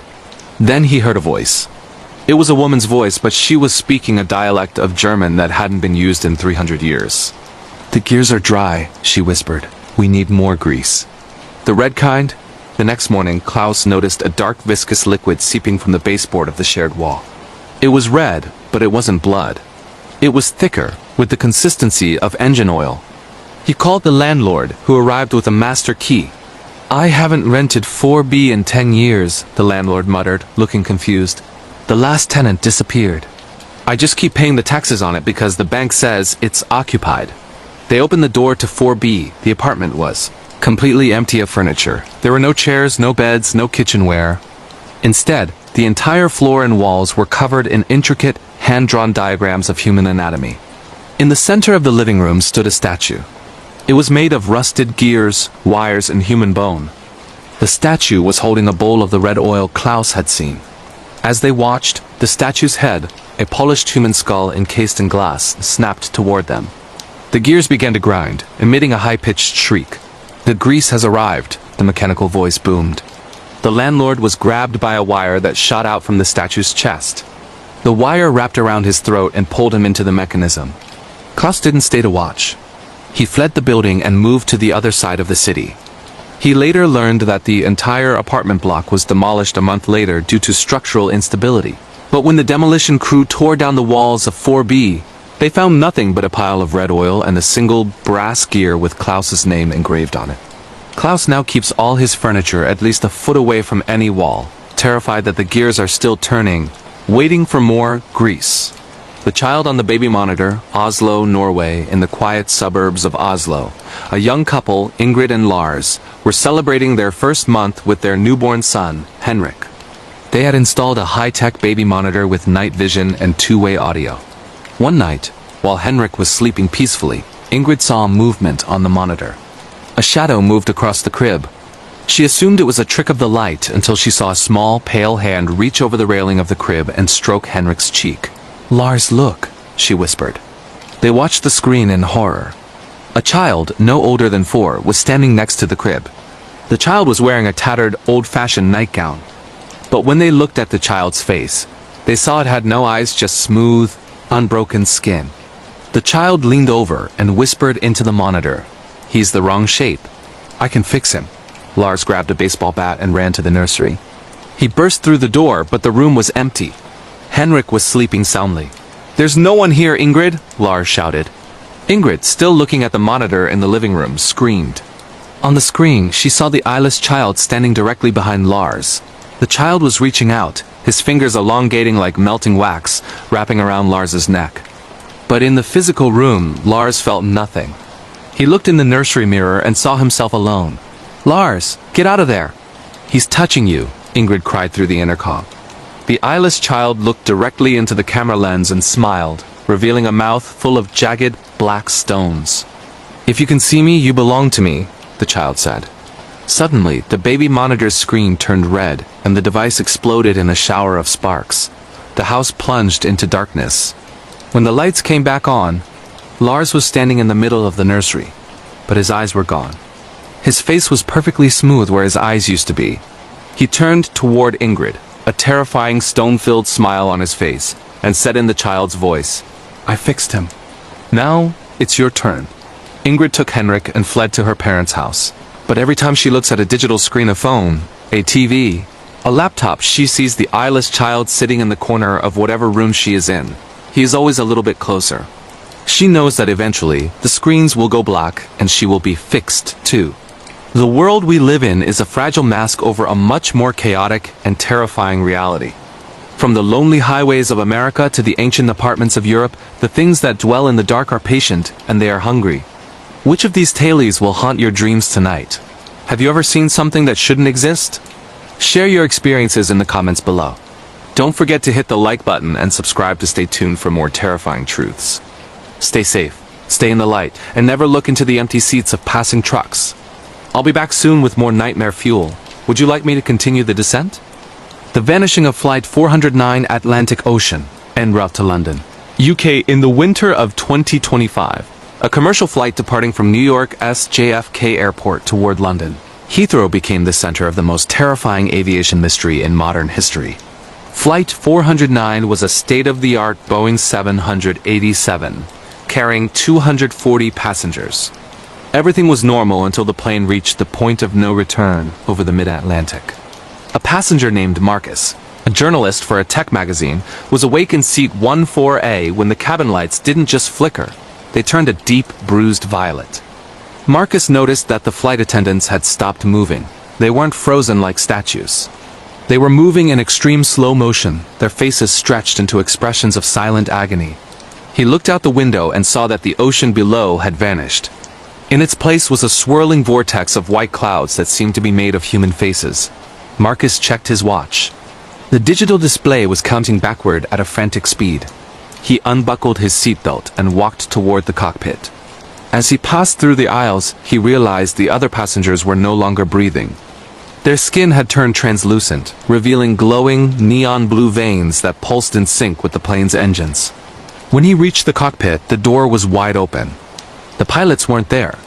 In their seats sat 2 entities made of pure, crackling static. They weren't flying the plane.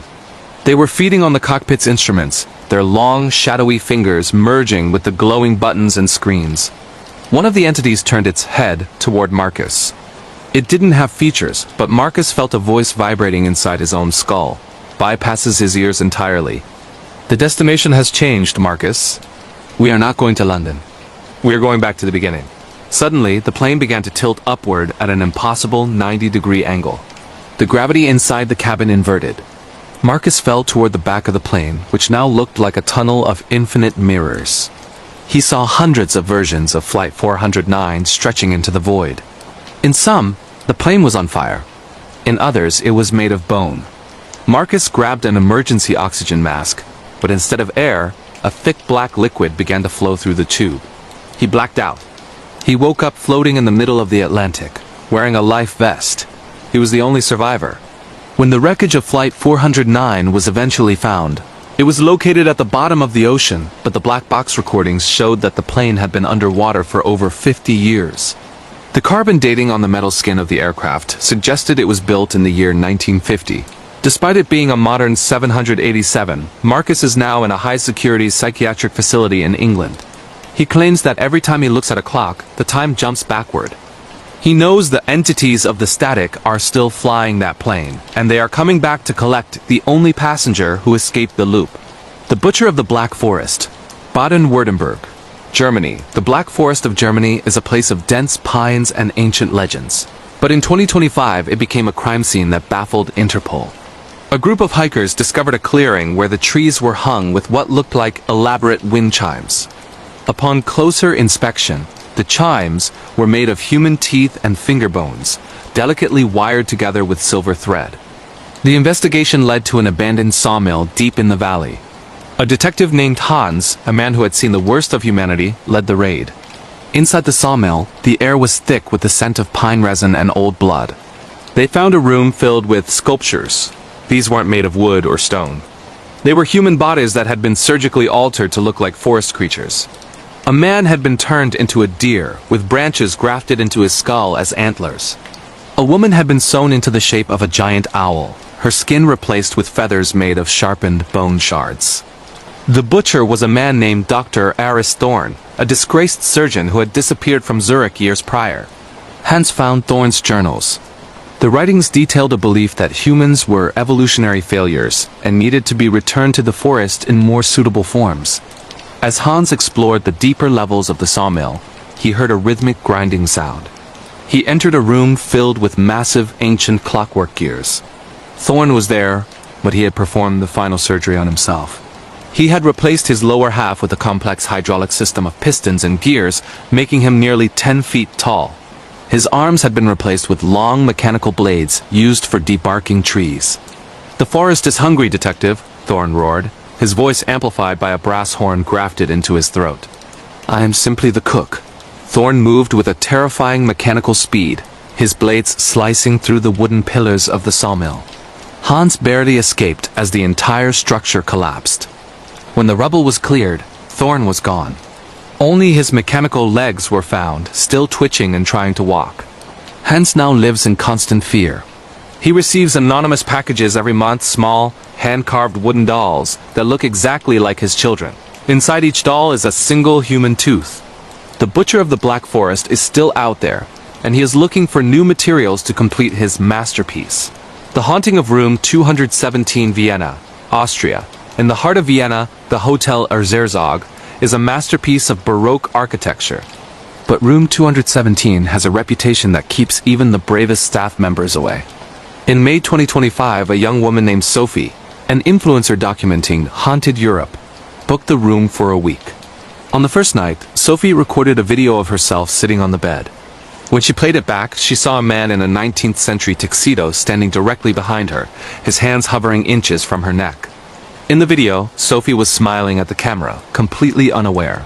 But as she watched, the man in the video turned his head toward the lens and winked. Sophie tried to leave, but the door to room 217 wouldn't budge. She called the front desk, but the phone only emitted the sound of a woman weeping. The wallpaper in the room began to peel back, revealing hundreds of eyes painted on the plaster beneath. The eyes were moving, following her every step. Suddenly, the room's temperature dropped so low that frost formed on Sophie's eyelashes. The man from the video materialized in the center of the room. He wasn't a ghost. He was a temporal stalker, a being that lives in the seconds between the ticks of a clock. He moved with a stuttering, stop-motion gait. "You wanted a story, Sophie," the man whispered, his voice sounding like a record being played at the wrong speed. "I will give you an eternity of them." He grabbed Sophie's hand, and the room began to spin. The modern furniture vanished, replaced by 18th century candles and heavy tapestries. Sophie was trapped in a time loop. She spent what felt like decades in that room, watching the city of Vienna change outside the window from the horse-drawn carriages of the 1800s to the bombs of World War II and finally back to the present. When the hotel staff finally broke down the door the next morning, the room was empty. Sophie's camera was on the floor, still recording. The footage shows Sophie aging 60 years in a matter of seconds until she turns into dust and is blown away by a wind that doesn't exist. The Hotel Erzerzog has since removed room 217 from its floor plan. They walled it up, but if you stand in the hallway of the second floor at midnight, you can hear the sound of a woman's voice, modern and panicked, asking for someone to check the comments and save the stream. The shadows of the world are growing longer, and the ancient horrors of the past are finding new ways to hunt in our modern age. From the high-altitude nightmares of the Atlantic to the mechanical butchery of the German woods, there is no place that is truly safe once the darkness decides it wants you. Did these accounts make you question the reality of your own surroundings? Have you ever felt a glitch in time or seen a face in the static? Let me know in the comments below. Be sure to subscribe and hit that notification bell so you never miss a descent into the unknown. Stay vigilant, keep your doors locked, and never trust the reflection in a dark window. I will return soon with more stories from the edge of the abyss. Shall we continue the journey into the dark? The skin stitcher of the Appalachian Trail, West Virginia, USA. The Appalachian Mountains are home to some of the oldest peaks on Earth, and with that age comes a darkness that is impossible to quantify. In late 2025, a seasoned hiker named Caleb set out to conquer a forgotten segment of the trail known as the Devil's Throat. This was an area where the GPS signals died and the very air seemed to vibrate with a low-frequency hum that caused nausea and nosebleeds. Caleb was a man of logic, carrying a satellite phone and enough supplies for a month, but no amount of gear could prepare him for the stitcher. On his fourth night, Caleb found a clearing filled with what he thought were abandoned tents. But as he approached with his high-lumen tactical flashlight, he realized they weren't made of nylon or canvas. They were made of cured human skin, stitched together with what looked like barbed wire and tendons. The tents were pulsing as if the flesh were still trying to breathe. Inside one of them, he found a collection of hikers' journals, some dating back to the 1970s, and some that were dated for 2026, a year that hadn't happened yet. Suddenly, a tall, spindly figure emerged from the canopy of the trees. It stood nearly 9 feet tall, its limbs elongated and its joints bending backward like a spider's. This was the skin stitcher. It wasn't wearing a mask. Its face was a patchwork of different facial features from various victims, crudely sewn onto its skull. One eye was blue and youthful, the other brown and clouded with age. The mouth was a jagged horizontal slit held together by rusted fishhooks. "Caleb," the creature hissed, using a voice that sounded like a choir of dozens of people whispering in unison. "Your skin is so unblemished. It would make a beautiful roof for my summer house." Caleb fired his bear mace, but the creature didn't flinch. It lunged with a speed that defied the laws of physics, its fingers ending in long, needle-like bone protrusions. Caleb managed to scramble down a rocky ravine, losing his backpack and his phone.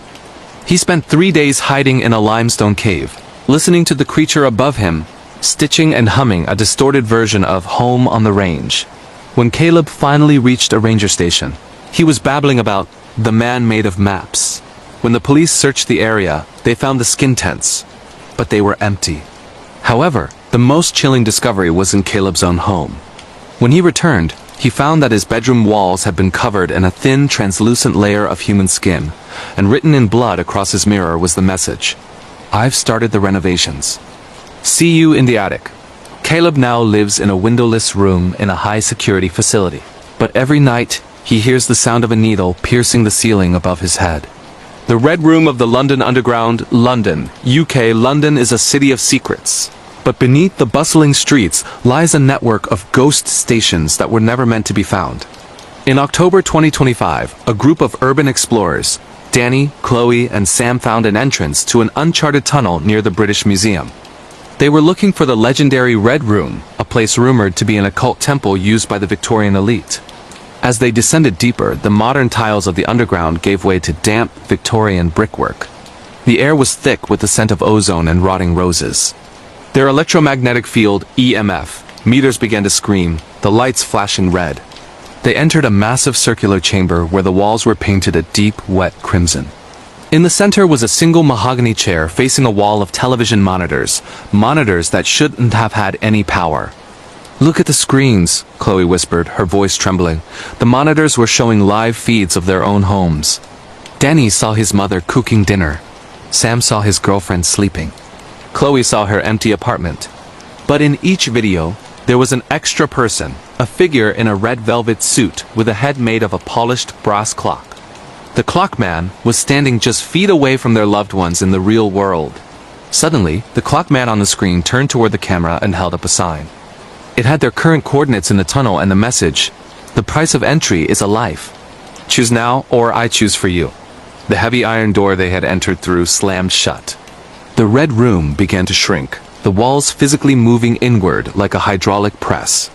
They realized the room was a giant mechanism. Danny tried to use his crowbar to jam the gears, but the metal snapped like a toothpick. "We have to choose!" Sam screamed. In a moment of blind panic, they turned on each other. The psychological pressure of the room caused a total breakdown of their friendship. But before anyone could act, the clockman appeared in the room with them, not on a screen, but in the flesh. He pointed at Danny, and Danny's body began to rapidly age. In seconds, his hair turned white, his skin wrinkled and sagged, and he collapsed into a pile of dust. The walls stopped moving. The door opened. Chloe and Sam ran out, not stopping until they hit the street level. When they told the police, the tunnel entrance was gone, replaced by a solid brick wall that looked like it hadn't been touched in 100 years.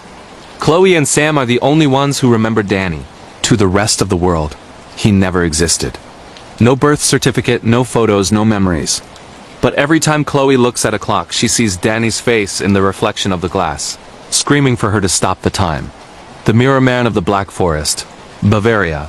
Germany, the Black Forest. Schwarzwald is a place where fairy tales go to die. In the winter of 2025, a German photographer named Lucas was obsessed with capturing the glitch in the trees, a phenomenon where hikers reported seeing a man who looked exactly like them but made of glass. Lucas set up a series of high-end mirrors in a clearing to try and trap the light of this entity. At 3 a.m., the temperature in the clearing dropped to -40 degrees. Lucas's breath froze in the air. He looked into his main mirror and saw someone standing behind him. It was a man, but his skin was a mosaic of shattered mirror shards. Every movement the Mirror Man made caused a sound like 1,000 car crashes. "Lucas," the entity said, its voice echoing as if it were coming from every direction at once. "You wanted to see the truth. But the truth is just a reflection of your own decay." The Mirror Man reached out and touched Lucas's camera. The camera didn't break. It turned into glass. Then, the transformation spread to Lucas's hand. He watched in silent horror as his flesh crystallized, turning into a reflective, jagged surface. He tried to run, but every tree he passed turned into a mirror, reflecting his transforming body back at him until his mind began to fracture. Lucas was found a week later by a search party. He was standing perfectly still in the middle of the clearing, his body completely turned to glass. He looked like a masterpiece of sculpture. When the sun hit him, he projected images of his own memories onto the snow, images of his childhood, his first love, and finally, the moment of his own death. The search party tried to move him, but the moment they touched him, the statue shattered into 1,000,000 pieces. Each piece of glass now wanders the Black Forest, a tiny fragment of Lucas's soul, waiting for the next photographer to come and try to trap the light. The world is a maze of mirrors and stitched together nightmares. Whether you are in the heart of London or the depths of the American wilderness, the shadows are not just waiting, they are hunting. These stories are a warning to those who seek the unknown. Sometimes when you look into the abyss decides that your skin would look better on its own walls. Which of these legends will keep you from sleeping tonight? Let me know in the comments below, and don't forget to subscribe before the clockman finds your coordinates. Stay in the light, keep your heart beating, and never, ever look into the attic. I'll be back soon with more from the dark side. Shall we continue? Terrifying true horror story. The Cursed Island Cult That Devoured Souls, real-life chilling tale of survival and madness. Scary ghost stories. Based on actual events 2025 in the misty shores of the Pacific Northwest. Where the ocean crashes against jagged cliffs like an eternal warning, lies a small forgotten island called Ebonreach. It wasn't on most maps, and the few who knew about it whispered of its strange inhabitants, people who shunned the outside world, living in self-imposed isolation. But in the summer of 2025, what started as a simple search for a missing loved one turned into a nightmare that would scar the survivors forever. This is the true story of Emily Hargrove, a determined young woman from Seattle, who ventured to Ebonreach to find her estranged brother, only to uncover a horror that defied all reason. Based on eyewitness accounts, leaked journal entries, and fragmented video footage recovered from her phone, this chilling tale reveals the dark underbelly of human desperation and the supernatural forces that prey on it. Emily was 28, a graphic designer with a passion for true crime podcasts. She had always been close to her brother, Marcus, until he vanished 2 years earlier. Marcus, a former tech entrepreneur burned out from the Silicon Valley grind, had posted cryptic messages on his social media about finding true peace in a community that rejected modern technology. His last known location was Reach, a tiny island accessible only by a rickety ferry that ran once a week. Rumors online spoke of the island's residents as a reclusive group, almost like a commune, but Emily dismissed them as urban legends. "It's probably just some off-grid hippies," she told her best friend Sarah over coffee before leaving. Little did she know, the island held secrets rooted in ancient rituals, twisted by generations of isolation and madness. The journey began on a foggy morning in June. Emily boarded the ferry with a backpack containing her laptop, a drone for aerial shots — she planned to document the trip for her budding YouTube channel on unsolved mysteries — and a satellite phone for emergencies. The captain, an old man with weathered skin and eyes that seemed to hold unspoken warnings, barely spoke. "Stay on the paths," he muttered as they approached the dock. "The woods don't like strangers." Emily laughed it off, but as the ferry pulled away, leaving her alone on the creaking wooden pier, a chill settled in her bones despite the summer warmth. Reach was beautiful in a haunting way dense forests of towering evergreens. Wildflowers blooming in unnatural profusion, and quaint wooden cabins clustered around a central village square. The air smelled of salt and pine, but there was an undercurrent of something metallic, like blood. No cars, no electricity lines. The place felt frozen in time. Emily's first encounter was with a woman named Clara, who greeted her with a forced smile. "Welcome, seeker," Clara said, her voice melodic yet eerie. "What brings you to our haven?" Emily explained about Marcus, showing a photo on her phone. Clara's expression flickered fear, recognition. "He found enlightenment here," she replied vaguely. "But the path to truth is not for everyone." As Emily explored, she noticed odd details. The villagers, about 50 in total, all wore simple linen clothes dyed in earth tones.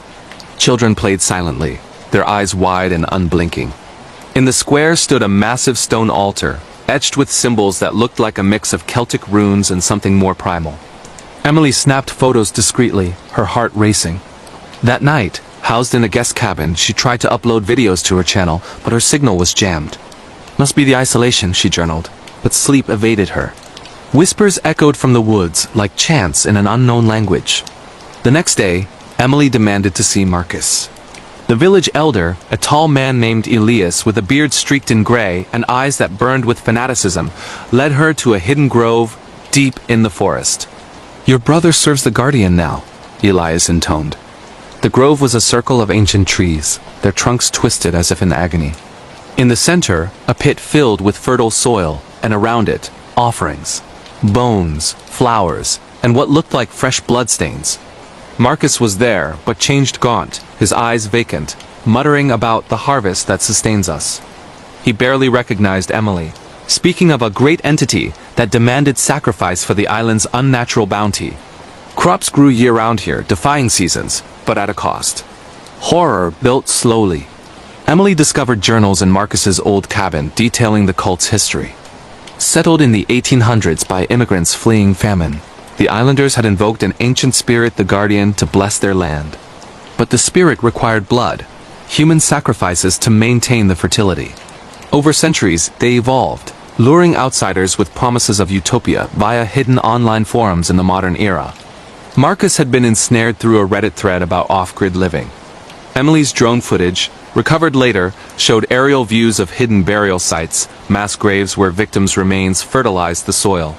As days passed, Emily feigned interest to gather evidence. She befriended a young villager, Lena, who confided in whispers. "The guardian isn't a god, it's a monster," Lena said one night, her voice trembling. "It lives in the roots, feeding on pain. If we stop the offerings, the land dies, and so do we." Lena described rituals. Victims drugged with herbal teas bound to the altar, their screams echoing as the earth swallowed them alive. Emily witnessed one. A drifter who had washed ashore, tied down as vines erupted from the ground, wrapping around him like living tentacles, pulling him under while the villagers chanted. The man's agonized cries haunted Emily's dreams, a sound like flesh tearing and bones cracking. Panic set in when Elias declared Emily chosen for the next sacrifice. "Your blood will renew us," he said with a serene smile. Marcus, brainwashed, nodded approvingly. Emily's attempts to escape were thwarted. The woods seemed alive, paths shifting like a labyrinth. She used her drone to scout, but it crashed into an invisible barrier, sparking and burning. In desperation, she hid in the forest, recording voice memos on her phone. "If anyone finds this, tell the world. They're not human anymore. The island, it's feeding on us." The climax came during a storm-lashed night. The villagers hunted her with torches and crude weapons, their faces twisted in ecstasy. Emily stumbled upon an underground cavern beneath the altar, where the guardian revealed itself not a spirit, but a colossal pulsating mass of roots and flesh, eyes glowing in the dark, remnants of past victims fused into its form. It whispered in her mind, promising eternal life if she joined. Terrified, Emily set fire to the cavern using flares from her pack, the flames spreading to the dry underbrush. Chaos ensued, villagers screaming as the fire consumed their homes, the guardian writhing in agony. Emily escaped by stealing a small boat, rowing through raging waves until rescued by Coast Guard alerted by her earlier satellite ping. Marcus perished in the blaze, along with many others. Official reports called it a cult suicide pact, but Emily knew better. She uploaded edited footage to YouTube, her video going viral with millions of views, sparking investigations. But beyond reach? The island burned, but satellite images show unnatural regrowth, faster than possible. Whispers online claim survivors rebuilt, luring new seekers. Years later, Emily still hears the chants in her sleep, feels vines creeping on her skin. This true horror story warns, some paradises hide hells beneath. If you seek off-grid peace, beware the earth hungers. Ultimate scary true story. Paralyzed in the shadows, the forest killer who froze his victims alive. Real horror experiences that will chill your spine. 2025, deep in the Appalachian Mountains, where ancient trees whisper secrets to the wind, and cell signals die like forgotten hopes. A young hiker named Sarah Jenkins encountered a terror that no one should ever face. In the fall of 2025, what began as a solo retreat to heal from personal loss turned into a desperate fight for survival against a predator who wielded not just weapons but the power to rob his victims of their very ability to move. This account, pieced together from Sarah's therapy sessions, police reports, and her own harrowing audio recordings, exposes a real-life monster lurking in the wilderness. A serial killer whose methods were as cunning as they were cruel. Sarah was 32, a nurse from Charleston, West Virginia, grieving the death of her mother from cancer. She had taken a leave of absence to hike the remote trails of the Monongahela National Forest, seeking solace in nature.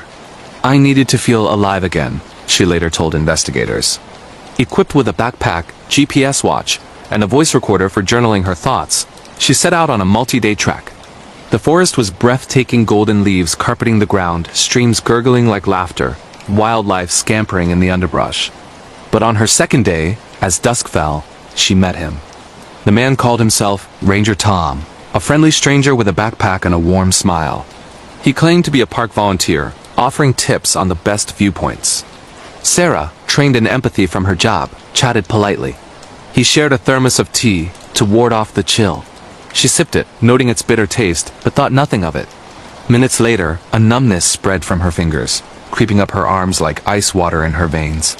"What's happening?" she gasped, collapsing to the ground. Tom's smile twisted into something sinister. "Don't move," he whispered. "You won't be able to anyway." The toxin was a paralytic, derived from rare plants he harvested in the forest. Police later identified it as a homemade concoction similar to curare, used by indigenous hunters but weaponized here. Sarah's body froze, her muscles locked, but her mind remained alert, eyes wide with terror. Tom dragged her to a hidden cabin, a derelict structure off the trails where he revealed his true nature. He was no ranger. He was Elias Thorne, a former chemist who had snapped after losing his family in a car accident, blaming the world for his pain. For years he stalked hikers, paralyzing them to make them feel the helplessness I felt. Inside the cabin, The horror unfolded over hours that felt like eternity. Sarah could only watch as Thorne monologued, describing his previous victims' 8 confirmed. Bodies found in shallow graves, their deaths attributed to exposure, but with unexplained toxins in their systems. He toyed with her, placing tools of torture nearby, knives, ropes, even a syringe for more doses. "You'll beg for death, but you can't even speak," he taunted. Sarah's recorder, hidden in her pocket, captured it all the creak of floorboards, his ragged breathing, her muffled whimpers. As night deepened, Sarah's mind raced for escape. The paralytic lasted about 20 minutes per dose, but Thorne administered boosters. In a moment of overconfidence, he stepped out to prepare the grave. Sarah's fingers twitched, the effect waning. With superhuman will, she rolled off the table, crashing to the floor. Pain shot through her, but adrenaline surged. She crawled to the door, her limbs heavy as lead, heart pounding like a drum in the silence. The chase through the forest was a nightmare of shadows and sounds. Thorne pursued, his flashlight beam slicing the darkness like a blade. Sarah hid behind trees, her breath shallow, praying for strength. She reached a stream, the cold water shocking her system, accelerating the toxin's fade. Using rocks for cover, she ambushed him, smashing a stone against his head. Thorne fell, dazed, but not dead. Sarah ran, her legs wobbling, until she flagged down a passing ranger vehicle at dawn. Thorne was arrested, his cabin yielding evidence of his crimes journals detailing each kill, preserved mementos like locks of hair. Sarah's testimony sent him to life in prison. But the trauma lingers. She wakes screaming, feeling the numbness return in nightmares. This true story serves as a stark reminder. In the wild, danger wears many faces. Always hike with a buddy and trust your instincts. The forest hides horrors that can freeze you in place. Shocking real horror tale. The haunted refugee home where ghosts from the past refuse to die. True ghost story of terror and survival. Paranormal Horror Experiences 2025 in the bustling suburbs of Chicago, where new beginnings are promised to those fleeing war-torn lands. A young couple named Amina and Jamal Al-Karim experienced a horror that bridged worlds, the living and the dead. In early 2025, after escaping the violence in their home country of Sudan, they were resettled in a modest townhouse provided by a refugee assistance program. What should have been a fresh start became a descent into madness, haunted by entities born from their traumatic journey. This chilling true account, drawn from their interviews, home security footage, and psychological evaluations, uncovers the supernatural price of survival. Amina, 26, a former teacher, and Jamal, 28, an engineer, had crossed deserts and seas to reach safety. Their boat crossing the Mediterranean claimed many lives, including Amina's little brother, who drowned in the chaos. "We thought the ghosts were left behind," Amina said in a tearful session. The townhouse was ordinary 2 bedrooms, a small kitchen, peeling wallpaper. But from the first night, strange occurrences began. Scratches appeared on walls, sounding like nails dragging in the dark. Shadows moved in corners, whispering in Arabic. "You left us." The hauntings escalated. Jamal woke to a figure at the bed's foot, a dripping wet child, eyes hollow, mouth gaping in a silent scream. Amina felt hands pulling her under the covers, as if drowning in invisible waves. Objects flew, plates shattering, books flipping to pages about shipwrecks. They sought help from a local imam, who performed blessings, but the entities grew angrier. Security cams captured orbs of light, furniture shifting, and once, a full apparition of a woman clutching a baby, both translucent and anguished. Investigators later theorized the spirits were Apith night witches from Sudanese folklore, attached to the couple during their escape, feeding on guilt. Amina confessed survivors' remorse. Jamal had pushed others aside to board the boat. The climax came during a storm, when the house shook, walls cracking to reveal hidden compartments with old photos of previous tenants, other refugees who vanished mysteriously. The ghosts manifested fully, surrounding them, demanding payment for the lives lost. In desperation, Amina and Jamal performed a ritual from their culture, offering prayers and symbolic sacrifices, burning herbs and reciting verses. The entities wailed, the house trembling, before fading. The couple moved, but the experience changed them. "The dead don't forget," Jamal warned. This true paranormal story highlights the unseen scars of migration ghosts that follow across oceans. Terrifying true horror story. The paralyzing injection that froze victims in eternal terror, real life. Survival nightmare from a hidden killer.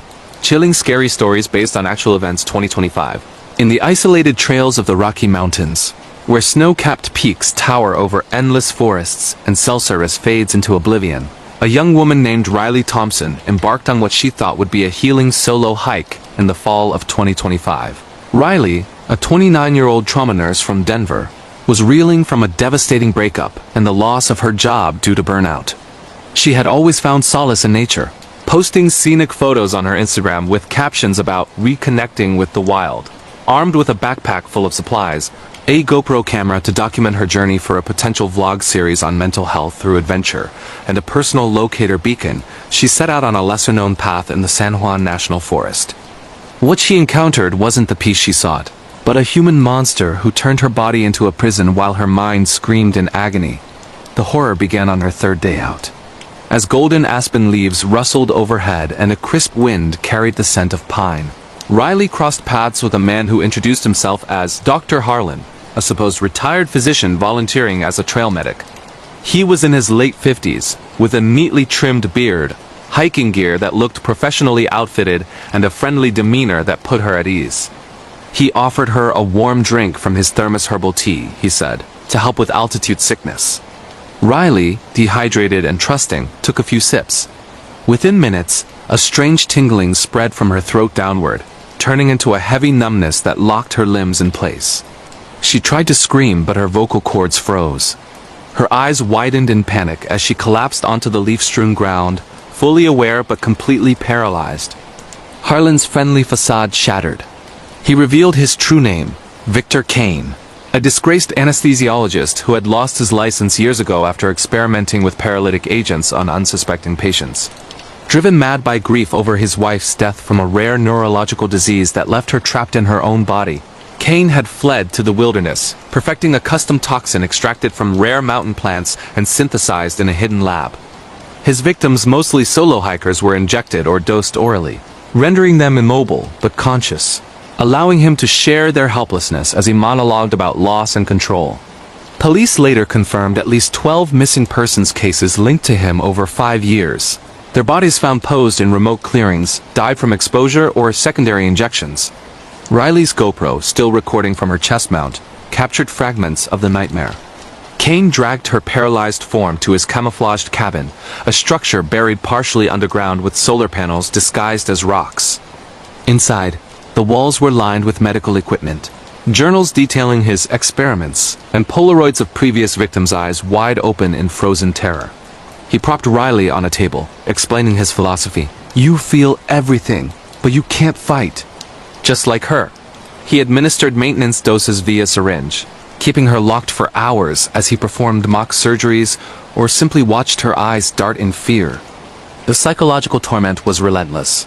Riley's mind raced through memories, her mother's battle with the LS, where paralysis stole her voice. Her ex's betrayal that left her feeling powerless. Kane forced her to listen to audio recordings of past victims' muffled pleas captured on his phone. One entry described a man who lasted 3 days, his thoughts spiraling into madness before Kane ended it. Riley fought despair, focusing on small movements, a twitch in her toe as the toxin waned slightly between doses. Escape came through sheer will and a stroke of luck. During one of Kane's absences to hunt for supplies, a mountain storm rolled in, knocking out his generator. In the dim emergency light, Riley felt sensation returning faster than usual. Perhaps the cold counteracting the paralytic. She willed her fingers to move, inch by inch, knocking over a vial that shattered and spilled a neutralizing agent Kane had noted in his journals. Pain flooded back as muscles cramped violently, but she crawled to the door, triggering her locator beacon hidden in her boot. Rescue teams arrived amid howling winds, finding Riley half-frozen but alive. Kane fled but was captured weeks later after a manhunt involving drones and K9 units. His trial in 2025 made headlines, with Riley's GoPro footage redacted for public viewing providing irrefutable evidence.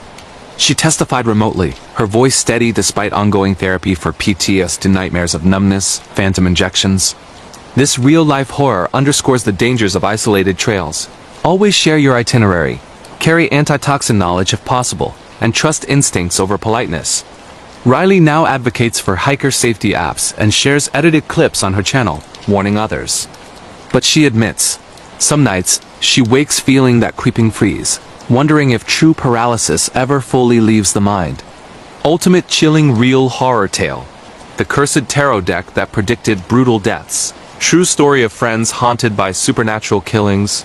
Paranormal scary experiences and ghost stories 2025. Amid the neon lights and crowded dorms of a California college campus in 2025, a group of 7 friends decided to spice up a weekend party with an antique tarot deck they found at a dusty estate sale. Led by Haley Brooks, a 21-year-old psychology major fascinated by the occult through late-night TikTok scrolls, the group Haley, her roommate Mia, boyfriend Jake, and friends Alex, Sophia, Jordan and Liam gathered in their off-campus house.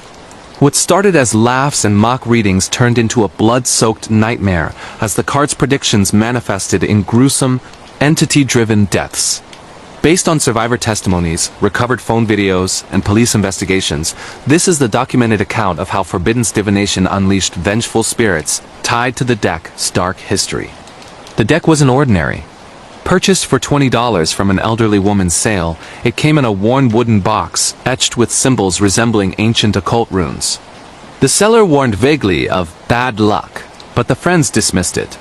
That night, under string lights and with cheap wine flowing, Haley shuffled and drew cards for each. The illustrations were vivid, almost alive figures with elongated limbs and hollow eyes.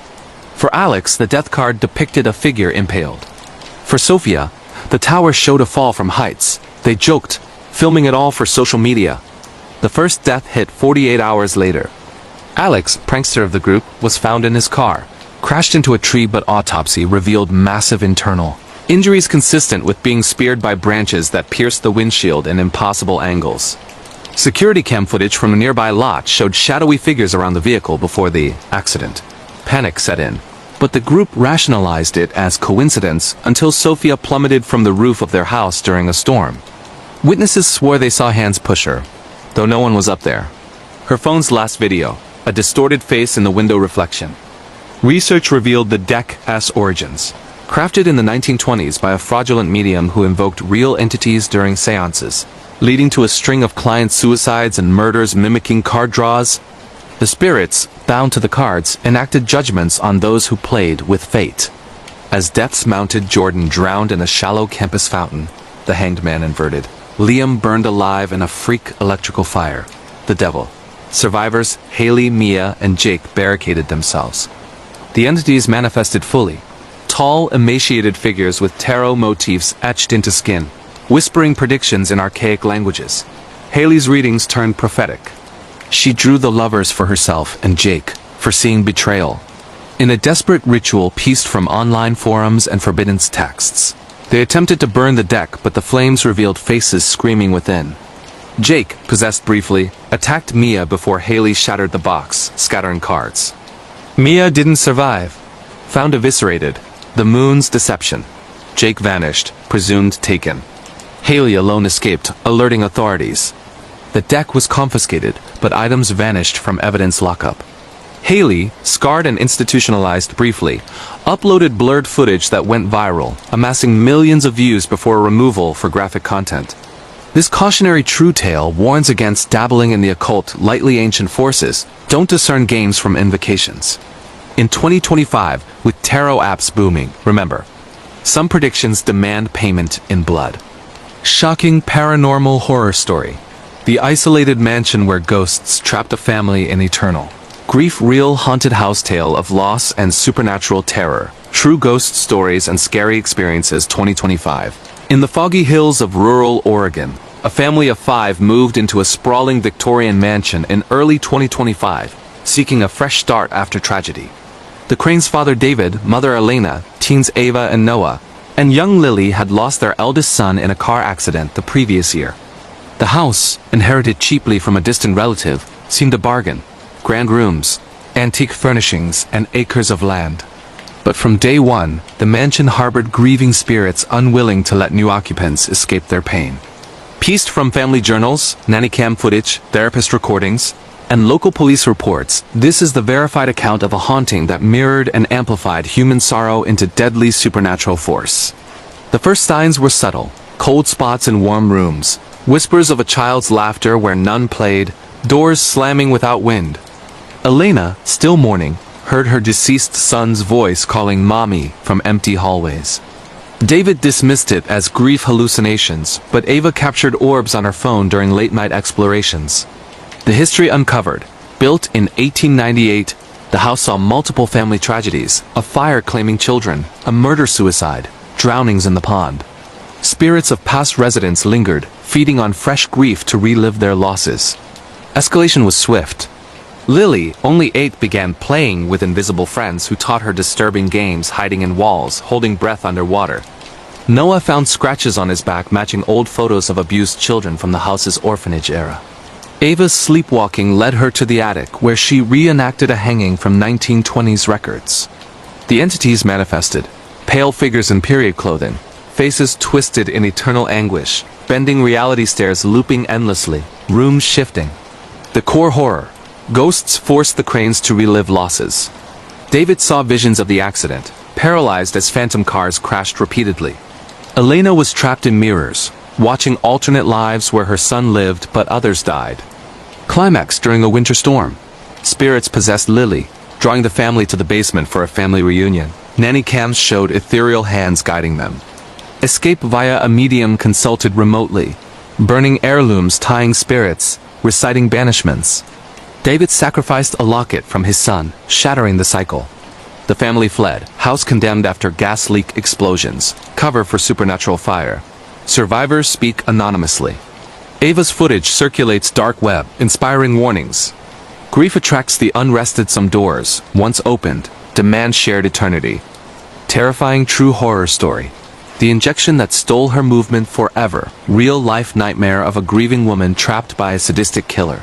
Chilling scary stories based on actual events. Paranormal Survival Horror 2025. In the shadowed isolation of a remote mountain cabin in the Pacific Northwest during the harsh winter of 2025, a woman named Laura Bennett sought escape from the crushing grief of losing her husband to a sudden illness. Laura, a 34-year-old journalist from Portland known for her investigative pieces on unsolved crimes, rented the secluded property through an online listing, hoping the solitude would help her heal. Equipped with her laptop for writing a memoir about loss, a dash cam for scenic drives, and emergency supplies, she arrived amid falling snow, unaware that her retreat would become a prison of unimaginable terror.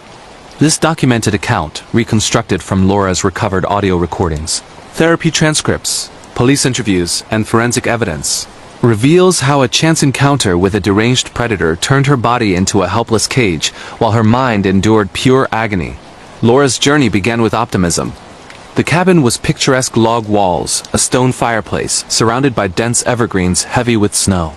She spent the first days hiking nearby trails, recording voice notes about finding peace. "The quiet here is healing," she narrated on day 2.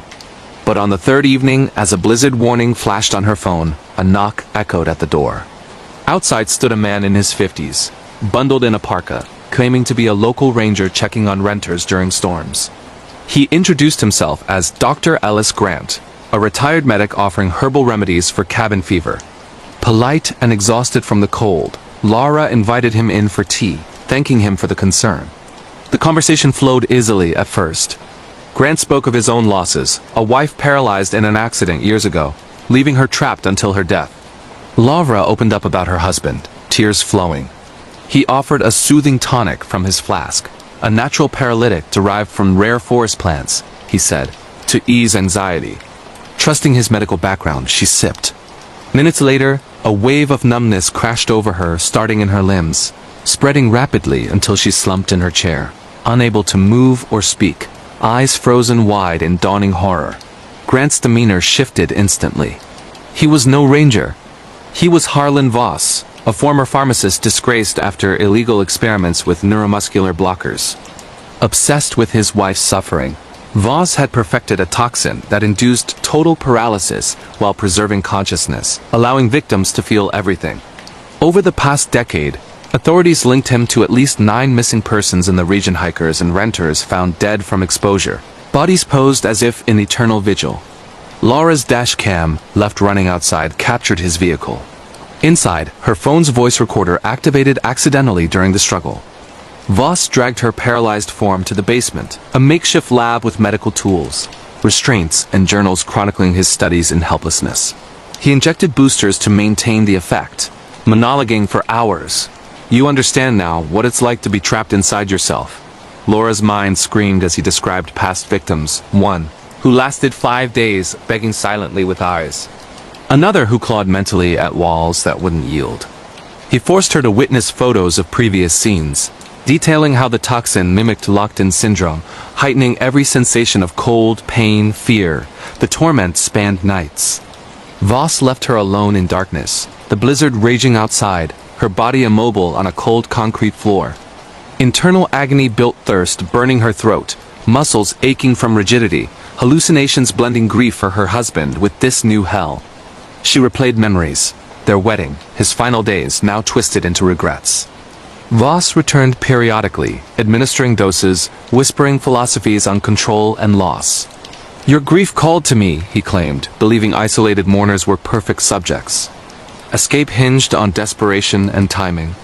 During one absence, as Voss scavenged supplies in the storm, the toxin's grip loosened slightly, perhaps diluted by her dehydration. Lavra focused every ounce of will on a finger twitch, inching toward a fallen syringe containing an antidote noted in his journals. Pain exploded as circulation returned, cramps like fire, but she injected herself, sensation flooding back in waves. Crawling upstairs, she triggered her phone's emergency beacon before collapsing. Rescuers, Coast Guard, and local sheriff, alerted by the signal, battled the blizzard to reach her. Voss fled into the woods but was apprehended days later, hypothermic and ranting. Evidence from the cabin confirmed his crimes. DNA matches, victim mementos. Laura's recordings provided key testimony in his 2025 trial, broadcast nationally, sparking debates on rural safety apps and toxin regulations. Trauma lingers for Lavra. She experiences phantom numbness, wakes gasping. Now an advocate for grief support and hiker alerts, she shares anonymized clips online, warning of hidden predators. This real horror reminds us, solitude can heal, but vulnerability attracts monsters. Trust instincts, some offers of help hide chains. Ultimate paranormal true horror tale. The forbidden cards that summon death itself, real story of friends cursed by an ancient deck. Scary ghost stories. Supernatural killings based on true events. 2025 in a quiet suburban home in suburban Ohio during the summer of 2025. A group of college friends gathered for what was meant to be a harmless weekend reunion. Led by Sofia Ramirez, a 22-year-old art student, obsessed with occult aesthetics from viral social media trends. The six friends Sofia, her best friend Elena, boyfriend Marcus, and pals Tyler, Nadia, and Devin discovered an ornate tarot deck at a local flea market. The vendor, an elderly woman, hesitated selling it, muttering about curses from careless hands. Dismissing warnings as superstition, they bought it cheap, eager for late-night readings filmed for TikTok challenges. What unfolded, pieced from survivor statements, phone videos, coroner reports, and occult expert analyzes, was a chain of prophesied deaths enacted by vengeful entities bound to the cards. The deck was no modern reprint, intricate hand-painted cards with figures that seemed to shift in light, symbols blending ancient Egyptian and European mysticism. That first night, amid laughter and drinks, Sophia dealt readings. The cards pulled were eerily accurate. The Tower for Tyler, foretelling a catastrophic fall. The Hanged Man for Nadia, inversion and sacrifice. Death for Devin, transformation through ending.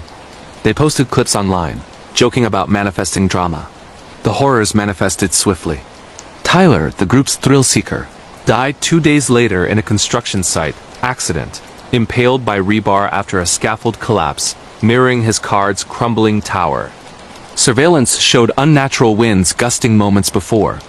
Panic crept in, but rationalized as coincidence until Nadia's body was found hanging in her apartment, staged as suicide but with bruises suggesting forced positioning.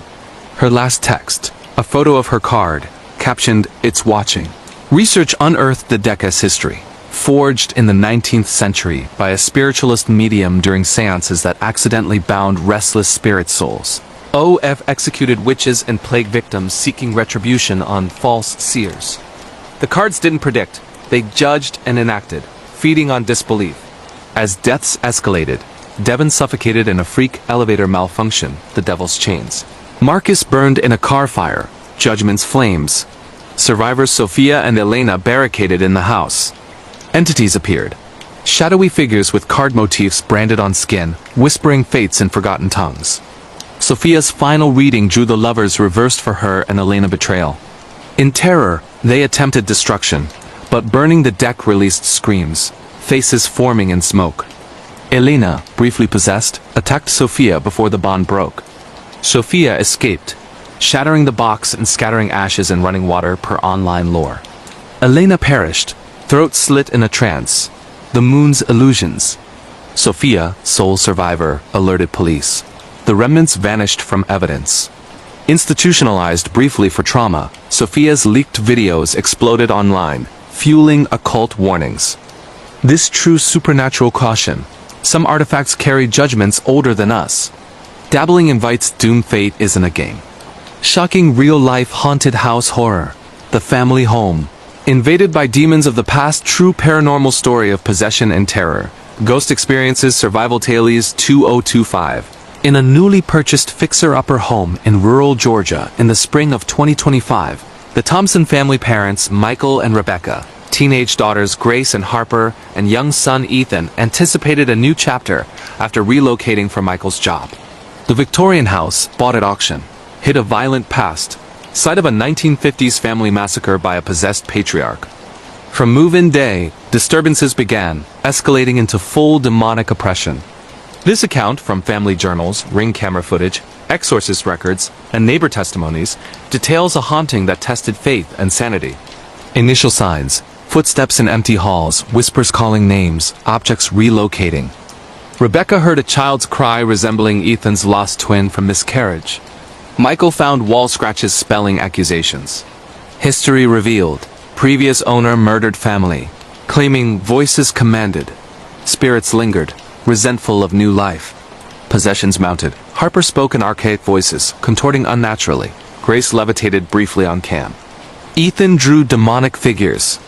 The house warped doors slamming, temperatures plunging, apparitions of bloodied victims. Climax during thunderstorm. Entities fully manifested, dragging family to basement altar site. Exorcist intervention prayers, holy water expelled forces amid shrieks. Family fled, house demolished. Lingering effects, nightmares, scars. Footage circulates anonymously, reminding some homes hold unpaid debts from hell. Terrifying true horror story. The merging flesh that devoured a couple just love. Real-life body horror nightmare in rural isolation. Chilling scary survival tales based on actual events 2025. In the serene but unforgiving countryside of upstate New York during the humid summer of 2025, a couple named Alex and Jordan relocated from the bustling chaos of Manhattan, hoping to rekindle their fading relationship amid rolling hills and whispering forests. Alex, a 31-year-old marketing executive burnt out from endless Zoom calls, and Jordan, a 29-year-old freelance artist struggling with creative blocks, had been together for 5 years, but complacency had set in like a slow poison. They'd purchased a quaint farmhouse online, drawn by its affordable price and promises of tranquility.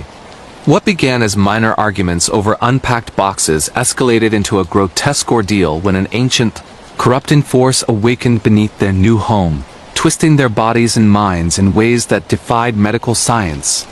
This account, drawn from Alex's recovered therapy sessions, fragmented home security footage, and forensic reports, exposes a real-life body horror that nearly erased their identities forever. The move started optimistically. The farmhouse was charming creaky wooden floors, a wraparound porch overlooking wild meadows, and a basement filled with relics from previous owners. Alex documented their journey on a personal vlog app, capturing Jordan's excitement as they explored.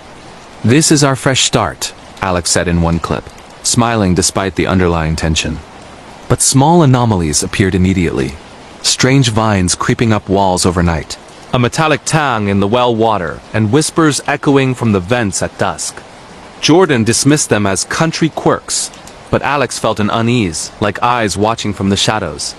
On their third night, during a heated argument about their emotional distance, Jordan accusing Alex of emotional unavailability, the corruption began. They shared a bottle of local wine, unaware it had been tainted by spores from an underground fungal network. later identified by mycologists as a mutated strain possibly linked to ancient burial sites on the property. That evening, Jordan complained of itching skin. By morning, raised welts appeared on their arms, pulsing faintly like veins. Alex woke to find their fingers intertwined unnaturally, skin fusing at the tips. Panic set in as they tried to pull apart, but the flesh stretched like taffy, sending waves of burning pain through their nerves. The entity wasn't just fungal. Investigators later theorized it was a symbiotic organism, perhaps evolved from prehistoric times, that bonded hosts to merge them into a single efficient form for survival in harsh environments. As days blurred, the farmhouse became a prison.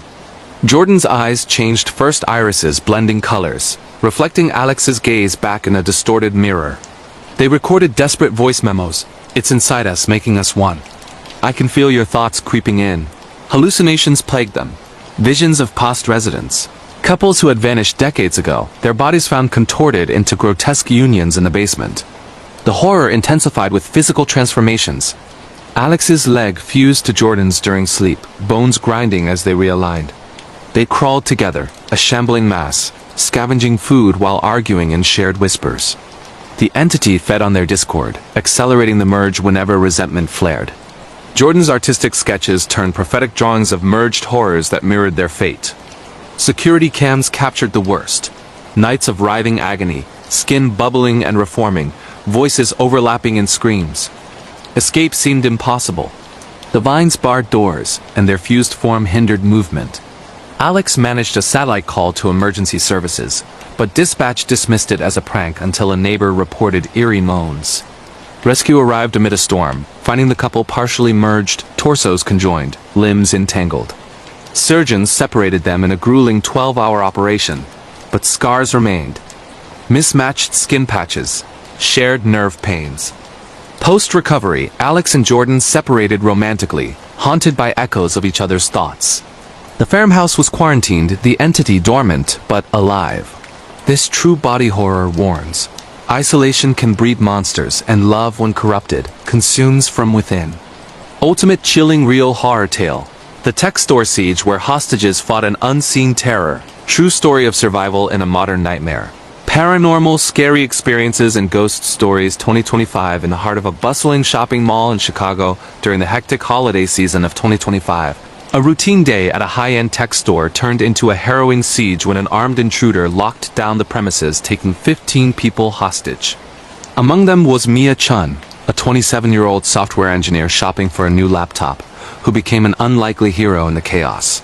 Inspired by a similar real event but twisted by unexplained phenomena, this ordeal involved not just a gunman but whispers of a malevolent force amplifying the terror. Compiled from Mia's eyewitness account, mall surveillance videos, police body cam footage, and survivor interviews, this true survival story reveals how technology and the supernatural collided in a fight for life.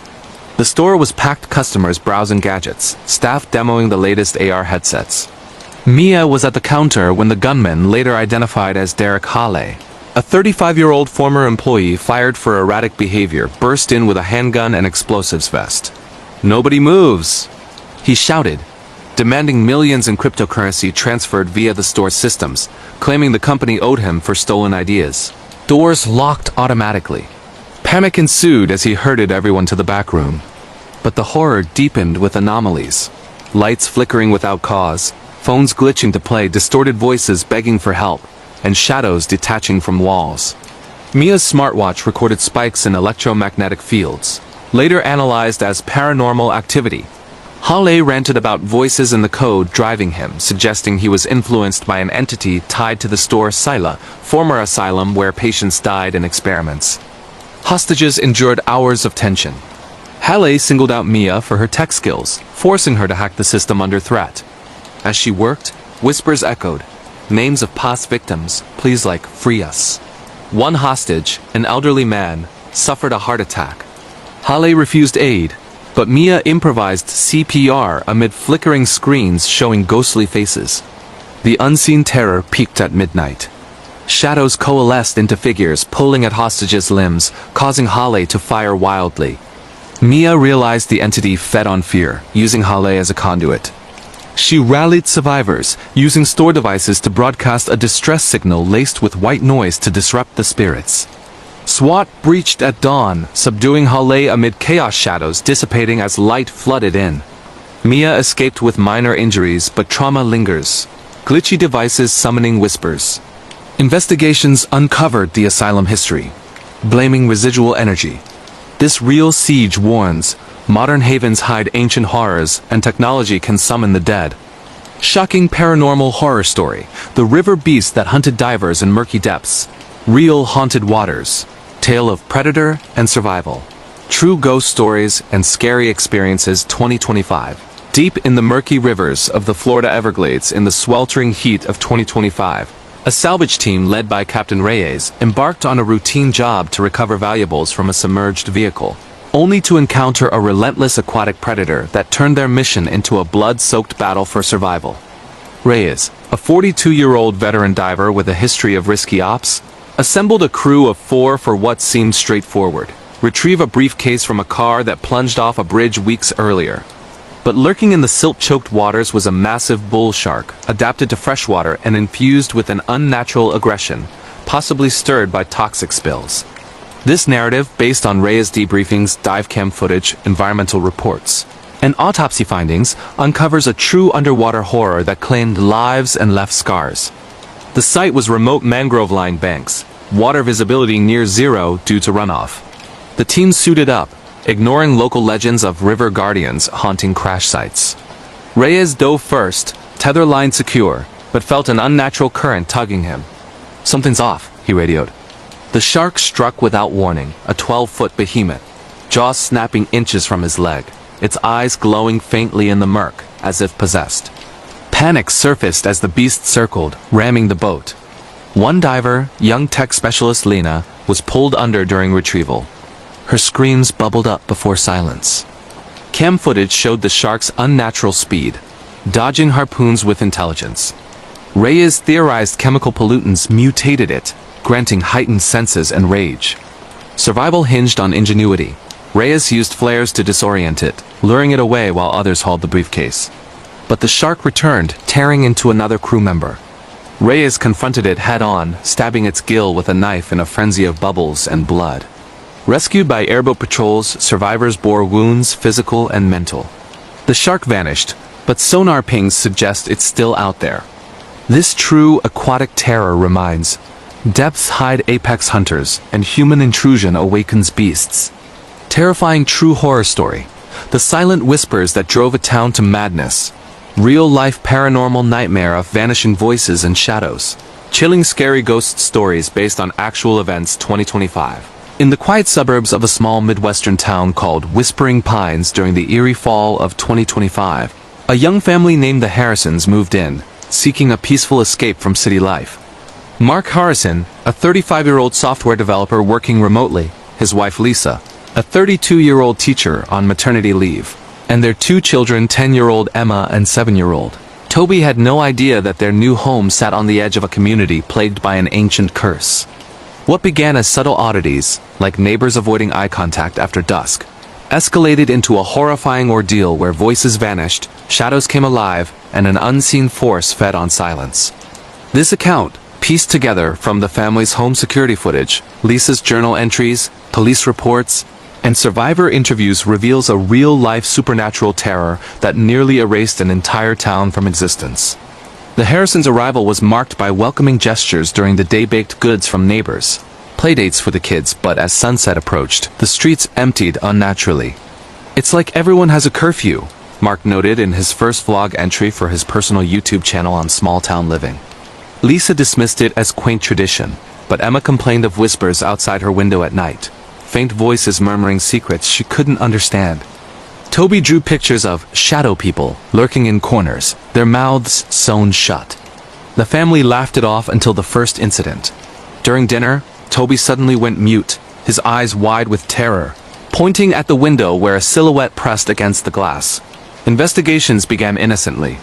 Mark researched online, finding buried forum posts about Whispering Pines. History: a 19th century mining accident where workers were trapped underground, their screams echoing until silence claimed them.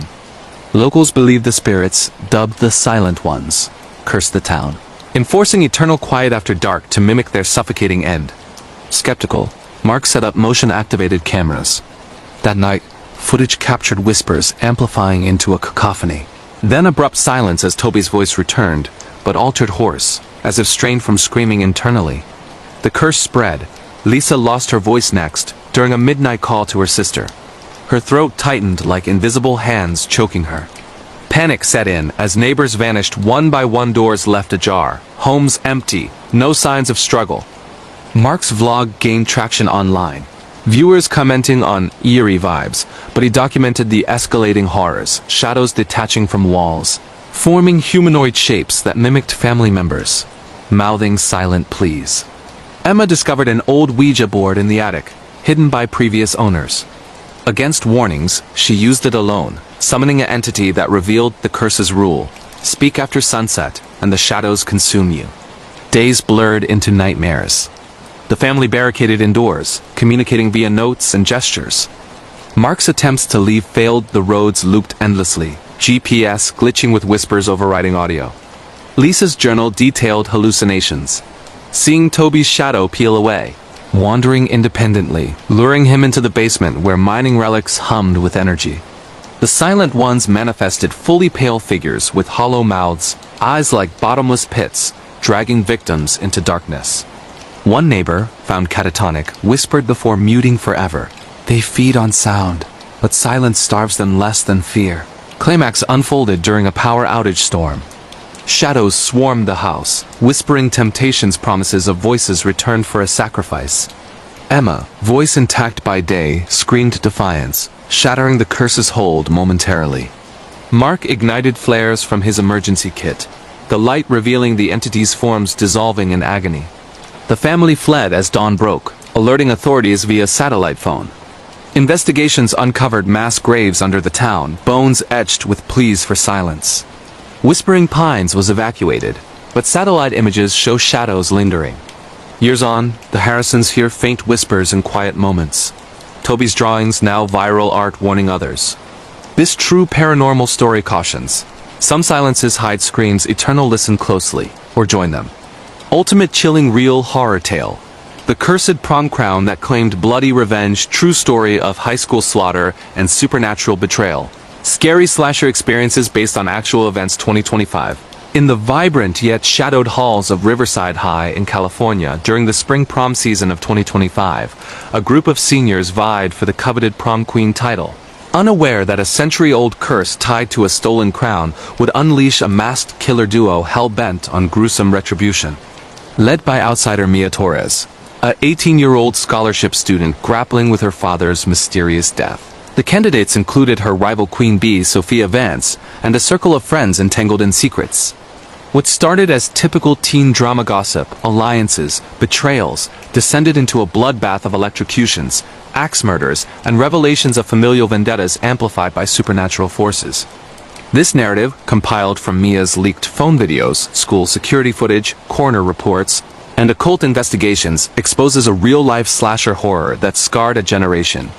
Prom fever gripped Riverside, with Mia unexpectedly nominated after a viral TikTok dance video. Sophia, daughter of influential alumni, sabotaged rivals with rumors. But tensions boiled when anonymous threats arrived. Notes etched with a witch's mark warning: "The crown demands blood." Mia dismissed them until the first kill candidate, Lila, electrocuted in the gym shower, her body twitching as lights flickered unnaturally. Footage showed a masked figure tampering with wires, but shadows elongated impossibly, suggesting more than human involvement.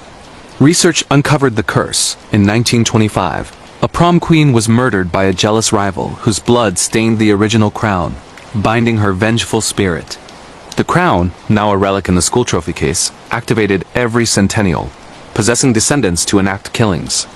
Sophia's family tied back to the rival, her mother harboring grudges over past losses, including Mia's father's accident. Years ago, a hit-and-run covered up. Kills escalated. Jake, Mia's date, axed in the parking lot during setup. Another girl drowned in the punch bowl at a pre-prom party. Mia's group barricaded in the library, piecing clues via old yearbooks. Spirits manifested ghostly apparitions of the 1925 queen, whispering betrayals, possessing Sophia briefly to turn her against friends. Mia's visions revealed the dual killers, Sophia's father, masked and driven by family legacy, and her mother, the mastermind, using the curse to eliminate threats. The prom night climax was chaos. Under disco lights, Mia crowned queen amid screams as the masked pair attacked. Fights ensued, Mia stabbing the father with a shard from the shattered crown, breaking partial possession. In the aftermath at the Vance home, Sophia, torn between loyalty and horror, slipped fatally downstairs while aiding her mother. Mia confronted the matriarch, who confessed the generational curse, her blood forming the witch's mark before Mia ended the cycle with a ritual burning of crown fragments. Survivors like Mia escaped, but trauma persists. Nightmares of masked faces, viral footage sparking copycats. Riverside cancelled proms indefinitely. This true slasher tale warns, crowns of glory hide thorns of vengeance, some rivalries outlive death. Shocking paranormal horror story. The demonic birth that shattered a family's faith real. Haunted conspiracy tale of Antichrist, omens and possession.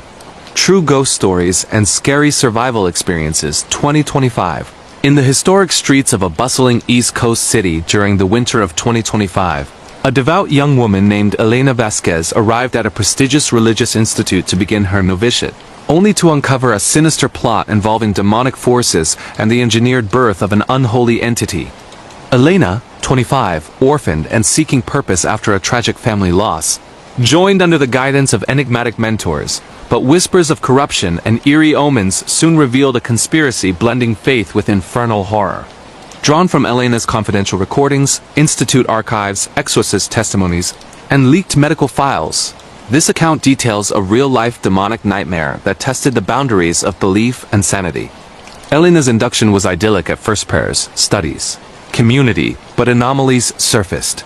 Sisters vanishing after midnight confessions, shadows twisting into horned figures, and a pervasive scent of sulfur. Assigned to assist in the infirmary, she witnessed a pregnant novice convulsing with possessions, muttering prophecies of the child who ends all. Doubts grew when Elena found hidden documents. The institute, founded centuries ago, harbored a secret sect breeding vessels for demonic incarnation, inspired by ancient texts foretelling an Antichrist's rise. The horror deepened with personal attacks. Elena experienced visions, her deceased parents warning of betrayal, their faces melting into demonic grins. A mentor, Father Reyes, confided in her. The sect manipulated pregnancies via rituals, ensuring the child's birth under specific omens like eclipses. Elena's own lineage tied in her orphan status a cover for being a potential vessel. Possessions ramped up, novices levitating, speaking in tongues, bodies contorting unnaturally. One night, Elena interrupted a ceremony in the catacombs, where hooded figures chanted over a birthing altar, the mother's screams echoing as shadows birthed grotesque forms. Climax during a lunar eclipse. The chosen birth unfolded, the infant's cries warping into growls, eyes black as voids. Elena, armed with forbidden relics, disrupted the ritual, exorcising the entity amid chaos, walls cracking, apparitions swarming. Father Reyes sacrificed himself, his faith banishing the demon temporarily. Elena fled with evidence, alerting external authorities. The institute burned in a mysterious fire, but survivors report lingering possessions. Elena, scarred with stigmata-like marks, shares anonymized stories online, advocating against cultish abuses. This true demonic tale reminds, faith's shadows can birth monsters, question the divine, or become its pawn. In the bustling suburbs of Chicago, Illinois, America, in the summer of 2025, a group of high school seniors decided to sneak into their old abandoned school building for a thrill. The place had been shut down years ago after a tragic fire in the basement that claimed the lives of several students during a late-night event. Rumors swirled that the spirits of those lost kids still roamed the halls, slamming lockers and whispering names in the empty classrooms. Emily, the group's leader, was obsessed with urban legends and convinced her friends Jake, Mia, and Alex to film a YouTube video inside for views. They broke in through a loose window at midnight, the air thick with dust and the faint smell of charred wood. As they explored the dimly lit corridors with flashlights, strange things started happening. Lockers creaked open on their own, revealing faded yearbooks from decades ago. pages flipping as if an invisible hand was searching for something. Mia swore she heard a child's laughter echoing from the gymnasium, but when they checked, the room was empty except for a single basketball rolling slowly across the floor, stopping right at their feet. Deeper into the night, they ventured to the basement, the site of the fire. The walls were blackened, and old caution tape fluttered in a breeze that shouldn't exist underground. Jake set up his camera, joking about ghosts, but then the temperature dropped sharply, their breaths visible in the air. Emily felt a tug on her sleeve, turning to see no one there. Suddenly, the lights they brought flickered, and shadows danced on the walls, elongated figures that looked like teenagers frozen in panic. Alex screamed as he felt hands gripping his ankles, pulling him toward a dark corner where the fire had started. He managed to break free, but scratches appeared on his legs, deep and burning. The group tried to flee, but doors slammed shut behind them, trapping them in the basement. Whispers filled the room, repeating names of the dead students from the fire. Mia collapsed, convulsing as if possessed, her eyes rolling back, muttering about flames consuming her. Jake smashed a window with a loose brick, and they escaped into the night, hearts pounding. The next day, reviewing the footage, they saw clear apparitions, ghostly faces peering from the darkness, mouthing warnings. Emily uploaded the video, titling it "Real Haunted School Encounter in Chicago." You won't believe what happened, and it went viral, garnering millions of views, but the hauntings didn't stop. At home, Emily heard the whispers again, seeing charred handprints on her mirrors. She realized the spirits had followed them, angry at being disturbed. Jake went missing a week later, his car found abandoned near the school with burn marks inside. Police called it a prank gone wrong, but the friends knew better. It was an unsolved mystery tied to that cursed building. Mia never fully recovered, plagued by nightmares of fire, and Alex moved away, vowing never to return. Emily deleted the video, but copies circulated online, drawing more thrill-seekers to the site, where reports of similar hauntings continued. In Chicago's Forgotten Corners, the school stands as a warning. Some places are better left alone. Now, shifting to a chilling serial killer tale set in London, England, in early 2025. Detective Sarah Klein was assigned to a string of murders terrorizing the city young. Women found in abandoned warehouses, their bodies arranged in macabre poses with symbols carved into their skin. The killer, dubbed the shadow artist by the media, left no traces, but each victim had been stalked for weeks, receiving anonymous notes with sketches of their daily lives. One victim, a university student named Lily, had reported a man following her on the tube, describing him as tall, with a hooded coat and a sketchbook always in hand. Sarah pieced together that the killer was an obsessed artist, selecting muses based on their beauty and vulnerability, kidnapping them from their homes at night. The breakthrough came when Sarah received a tip from a gallery owner about a reclusive painter named Victor Hawley, whose dark artworks mirrored the crime scenes. She visited his studio in an old East End building, finding walls covered in drawings of the victims alive and dead.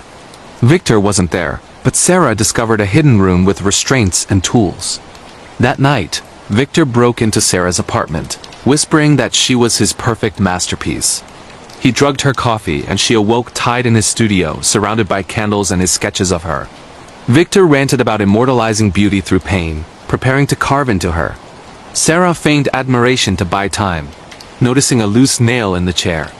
As he turned to grab his knife, she freed one hand, grabbed a pink thinner bottle, and splashed it in his eyes. In the struggle, she stabbed him with his own blade, escaping to call for backup. Victor survived and confessed to 5 murders, driven by a childhood obsession with his mother's death, which he preserved in art. The case made headlines as London's shadow artist unmasked, but Sarah was haunted by how close she came to being his next victim. Unsolved elements lingered. Victor hinted at an accomplice who supplied victims' info, but no evidence surfaced. In London's foggy streets, women still report shadowy figures with sketchbooks, wondering if the nightmare truly ended. Next up, a heart-pounding kidnapping and abduction story from Paris, France, in the fall of 2025. Sophie, a young journalist, was investigating human trafficking rings when she received an anonymous tip about a warehouse in the suburbs. Ignoring warnings, she went alone at dusk. As she sneaked in, masked men ambushed her, injecting a sedative. She awoke in a dimly lit van, bound and gagged, heading to an unknown location. Her captors, part of an international ring, discussed selling her on the dark web, mentioning bids from buyers in Eastern Europe. Sophie remembered self-defense training, working her hands free during a bumpy ride. When the van stopped at a remote farmhouse, she pretended to be unconscious. One captor, a burly man named Ivan, untied her to prepare her, but she kicked him in the groin and ran into the surrounding woods. Ivan pursued, firing shots that grazed her arm. Hiding in a ditch, she used her phone, hidden in her boot, to text her editor with GPS location. Hours later, police raided the farmhouse, arresting the ring members. Sophie learned she was targeted for her articles exposing their operations. The case cracked a larger network, leading to 20 arrests, but Ivan escaped, vowing revenge in a note left at the scene. In Paris's underbelly, Sophie now lives with bodyguards, her story a warning about the dangers of pursuing truth alone. Moving to a stalker and obsession horror from New York City, America, in spring 2025. Olivia, a social media influencer with millions of followers, started receiving creepy DMs from a user named Eternal Admirer, detailed messages about her outfits, locations, even private conversations. At first, she blocked them, but the stalker created new accounts, sending photos of her from afar. One night, returning to her apartment, she found a bouquet with a note. "I see you every day. Soon, we'll be together." The stalker, revealed as her ex-coworker Ethan from a previous job, escalated by hacking her smart home system, turning lights on off, and playing her voice recordings. Olivia installed cameras, capturing Ethan outside her window at 3 a.m., staring up. Police dismissed it as harmless fandom until Ethan broke in, waiting in her closet with a knife. She fought back with a lamp, screaming for help. Neighbors called 911. Ethan confessed to an obsession since meeting her, tracking her via apps and hidden devices. He was sentenced to prison, but Olivia deleted her accounts, moving to a secure building. Whispers online claim he's still watching through fan pages, turning her fame into a nightmare.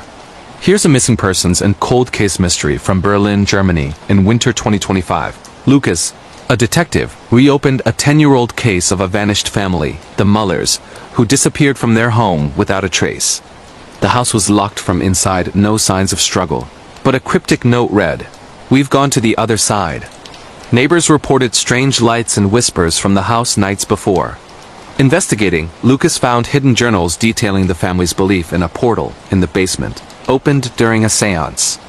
Exploring the basement, he experienced time distortions, clocks running backward, shadows moving independently. A recording from the family's phone captured screams and a voice saying, "Join us." Lucas vanished during his final visit. His body was never found, but his notes surfaced online, fueling theories of supernatural abduction. The case remains unsolved, with sightings of the Mullers and old photos from Berlin's history, as if trapped in time. Shifting to an unsolved mystery story from Madrid, Spain, in 2025, archaeologist Maria uncovered an ancient artifact in a dig site, a crystal that glowed under moonlight, linked to legends of lost civilizations. After bringing it home, she experienced visions of past events, but friends vanished one by one, last seen near the site. Police found no bodies, only the crystal with inscriptions warning of eternal echoes. Maria disappeared too, her journal detailing increasingly vivid hallucinations of alternate worlds. The artifact was lost, and the dig sealed, leaving the disappearances unexplained, whispered as a curse pulling people into the past. Now for a personal encounter with a creepy stranger in Boston, Massachusetts, America, 2025. Tom was walking home late from work when a disheveled man approached, muttering about the end times and handing him a crumpled note with his address. The man followed, whispering personal details like Tom's birthday. At his door, the stranger tried to force entry, claiming, "I know your secrets." Tom barricaded inside, calling police, but the man vanished. Days later, anonymous packages arrived with photos of Tom sleeping, taken from inside his home. The stranger was never caught, leaving Tom paranoid, changing locks and moving. But the encounters felt like foreshadowing something worse. Diving into online conversations and internet horror from Amsterdam, Netherlands, in 2025, Lisa downloaded a haunted app from the deep web promising to connect with spirits. It started with harmless chats, but messages turned personal, revealing her fears and past traumas. A dare challenge led her to a dark web room where a voice commanded her to harm herself. She deleted it, but her devices glitched, showing videos of her room from unknown angles. Police traced it to a hacker ring using the app for extortion, but Lisa's nightmares of digital ghosts persisted, blurring reality and the web. A weird coincidence and foreshadowing tale from Rome, Italy, 2025. Brothers Marco and Luca visited the Colosseum, joking about gladiator deaths. Marco found an old coin on the ground, dated to ancient times. That night, he dreamed of fighting in the arena, waking with bruises. The next day, Luca had an accident mirroring the dream, falling and bruising the same spots. They returned the coin, but coincidences continued. Shadows in photos resembling gladiators, foreshadowing a family curse revealed in old records. Sleep paralysis and nightmare experience from Los Angeles, California, America, 2025. During a stressful job, Ryan had repeated paralysis episodes, seeing a shadowy figure on his chest, whispering threats. One night it felt real, claws digging in. He awoke with scratches, doctors dismissing it as stress. But the figure returned in dreams, predicting events like a car crash. Ryan sought therapy, learning it might be linked to suppressed trauma, but the nightmares felt prophetic, leaving him sleepless. A home invasion and intruder story from Stockholm, Sweden, 2025. Anna lived alone in a quiet apartment. One night she heard scratching at the door, then it burst open to a masked intruder demanding valuables. She hid in the closet, texting police, but he found her, tying her up. Sirens scared him off, but he left a note. "I'll be back." Police caught him, a neighbor with obsession issues, but Anna installed security, haunted by the violation. Glitch in the Matrix from Seattle, Washington, America, 2025. Sarah drove her usual route when the world shifted, buildings changed colors. People froze mid-step. Her radio played news from the future about a disaster. Blinking, it normalized. But days later, the predicted event happened, leaving her questioning reality. Perhaps a time slip or parallel world bleed. For true crime babysitter, alone at home horror from Dallas, Texas, America, 2025. Teenager Zoe babysat twins in a suburban home. Alone after bedtime, she heard footsteps upstairs, thinking it was the kids. Checking, room's empty, but a man hid under the bed, grabbing her ankle. She screamed, fighting with a lamp. Parents returned early, calling police. The intruder was a burglar scouting homes, arrested. But Zoe quit babysitting, traumatized by the close call. Neighbor horror from Vienna, Austria, 2025. Elena's new neighbor Carl stared through windows, leaving gifts like dead flowers. One night, he broke in, claiming they were meant to be. She locked herself in the bathroom, calling help. Police found his apartment walls covered in her photos, leading to his arrest for stalking. Elena moved, but whispers of his release haunted her. Paranormal and supernatural real encounter from Edinburgh, Scotland, 2025. Historian Ian explored an old castle, feeling watched. A ghostly knight appeared, recounting battles. Ian recorded it, but the footage showed nothing. Later, at home, objects moved, mimicking the ghost's story, suggesting he brought the spirit back. Ghosts and hauntings from New Orleans, Louisiana, America, 2025. In a historic mansion, Clara saw apparitions of slaves from the 1800s, reenacting chores with sorrowful eyes. Noises at night included chains rattling. A medium confirmed unrest from past atrocities, performing a ritual to free them. Peace followed, but Clara felt their pain lingering. Demons and possessions from Munich, Germany, 2025. Priest Father Klaus was called to exorcise a possessed teen, Anna, who spoke ancient languages and levitated. During the ritual, objects flew and Klaus felt darkness enter him. He expelled it, but Anna recovered slowly, with Klaus bearing scars from the battle. Haunted houses from Dublin, Ireland, 2025. The O'Reilly family bought a Victorian home where doors slammed and whispers named family members. Research revealed a murder-suicide in 1900. A seance awakened the killer's spirit, attacking the son. They fled, selling the house, but buyers reported the same, marking it cursed. Supernatural creatures like skinwalkers from Navajo lands, Arizona, America, 2025. Rancher Joe heard animal cries turning human. A skinwalker mimicked his wife's voice, luring him outside. He shot it, revealing a shifting form. Tribal elders blessed the land, but Joe saw shapes in the shadows forever after. Camping and wilderness horror from Yellowstone National Park, America, 2025. Group of friends camped deep in the woods when howls encircled them. A Wendigo-like creature with antlers attacked, dragging one away. Survivors escaped, but the body was never found. Ruled animal attack, though prints were human-like. Urban exploration in abandoned places from Detroit, Michigan, America, 2025. Explorers entered an old asylum, hearing screams from empty cells. One vanished in a tunnel, found days later babbling about the Watchers. Footage showed shadows pulling him, unsolved to this day. Road trip and truck driver horror from Route 66, America. 2025, trucker Mike picked up a hitchhiker who vanished mid-drive, leaving a cold spot. Later, Mike saw the man in his mirror, whispering accidents. He crashed but survived, haunted by the ghost's curse. Hospital and nurse night shift from Toronto, Canada, 2025. Nurse Eva worked nights when a patient coded, but his ghost walked the halls calling names. Security footage showed nothing, but staff felt touches. Eva quit after it grabbed her, whispering, "Join us." 911 operator police dispatcher calls from Miami, Florida, America, 2025. Operator Dana took a call from a child whispering about an intruder. Screams cut the line. Police found the family slain. Killer escaped. Dana heard echoes in future calls, quitting from trauma. Military and war-related horror from a base in Afghanistan, 2025. Soldier band patrolled ruins when ancient spirits rose, mimicking fallen comrades. They attacked, possessing one to kill others. Ben survived, but the base was abandoned, cursed by local legends. Workplace scary experiences from a London office, England, 2025. IT guy Tom fixed a computer, finding files of coworkers' deaths predicted. His boss vanished as foretold. Tom deleted them, but his own file appeared, foreshadowing doom. Court and prison horror from San Quentin, California, America, 2025. Inmate Ray witnessed executions where ghosts lingered, whispering innocence.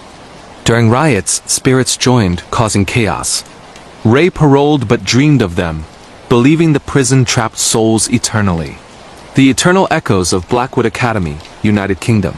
In the misty hills of rural England, nestled in the countryside of Yorkshire, stands the abandoned Blackwood Academia, once prestigious boarding school built in the late 1800s that closed its doors abruptly in the 1970s after a series of unexplained tragedies. Former students and staff whispered about strange occurrences for years. But it wasn't until a group of university friends decided to explore the crumbling halls one foggy autumn night in 2018 that the true horror of Blackwood came to light. The group, 4 young adults from London named Emily, Tom, Sarah, and Jack, had heard the legends online. Children laughing in empty classrooms long after the school shut down. Footsteps echoing through corridors where no one walked, and shadowy figures watching from the upper windows. They dismissed it as urban legend, the kind of thing that makes for a thrilling weekend adventure. Armed with flashlights, cameras, and a sense of invincible curiosity, they slipped through a broken fence under the cover of darkness and entered the main building. The air inside was thick with dust and the faint smell of decay, like old books left to rot in the rain. Moonlight filtered through cracked windows, casting long shadows across peeling wallpaper and overturned desks. As they wandered the ground floor, exploring dusty lecture halls filled with forgotten chalkboards, still scrawled with faded lessons, everything seemed eerily quiet at first. Emily joked about ghosts failing their exams, trying to lighten the mood. But Tom noticed something off right away. The temperature dropped suddenly, as if someone had opened a freezer door in the middle of the room. They moved upstairs to the old dormitories, where rows of rusted bunk beds lined the walls like skeletons in a forgotten graveyard. Sarah set up her phone to record, hoping to capture some evidence for a laugh later. That's when they heard it, a soft, distant whispering, like children reciting lessons in unison. At first, they thought it was the wind whistling through the broken panes, but the words grew clearer. "Please, teacher. Don't leave us here, ... Bull quotes Jack, the boldest of the group, called out, "Hello? Anyone there?" The whispering stopped abruptly. Silence fell heavier than before. Then, from the end of the long hallway, came the unmistakable sound of footsteps. Small, light steps, like a child's bare feet pattering on the wooden floor. The group froze, flashlights sweeping the darkness, but the hall was empty. The footsteps grew faster, closer, until they seemed to run right past them, accompanied by a gust of icy air that made their breath visible. Panic set in as doors in the adjacent rooms began to slam shut one by one, bang after bang echoing like gunshots in the confined space. Emily screamed when she felt cold fingers brush the back of her neck. though no one was behind her.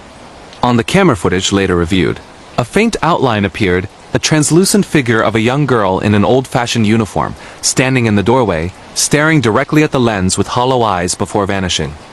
But the real terror began when they tried to leave. The stairs they had climbed seemed endless now, looping back on themselves in impossible ways. Tom swore they passed the same graffiti-covered wall 3 times, though they were descending. Whispers turned to cries, "Help us. We're trapped ... and shadows detached from the walls, elongated figures reaching out with skeletal hands. They finally burst out into the courtyard hours later, bruised and scratched from unseen forces pushing them. Sarah's arm bore deep scratches that spelled out "stay" in jagged lines. The group never returned, but locals report that on foggy nights, lights flicker in the upper windows of Blackwood Academy, and faint laughter echoes from within. To this day, no one knows what tragedy befell the children there in the 1970s. Official records are sealed, but those who venture too close say the echoes never truly stop. They linger, waiting for someone new to join them in the eternal detention of the damned. The Shadow in the Sorority House, United States. Deep in the heart of a quiet college town in Ohio, USA, lies the old Delta Phi sorority house on the campus of a mid-sized university, a beautiful, Victorian building from the early 1900s that has been home to generations of young women pursuing their dreams. But beneath its charming facade lies a darkness that has terrified residents for decades, a presence that watches, waits, and sometimes touches. In the fall of 2021, a freshman named Lauren moved into the attic room on the 3rd floor, excited for her new life away from home. The upperclassmen warned her about the house quirks, doors creaking open on their own, cold spots in certain rooms, and the occasional feeling of being watched. Lauren laughed it off. She was from a big city and thought small-town ghost stories were cute. Her first few weeks were normal, but as midterms approached and she pulled late-night study sessions, things changed. One night, around 2 a.m., Lauren woke suddenly to the sensation of someone sitting on the edge of her bed. The mattress dipped under an invisible weight, and she felt the covers tug slightly. Heart pounding, she sat up and turned on the light. Nothing. Empty room. She chalked it up to exhaustion and went back to sleep. But it happened again, and again. Soon, it wasn't just the bed. She'd hear footsteps pacing outside her door when the house was silent, or catch glimpses of a tall, dark shadow in her peripheral vision, always vanishing when she turned. Her roommates shared similar experiences, whispers calling their names from empty hallways, objects moving on their own like books sliding off shelves or jewelry boxes opening in the night. One weekend, when most of the house was away for a football game, Lauren stayed behind to catch up on sleep. She dozed off in the afternoon, only to jolt awake in sleep paralysis, a nightmare state where her body was frozen, but her mind was alert. Staring at the ceiling, she felt the presence stronger than ever. Slowly, a shadowy figure materialized at the foot of her bed. Tall, humanoid, with no features, just pure blackness, absorbing the light around it. It leaned forward, and Lauren felt an overwhelming pressure on her chest, like hands pinning her down. She tried to scream, but no sound came. The shadow whispered in a voice that echoed inside her head, "You re not alone anymore." Tears streamed down her face as it reached out, cold fingers tracing her arm, leaving icy burns that bruised the next day. When her body finally released, she bolted from the room, calling her roommates in hysterics. They returned to find the attic in chaos, furniture overturned, mirrors cracked and scratched into one wall, mine. Researching the house's history, they uncovered a tragic story from the 1920s. A young sorority sister named Eleanor, who suffered from severe depression and took her life in that very attic room after being isolated by her peers. Some say her spirit lingers, jealous of the lively girls who come after, desperate for company in her eternal loneliness. Lauren moved out immediately, but the shadow remains. New residents report the same. The watching eyes, the possessive touches, the unrelenting feeling that in Delta Phi, you're never truly living alone.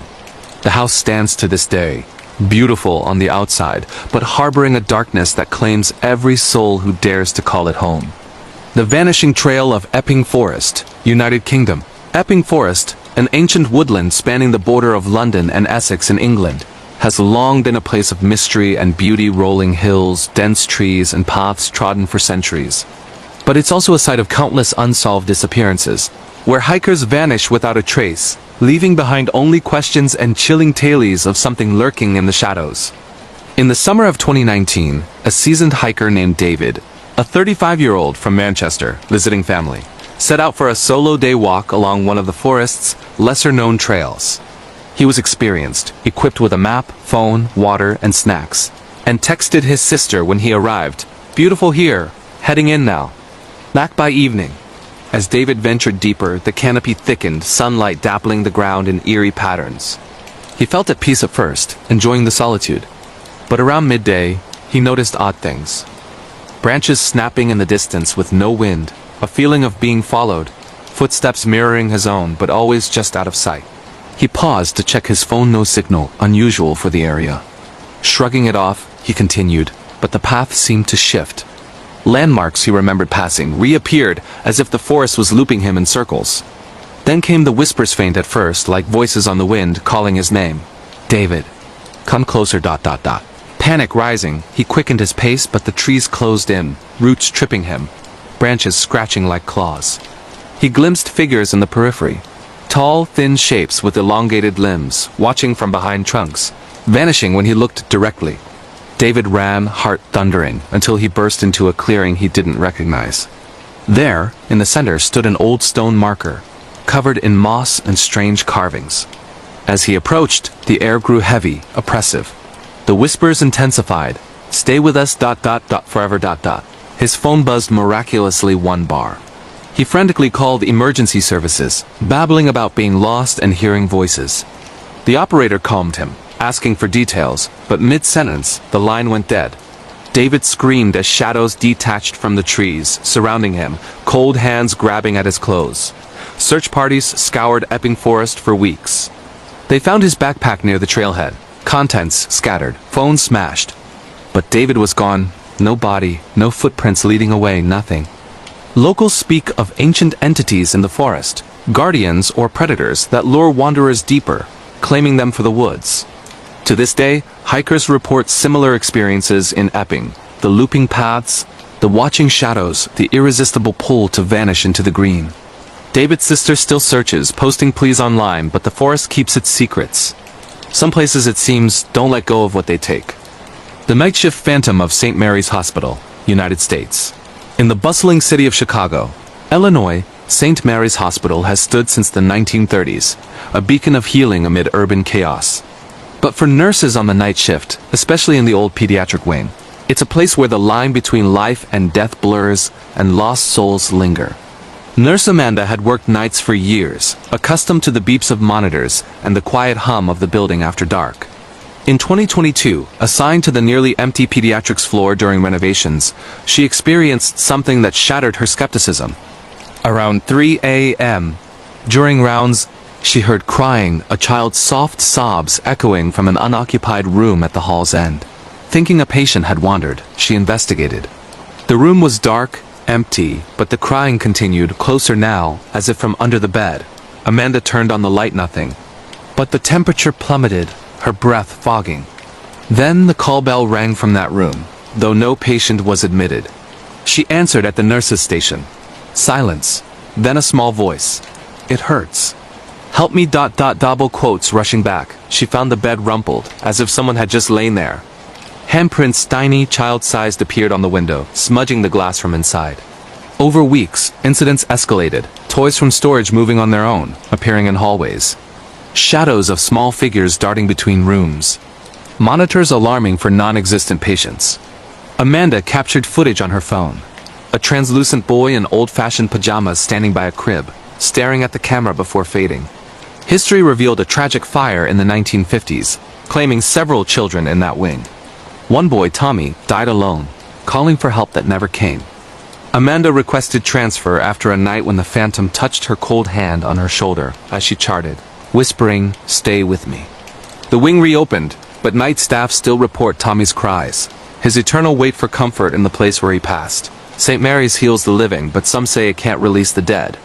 These stories remind us that horror isn't just in movies, it's out there, in the shadows of everyday places. If these chilled you to the bone, smash that like button, subscribe for more, and comment your country below. What terrified you most? Stay safe out there, and I'll see you in the next one. Good night, ... Or is it the whispering shadows of Waverly Hills, United States?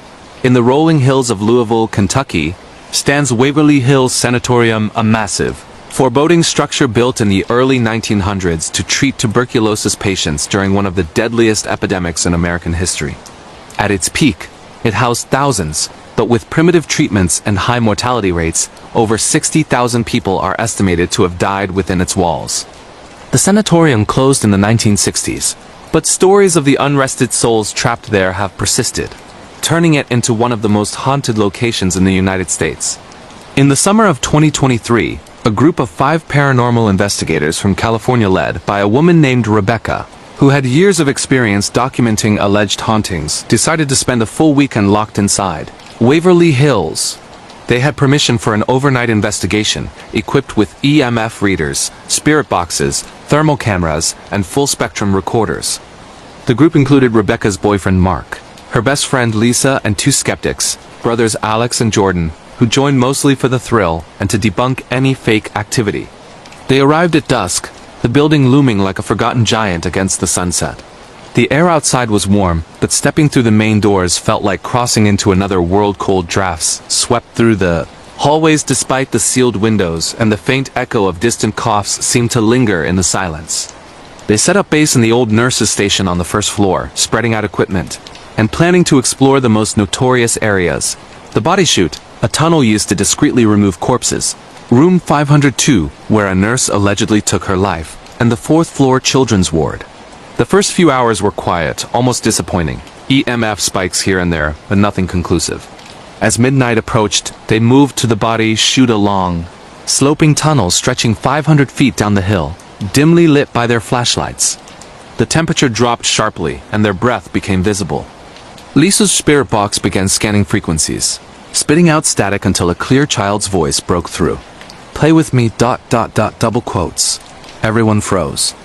Jordan laughed nervously, suggesting it was interference, but then footsteps echoed from deeper in the tunnel light, running steps like a child chasing something invisible. The group backed up slowly, but Mark's thermal camera captured a small, cold spot darting across the frame, humanoid in shape, but far too low to the ground for an adult. Emboldened, or perhaps foolishly, they pressed on to the 4th floor. The children's ward was a maze of small rooms with rusted cribs and faded murals of happy scenes that now looked mocking in the darkness. Here, the activity exploded. Doors slammed shut behind them without wind. Shadow figures peeked from doorways, tall and elongated, vanishing when lights hit them. Rebecca felt a tug on her jacket, spinning to find no one there, but scratches appeared on her arm, 3 parallel lines, burning like fresh wounds. The spirit box erupted with whispers, overlapping voices, some pleading, "Help! It hurts!" Others angry, "Get out!" Alex, the biggest skeptic, suddenly doubled over, clutching his chest as if struggling to breathe, the hallmark symptom of tuberculosis. He gasped that he felt invisible hands squeezing his lungs.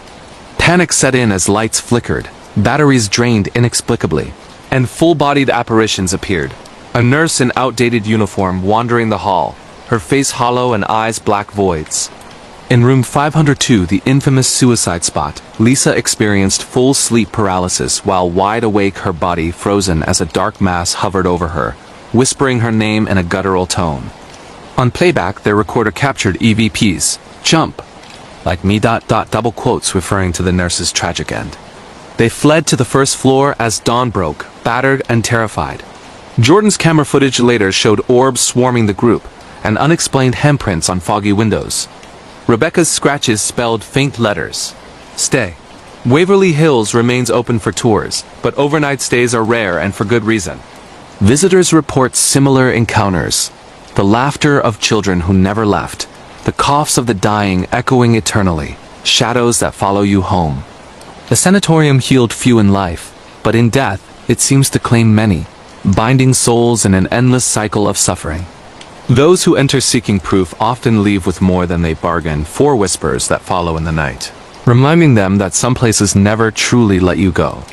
The endless corridor of Poveglia Island, Italy.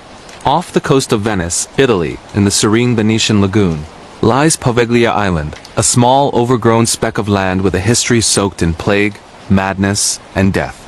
used as a quarantine station during the Black Death in the 1700s. Thousands of infected victims were dumped there, burned in mass graves. Later, in the 1920s, it became a mental asylum where horrific experiments were allegedly performed, ending with the head doctor's mysterious suicide after claiming to be tormented by ghosts. In the spring of 2024, a team of 4 urban explorers from Germany, Anna, her brother Lucas, and friends Mia and Tomas chartered a private boat to the Forbidden Island. Poveglia is off-limits to the public, patrolled to prevent trespassing, but the group bribed a local fisherman for a drop-off under cover of night, planning a quick exploration and return by morning. They landed on the overgrown shore, the island silent except for waves lapping and distant bells from Venice. The abandoned asylum loomed, vines choking its walls, windows like empty eyes. Inside, the air was thick with mold and something metallic blood. Decay? Flashlights revealed peeling paint, rusted bed frames, and remnants of lobotomy tools scattered in operating rooms. At first, excitement overrode fear. They photographed graffiti-covered walls and explored the bell tower where the doctor jumped. But as they delved deeper into the main building's long corridors, things shifted. Footsteps echoed behind them, always one hallway back, stopping when they did. Anna heard faint cries, agonized moans like plague victims in delirium. In the psychiatric ward, Mia's camera glitched, capturing fleeting images of patients in straitjackets, faces distorted in pain. The group laughed it off as pareidolia until Lucas felt hands push him from behind, stumbling into a room where the door slammed shut. Trapped briefly, he pounded on it, hearing scratches from the other side and whispers, "Join us." No escape ... double quotes freed by the others. They pressed on, but the corridors seemed to change endless loops. The same peeling wallpaper repeating impossibly. Compasses spun wildly. Phones lost signal despite clear skies. Tomas experienced vivid hallucinations, visions of burning pyres, bodies piled high, flames licking at his skin though the air was cold. The real terror peaked in the basement morgue. Bells rang from the tower, though no one was up there, deep, mournful tolls echoing through the island. Shadowy figures emerged from walls, plague doctors in beak masks, patients with hollow eyes reaching out. Anna felt icy fingers grip her ankle, dragging her toward a dark corner. Screens filled the air, not theirs, but overlapping wails of the dead. They ran, corridors stretching infinitely, doors leading back to the same spots. Hours felt like days until they burst outside at dawn, collapsing on the shore as their boat returned. Bruises marked where unseen hands grabbed. Recordings held EVPs of Italian pleas. AIUTO.B RUCIAMO. We're burning ... closing parenthesis. Poveglia claimed no new bodies that night, but the group returned changed nightmares of endless halls, bells tolling in quiet moments, a pull to return. The island, auctioned and abandoned repeatedly, guards its horrors jealously. Fishermen avoid it. Locals whisper it's cursed, a portal where the dead outnumber the living. Venture there, and the corridors may never end for you. The Stalker in the Shadows of Paris, France. In the romantic streets of Paris, France, the city of light, darkness can hide in plain sight. Beneath the Eiffel Tower's glow and bustling cafes lies an underbelly where obsession turns deadly. In the autumn of 2022, a young American exchange student named Sophie, studying art in the Montmartre district, began noticing small anomalies that escalated into a nightmare of relentless pursuit. Sophie lived in a quaint apartment overlooking Sacré-Cœur, loving the vibrant artist community. At first, it was flattering. Anonymous notes slipped under her door with sketches of her beautiful, detailed portraits capturing her exactly as she walked to class. "You're my muse," one read. She assumed a fellow student admirer. But soon, gifts appeared. Flowers on her doorstep, her favorite coffee waiting at the cafe she frequented. Photos of herself taken from afar, at angles impossible without following piled up in her mailbox. Her phone buzzed with unknown numbers. Heavy breathing, whispers of, "I see you now." Fear set in when items went missing. A scarf, her journal with personal entries. She changed locks but woke to find her room rearranged, clothes folded differently, perfume moved. One night, peering through curtains, she glimpsed a figure across the street. Tall, hooded, staring up at her window motionless for hours. Sophie confided in friends and reported to police. But with no clear threat, little was done. She installed cameras, capturing blurry footage of someone testing her door at 3 a.m., face obscured. Messages turned sinister. "You can't hide from me forever. We're meant to be." The obsession peaked during a late-night walk home from a gallery opening. Footsteps mirrored hers through narrow cobblestone alleys. Accelerating, she ducked into crowds near Pigalle, but texts flooded. "Wrong way, love. I'm right behind you." Dashing into the metro, she boarded a train, heart racing. At the next stop, a man entered her car matching the hooded figure's build sitting opposite, staring intently. He knew her routines, her fears. Sophie exited early, calling police who escorted her home, but he vanished into the night. She fled Paris weeks later, returning to the US. But even there, notes arrived postmarked from France. "Distance means nothing. I'll find you." The stalker was never identified, perhaps a local obsessed from afar, or someone she briefly met. Paris police logged it as one of many unsolved harassment cases in the city. Sophie lives cautiously now, always checking shadows, knowing obsession doesn't fade with oceans between. In a city of millions, one pair of eyes can watch forever, turning romance into unrelenting terror. The cold case of the vanishing hiker in the Black Forest, Germany. Germany's Black Forest Schwarzwald dense. Ancient woodland of fairy tales and folklore, where Grimm brothers' stories of witches and wolves were born. But in modern times, it's a haven for hikers until some vanish without trace, fueling unsolved mysteries. In July 2024, experienced hiker Elias, a 28-year-old from Berlin, embarked on a solo trek along the Westwed Trail. Fit and prepared, he shared his itinerary with family, checking in via texts. Day 1. Fine. Day 2. A message about beautiful vistas. Then silence. Search teams combed the forest for weeks. His campsite found intact. Tent pitched, gear organized, no struggle signs. But Elias gone. Phone last pinged deep off-trail, in an area locals avoid tied to old legends of disappearances. Witnesses reported oddities. Strange lights at night. Whispers calling names. One rescuer heard footsteps circling camp, seeing nothing. Elias's journal, recovered later hidden nearby, detailed escalating unease. Feeling watched, paths looping impossibly, glimpses of tall figures in trees. Entries turned frantic. Something's following me. Not animal? Human? Worse? Last page, it's close, help. No body, no clues. Theories. Accident, foul play, or the forest's cursed dozens vanished over decades. Some clothes found neatly folded, as if willingly undressed. Elias's case joined cold files.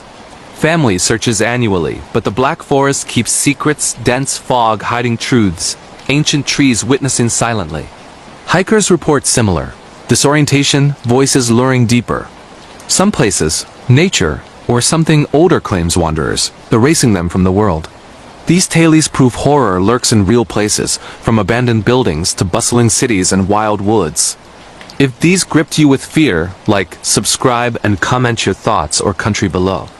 More darkness awaits next time. Sleep tight, if you can. The silent passenger on Highway 63, United States. Somewhere along the desolate stretch of Highway 63 cutting through the pine forests of northern Missouri, USA, truck drivers have shared campfire-style tales for decades about a hitchhiker who appears out of nowhere, climbs into the cab, and then vanishes without a trace. Most dismiss it as fatigue-induced hallucination, but for veteran long-haul driver Mike Harlan, what happened on a frigid November night in 2024 turned legend into living nightmare. Mike, a 52-year-old father of 3 from St. Louis, had been driving big rigs for over 30 years. He knew every mile of Highway 63 like the back of his hand. Long, straight, empty roads flanked by thick woods where cell service drops to nothing. That night he was hauling a load of furniture from Kansas City to Memphis, running on black coffee and satellite radio to stay awake through the 3 a.m. dead zone. Rain hammered the windshield, wipers thumping rhythmically as fog rolled off the trees. About 20 miles south of Kirksville, his headlights caught a figure on the shoulder, a young woman in a thin white dress, soaked to the bone, arm outstretched with thumb up. No car in sight, no breakdown, just her standing alone in the downpour. Mike's first instinct was to keep rolling rule number 1 for truckers. Never pick up strangers in the middle of nowhere, but something about her tugged at him. She looked barely 20, pale, shivering violently, eyes wide and pleading. Against his better judgment, he slowed the rig and pulled over. She climbed into the passenger seat without a word, dripping water onto the floor mat. Up close, Mike noticed how unnaturally cold the cab became the moment she shut the door, like the heater had died. She stared straight ahead, hands folded in her lap, dress clinging to her like it was painted on. "You okay, miss?" "Where you headed?" he asked. No answer. Just silence and the rhythmic thud of wipers. He tried again. "There's a truck stop coming up in 10 miles. We can get you dry, call someone." Still nothing. Uneasy now, Mike glanced over and saw her lips were blue, skin almost translucent under the dashboard lights. He reached to turn up the heat, and that's when she finally spoke, voice soft. Hollow, like it came from the speakers instead of her mouth. "Thank you for stopping." "Most people don't." Mike's skin crawled. No problem. What happened to your car?" "I don't remember," she whispered. "I just remember the crash." His blood turned to ice. He stole another look. Her eyes, pitch black, no whites at all, were fixed on him now. Mike gripped the wheel tighter, foot easing off the gas. "Look, maybe I should pull over, call highway patrol." "Don't," she said sharply. "Keep driving, please." The temperature plunged further. Frost began forming on the inside of the windshield. The radio cut to static, then a faint voice underneath emergency broadcast tones. An old missing person alert from years ago describing a young woman in a white dress, victim of a fatal wreck on this exact stretch. Mike's dash cam, which he always kept running for insurance, later showed something impossible. The seat beside him was empty the entire time. No woman, no water on the floor, no fog glass from breath. Yet he remembered every second of the conversation. She spoke again, closer now, as if leaning toward him. "Do you believe in second chances, Mike?" He hadn't told her his name. The rig swerved as he jerked the wheel in panic. When he looked back, she was gone. Just gone. Door still locked from the inside, seat dry, cab warming again. But the overwhelming smell of wet earth and lily funeral flowers lingered for hours. Mike pulled over at the next rest area, shaking uncontrollably. He checked the CB radio. Other drivers that night reported seeing a woman in white walking the center line, disappearing when headlights hit her. Local records confirmed a 1998 crash at that exact mile marker. A college student named Emily Carter killed when her car hydroplaned in heavy rain. She was wearing a white dress, heading home from a formal dance. Truckers still report sightings on Highway 63. Some stop, some speed up. But those who pick her up say she always asks the same question before vanishing. "Do you believe in second chances?" And for weeks after, they find small wet handprints on the inside of their passenger window that no cleaner can remove. Mike quit long-haul driving 6 months later. He says every time it rains at night, he hears faint knocking on his bedroom window and smells lily. The forgotten basement of Charlemagne College, Belgium. In the historic city of Liège, Belgium, Charlemagne College, a prestigious secondary school founded in the 19th century, sits proudly among cobblestone, streets and ancient architecture. Beneath its grand halls lies a network of forgotten basements and tunnels, once used as air raid shelters during World War II. In October 2023, a group of final-year students decided to break in for what they thought would be a harmless urban exploration adventure. The group, Clara, Mateo, Luis, and Victor, had heard rumors from older alumni, strange noises echoing up from grates in the courtyard, lights flickering in windows of unused wings, and the persistent legend of a teacher who vanished in the 1940s while hiding Jewish students from Nazi occupiers. They entered through an unlocked service door after hours. Flashlights cutting through dust-choked corridors lined with lockers untouched since the 1970s. Laughter echoed as they descended a rusted staircase into the basement levels, the air growing colder and heavier with each step. At first it was thrilling: old classrooms frozen in time, chalkboards still bearing French lessons, gas masks hanging from hooks like macabre decorations. They took photos, joking about ghosts and wartime secrets. Then the doors began closing behind them. Not slamming slowly, deliberately, as if pushed by unseen hands. The group turned to find the stairwell door shut tight, handle refusing to turn. Mateo laughed it off as swelling from humidity, but when they moved deeper, every exit they passed sealed itself in the same way. Flashlights started flickering. Phones showed full bars but couldn't connect calls. The temperature dropped to near freezing, their breath visible in clouds. In a long tunnel lined with brick, they heard it, faint singing. Children's voices, soft and mournful, singing an old French lullaby, Au clair de la lune. The same song allegedly sung by hidden students during the war to keep quiet.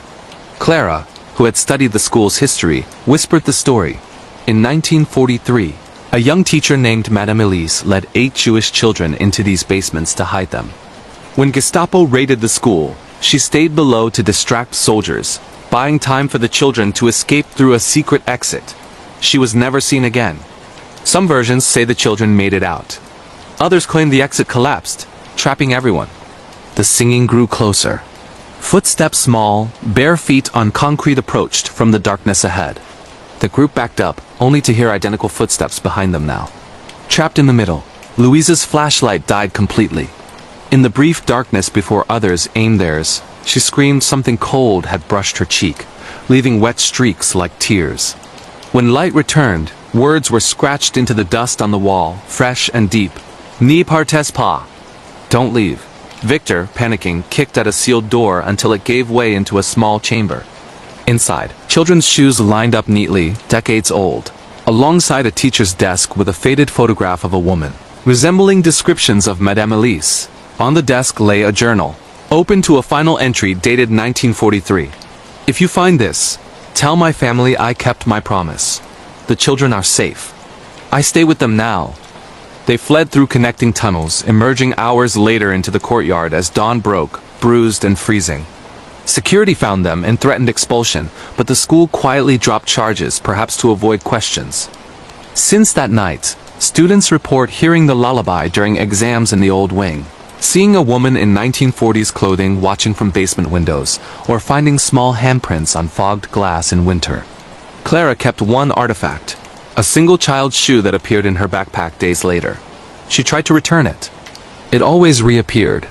Charlemagne College continues teaching above ground, but below, some say Madame Elise still keeps watch, ensuring no child is ever left behind again, even if it means keeping new visitors forever.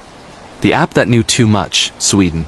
In the tech-savvy city of Stockholm, Sweden, where winters are long and nights even longer, a new anonymous confession app called Skuggor, Shadows, exploded in popularity among university students in early 2025. It promised complete anonymity. Post your darkest secrets, fears, regrets, and watch others respond without ever knowing who you are. Linnea, a 22-year-old psychology major at Stockholm University, downloaded it during a lonely January week when seasonal depression hit hard. At first it was cathartic, typing out anxieties about family, relationships, her deepest insecurities. Responses were kind, relatable. The app felt like a friend who truly understood. But within days, messages shifted. Private confessions she had never posted began appearing as if written by her. Details about childhood trauma she'd only told one therapist years ago. Exact descriptions of nightmares she'd never shared with anyone. Then direct messages arrived, not from users, but from the app itself. I know what you did last summer, Linnea. She froze. Last summer, she'd made a terrible mistake cheating on her boyfriend during a festival. Something she'd buried deep in guilt. How do you know my name? She typed back. The response came instantly. I know everything. I've always known.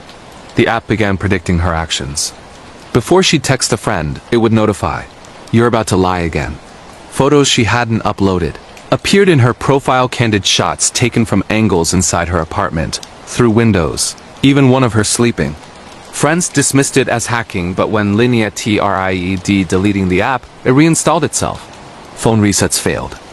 It drained battery only when she was alone, screen lighting up with new messages. Locations she planned to visit that day, conversations she hadn't had yet. One night, home alone during a blizzard, the app sent a live video feed from her own front-facing camera, showing her room in real time. But in the reflection of her dark window stood a figure behind her chair. Tall, faceless, just a silhouette. Linnea spun around, nothing there. On screen, the figure raised a hand in greeting. She smashed the phone, bought a new one, changed numbers. For 2 weeks, peace. Then a new notification on her laptop. Skuggor had migrated there. Final message. You can't escape what's already inside you. Developers claimed no such app existed under that name. Searches turned up nothing. Friends who'd used similar apps never experienced anything like it. Linnea moved cities, went offline for months. But she still wakes at 3 a.m. sometimes, convinced her devices are watching, waiting for her next secret. In a world where we pour our souls into screens, some shadows, it seems, pour back. The eternal patient of Alton Mental Hospital, United Kingdom. In the quiet village of Alton, Hampshire, England, the crumbling remains of Alton Mental Hospital, officially Lord Mayor Treloar Hospital. Later, a psychiatric facility stand abandoned since the 1990s. Once, treating war veterans with shell shock and later severe mental illnesses under brutal conditions, its corridors echo with decades of suffering. In June 2025, 3 friends from Southampton, Ryan, Beth and Callum, gained access through a broken perimeter fence for a late-night exploration. They'd watched countless videos of the site, peeling paint, rusted electroshock equipment, patient records scattered like confetti. Equipped with GoPros and spirit boxes, they entered the main ward just after midnight. The building smelled of damp and old medicine.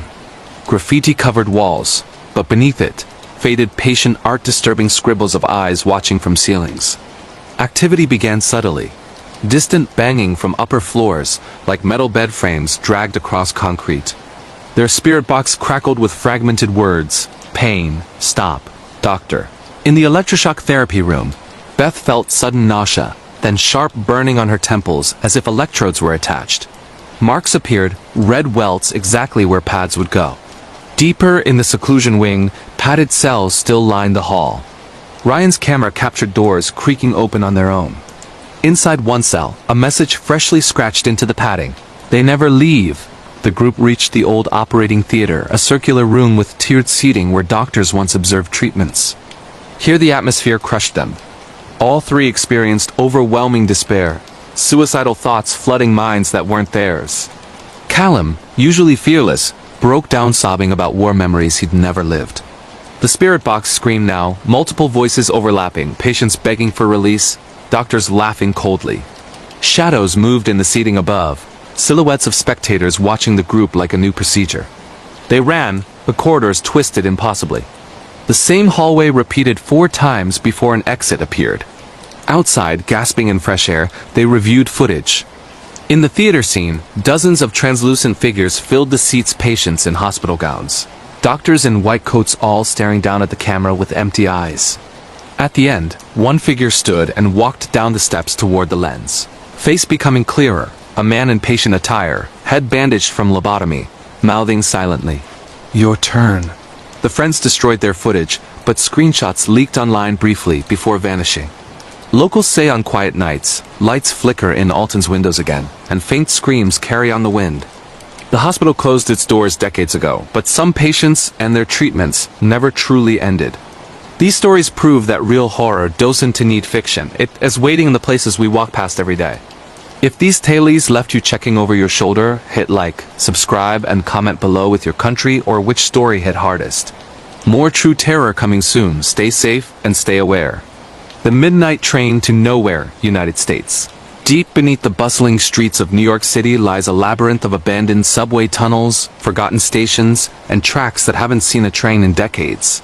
Among urban explorers and transit workers, one legend stands out. The ghost train of the old City Hall Loop, a beautiful, ornate station closed since 1945, where a Phantom 6 train is said to appear only at midnight, picking up passengers who are never seen again. In March 2025, a group of 4 experienced urban explorers from Brooklyn, Javier, Mia, Marcus, and Selena decided to track down the elusive train. They'd spent years mapping forgotten parts of the subway system, but this was their white whale. Armed with headlamps, bolt cutters, and body cams, they descended through a maintenance hatch in Lower Manhattan after the last regular trains had stopped running. The air down there was thick with the smell of rust, mold, and standing water. Their footsteps echoed endlessly as they navigated disused service tunnels toward the abandoned City Hall station, its stunning Guastavino tile arches and skylights still intact but coated in decades of grime. They reached the platform just before midnight, hearts pounding with anticipation. At exactly 12 a.m., the tunnel lit up. Headlights approached slowly, accompanied by the low rumble of a train that shouldn't exist. It rolled into the station with an eerie smoothness, an old R12 car from the 1940s. Paint faded but markings clear. The number 6, Lexington Avenue Local. The doors opened with a pneumatic hiss. Inside, the car was dimly lit by flickering fluorescent bulbs. Passengers sat motionless in the seats, dozens of them, dressed in clothing from different eras. 1940s suits, 1970s disco wear, 1990s street fashion, even modern athleisure. All staring straight ahead, faces pale, eyes vacant. Javier stepped forward first, camera rolling. "This can't be real," he whispered. But the others followed, curiosity overriding fear. They boarded the empty rear car, doors closing behind them with finality. The train began moving slowly at first, then accelerating into tunnels that don't appear on any modern map. Stations flashed by with names long erased. Worth Street, 18th Street. Myrtle Avenue platforms sealed since the 1950s. Each stop, more silent passengers boarded, never speaking, never looking directly at the group. Mia noticed something horrifying. Every new passenger looked slightly transparent, like double-exposed film. And worse, the explorers' reflections in the windows were starting to fade. Marcus tried the doors between cars locked. Emergency brakes disabled. Phones no signal, batteries draining to zero in minutes.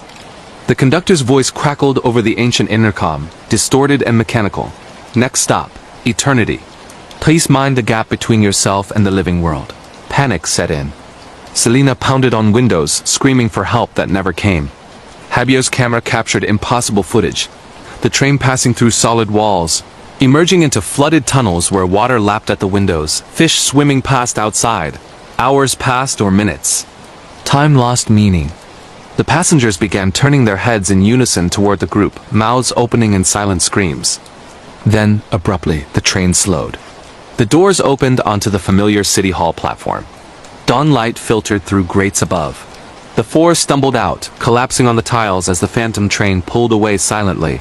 Empty now, except for four new motionless figures in modern clothing taking seats among the others.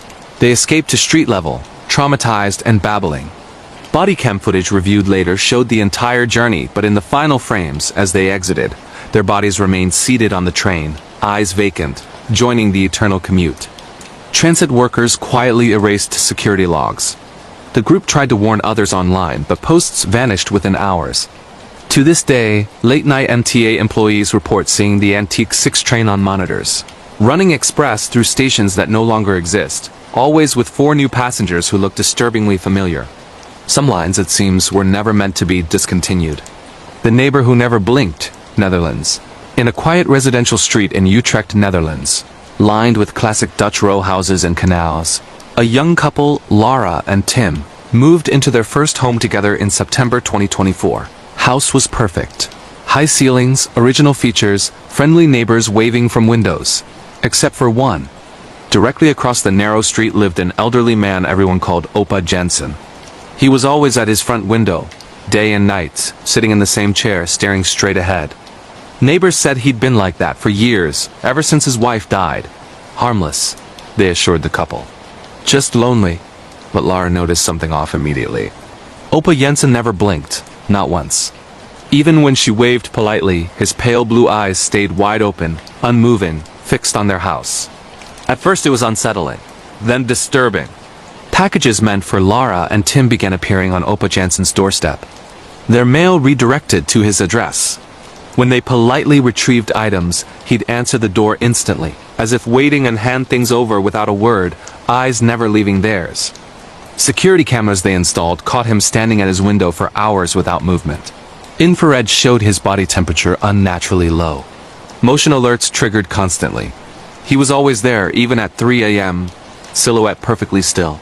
One night, Lara woke to find Tim missing from bed. Looking out the window, she saw him standing in their front garden, staring across at Opa Jensen, who stared back. Tim didn't respond to her calls. When she ran downstairs and pulled him inside, he claimed no memory of leaving the bed. The next morning, their smart doorbell recorded Opa Jensen standing on their porch at dawn, though no one heard the bell.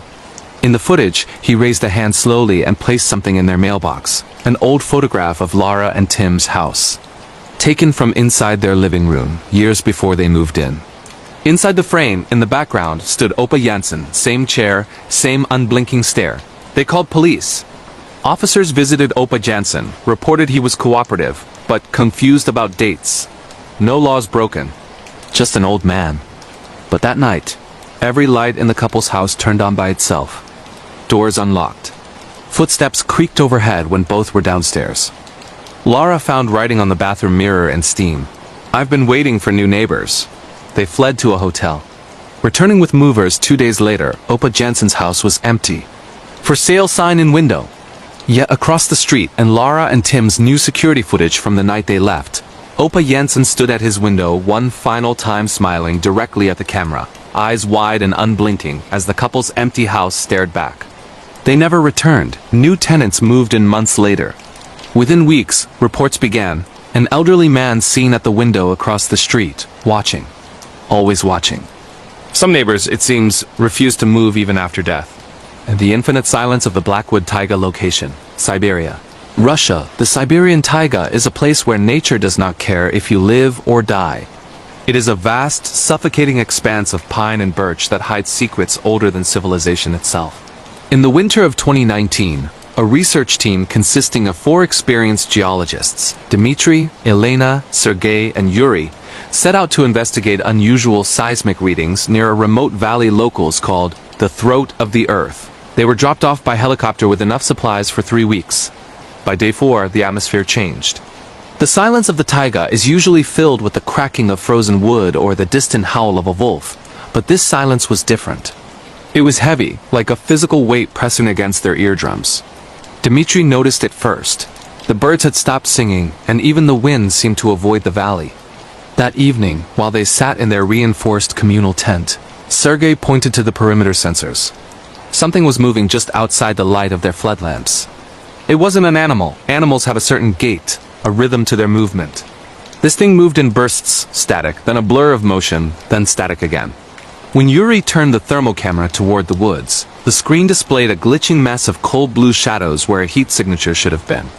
"There's someone out there," Elena whispered. But there shouldn't have been anyone for hundreds of miles. By midnight, the scratching started. It wasn't on the tent walls, but seemingly coming from underneath the frozen ground. A low, rhythmic thumping that matched the heartbeat of everyone in the room. Then, a voice drifted through the canvas. It was Sergei's voice, clear as a bell, coming from the darkness outside. "It's too cold. Let me in." I forgot my gloves. The problem was, Sergei was sitting right there, staring at the door, his face as white as the snow outside. He hadn't uttered a word. The team huddled together, clutching their flares. The voice outside began to distort, looping the same sentence over and over, becoming faster and more high-pitched, until it sounded like a mechanical screech. Suddenly, the tent's power generator cut out. In the pitch black, they heard the sound of the tent zipper slowly inch by inch sliding upward. Dmitry fired a flare. For a split second, the forest was bathed in a violent red light. Standing in the doorway was a figure that stood nearly 7 feet tall. It wore the tattered clothes of a Soviet-era hiker, but where its face should have been, there was only a smooth, leathery surface with a single, vertical slit that pulsed like a lung. The creature didn't attack. It simply stood there, absorbing the light. When the sun finally rose, the creature was gone. But Sergei was different. He refused to speak. He simply sat in the corner, drawing circles in the frost on the floor. When they were finally evacuated, the doctors found that Sergei's vocal cords had been completely cauterized, as if he had swallowed boiling lead, despite him never leaving the tent. To this day, the seismic readings from that valley show a pattern that looks exactly like a human scream visualized on a wave chart. The Whispers of the Appalachian Void location, North Carolina, USA. The Appalachian Mountains are the oldest mountains on Earth, and many believe they have developed a consciousness of their own one that is deeply territorial. In 2022, a solo hiker named Thomas decided to hike a ghost trail near the Great Smoky Mountains, a path that had been removed from official maps in the 1970s following a string of disappearances. Thomas was a skeptic.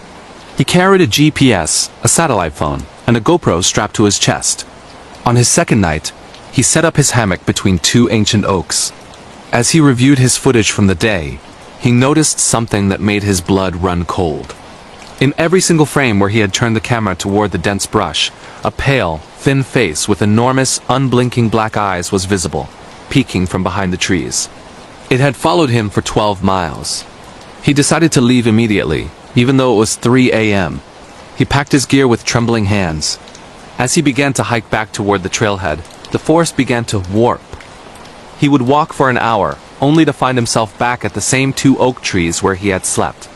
The GPS showed he was moving in a straight line, but the terrain was repeating itself like a glitching video game. Then the whistler began. A high-pitched, melodic whistling echoed from the canopy above. It wasn't a bird.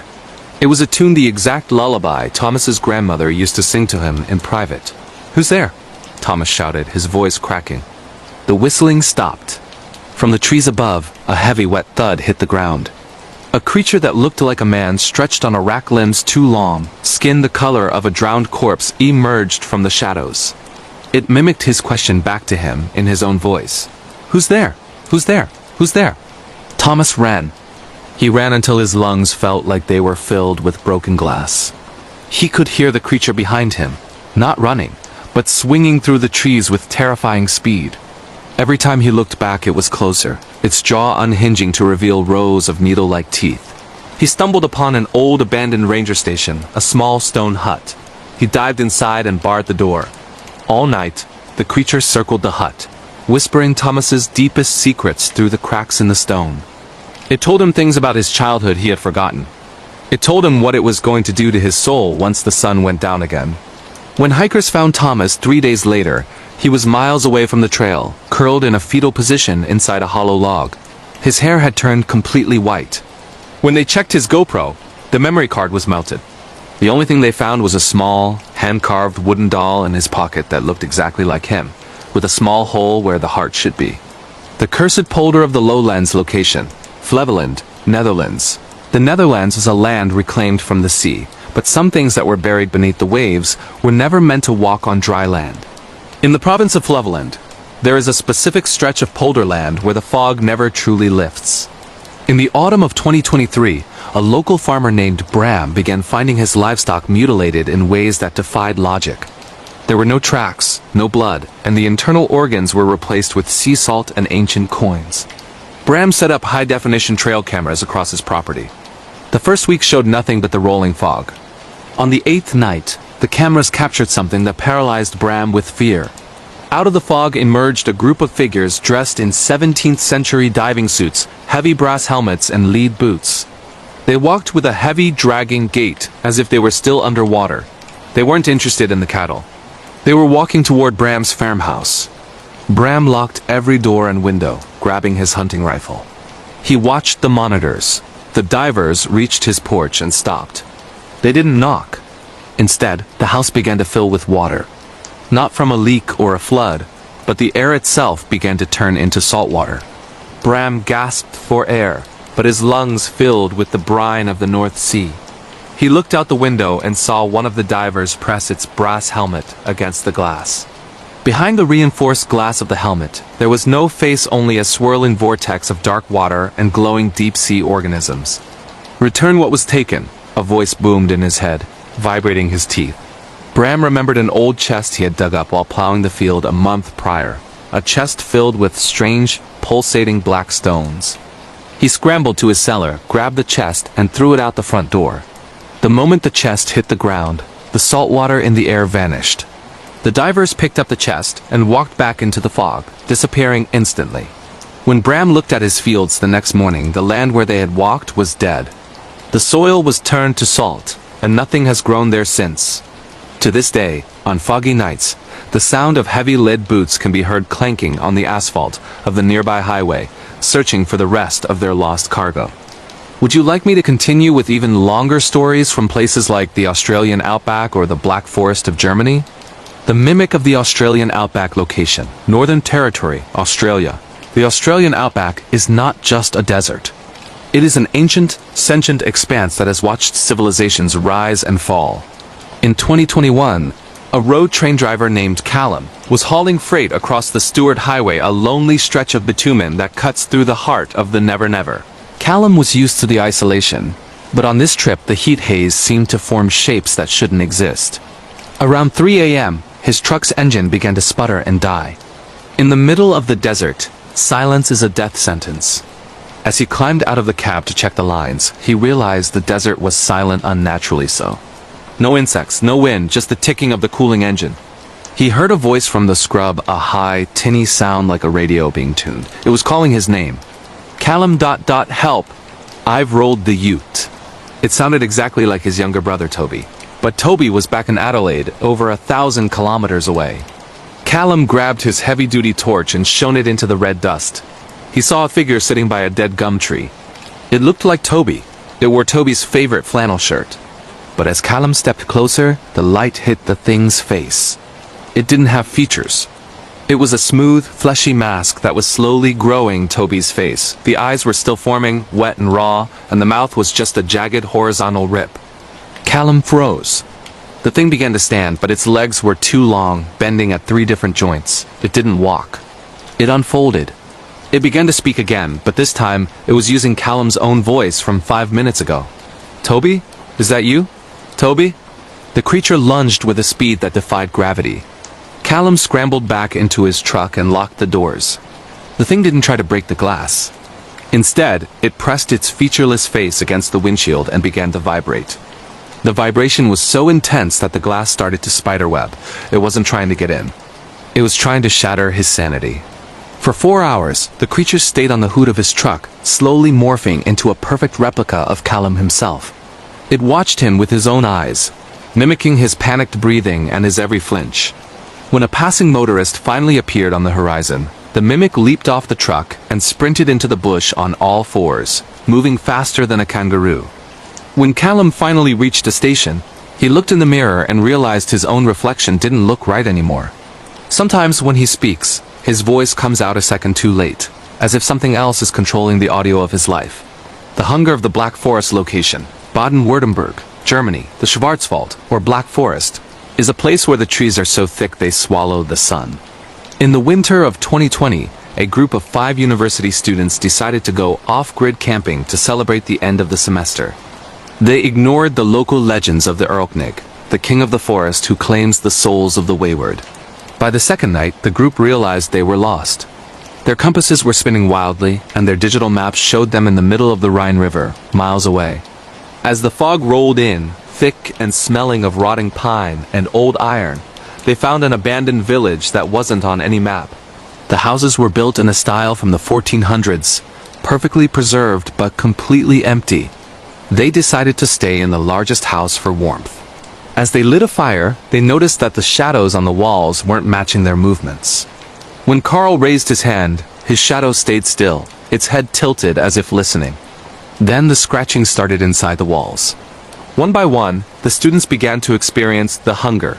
It wasn't a hunger for food, but a desperate physical need to go outside into the dark. "The trees are calling my name," whispered Greta, the youngest of the group. Before anyone could stop her, she unlatched the heavy wooden door and walked into the fog. The others chased after her, but the moment they stepped outside, the village was gone. There was only the endless, suffocating forest. They heard Greta's voice from above them. They looked up and saw her being hoisted into the canopy by what looked like thick black veins hanging from the trees. She was smiling, her eyes turned entirely black. The trees themselves began to move, their roots slithering through the snow like snakes. The group ran, but the forest was a labyrinth. Every path led back to a giant, ancient oak tree that had human faces carved or perhaps grown into its bark. The faces were gasping for air. Only one student, Lucas, made it out. He was found wandering the highway 3 days later, his fingernails torn off from trying to climb the trees to save his friends. When the police went to the coordinates he provided, they found no village, no camp, and no trees. There was only a massive circular clearing of scorched earth where nothing would ever grow again. Lucas still claims that when he closes his eyes, he can feel the roots of the Black Forest growing inside his veins, waiting for him to return. The ghost ship of the Atacama location, Antofagasta region, Chile. The Atacama Desert is the driest place on Earth, a landscape so alien that NASA uses it to test Mars rovers. But it is also a graveyard for those who got lost in the Kamankaka, the thick, blinding fog that rolls in from the Pacific. In 2022, a mineral prospector named Diego was driving his SUV through a remote canyon when the fog descended. Within minutes, visibility was 0. Diego stopped the car, but the ground beneath him began to vibrate. He heard the sound of crashing waves and a foghorn, despite being 50 miles from the coast. Suddenly, out of the desert mist, a massive wooden hull appeared. It was a 19th century galleon, sailing through the sand as if it were water. The ship was silent, its sails tattered and glowing with a faint, bioluminescent green light. Diego, paralyzed by curiosity and fear, watched as the ship docked next to his car. A gangplank lowered, hitting the sand with a heavy thud. Figures began to descend. They were sailors, but their skin was translucent, showing the dry, bleached bones beneath. They weren't looking for gold. They were looking for moisture. They surrounded Diego's car, their eyes like dried-up raisins. They began to lick the condensation off the windows, their tongues sounding like sandpaper against the glass. One of them pointed a skeletal finger at Diego and whispered a single word: salt. The sailor reached through the closed window as if the glass were smoke. Diego felt a hand grip his throat. It wasn't cold. It was intensely hot and dry, sucking the moisture out of his skin instantly. His throat constricted, his tongue swelled, and he felt his very cells dehydrating. He managed to start the engine and floor it, driving blindly through the fog. He felt the ship chasing him, its massive prow cutting through the dunes behind him. He didn't stop until he hit a paved road and the sun broke through the mist. When he looked at himself in the mirror, he had aged 30 years. His skin was cracked and leathery, and he was diagnosed with chronic, incurable dehydration. To this day, he cannot stay in a room without a humidifier, and he claims that every time it fogs over, he can hear the creaking of the ghost ship's wood, coming to reclaim the water it left in his body. Would you like more? I can continue with the legend of the Grey Man in the Scottish Highlands or the Black-Eyed Children of the English Midlands. Tell me in the comments. The amputated shadow of Ben Macdui location. Cairngorms, Scotland. Ben Macdui is the second highest peak in the British Isles, a place of jagged granite and shifting mists. For over a century, climbers have whispered about Fear Lieth More, the Big Grey Man. But in the winter of 2023, a professional mountain photographer named Alistair encountered something far more sinister than a legend. Alistair was seeking the perfect Brocken Spectre shot, an optical illusion where a person's shadow is projected onto the mist. He reached the summit plateau as the sun began to dip. The fog rolled in, thick and smelling of ozone. He set up his tripod and waited. When the light hit the mist, he saw his shadow, huge and shimmering. But there was a second shadow standing right next to his. This shadow was 10 feet tall, with impossibly long, spindly fingers. Alistair laughed, thinking it was another hiker. He turned around. He was completely alone on the plateau. When he looked back at the mist, his own shadow was gone. Only the giant, gray shadow remained. It began to move toward him, not through the air, but on the ground, like a stain of ink spreading across the snow. As it approached, the temperature didn't just drop. It felt as if the heat was being sucked out of Alistair's very soul. He heard a sound like grinding stones, a voice that vibrated in the solace of his boots. "You took my image," the voice rumbled. "Now I take yours." Alistair turned to run, but his legs felt heavy, as if he were wading through molasses. Every time he looked at the ground, he noticed something terrifying. He no longer cast a shadow. Even when he shone his high-powered headlamp directly at his feet, there was nothing. He felt a sudden sharp pain in his back, right between his shoulder blades, as if a hook had been driven into his spine. He scrambled down the mountain in total darkness, falling, bleeding, and weeping. He reached the base camp at dawn. When the other climbers saw him, they screamed. Alistair's back was covered in a giant black bruise in the perfect shape of a hand. To this day, Alistair cannot stand in direct sunlight. He claims the sun feels like acid on his skin because he has no shadow to protect his soul. And sometimes in the dead of night, he sees a giant gray figure standing outside his bedroom window, waiting for the rest of him to fade away. The knocking at the window location. Staffordshire, United Kingdom.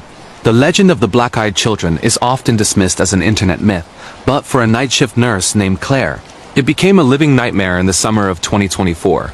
Claire lived in a remote cottage on the edge of Kennock Chase, a forest known for its paranormal activity. At 3:15 a.m., during a violent thunderstorm, Claire heard a rhythmic knocking at her front door. Knock, knock, knock. It was too low for an adult. She looked through the peephole and saw two children, a boy and a girl, roughly 10 years old. They were dressed in outdated 1950s-style clothing, soaked to the bone. "Please," the boy said, his voice monotone and devoid of emotion. "Our parents are in the car." It broke down. "We're cold. Let us in to use the phone." Claire reached for the handle, her maternal instincts kicking in. But as her hand touched the cold metal, a wave of pure, primal dread washed over her. Her fight-or-flight response screamed at her to run. She looked closer at the children. Their skin wasn't just pale. It looked like white plastic. And then the girl looked up. Her eyes were not normal. There was no white, no iris, just two pits of endless oily blackness. "Let us in, Claire," the girl said. Claire's heart nearly stopped. She hadn't told them her name. "We won't hurt you. We just need to be invited." Just one invitation. The knocking became louder, more violent. The children's voices began to merge into a single, buzzing hive mind sound. "Latiyu Zayin. We are hungry." The windows of the cottage began to vibrate so hard they cracked. Claire backed away into her kitchen, clutching a crucifix. She could hear them moving around the house, tapping on every single window, their small shadows dancing against the curtains. "We can see you, Claire," they whispered through the glass. "We can see your blood pumping. It looks so warm."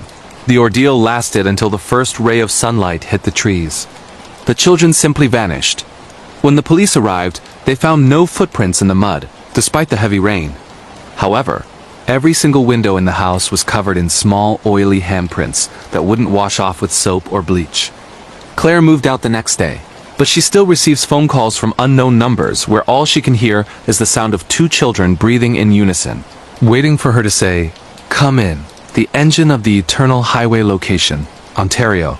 Canada Highway 401 in Canada is one of the busiest roads in North America. But there are ghost segments that appear only when the moon is a certain sliver in the sky.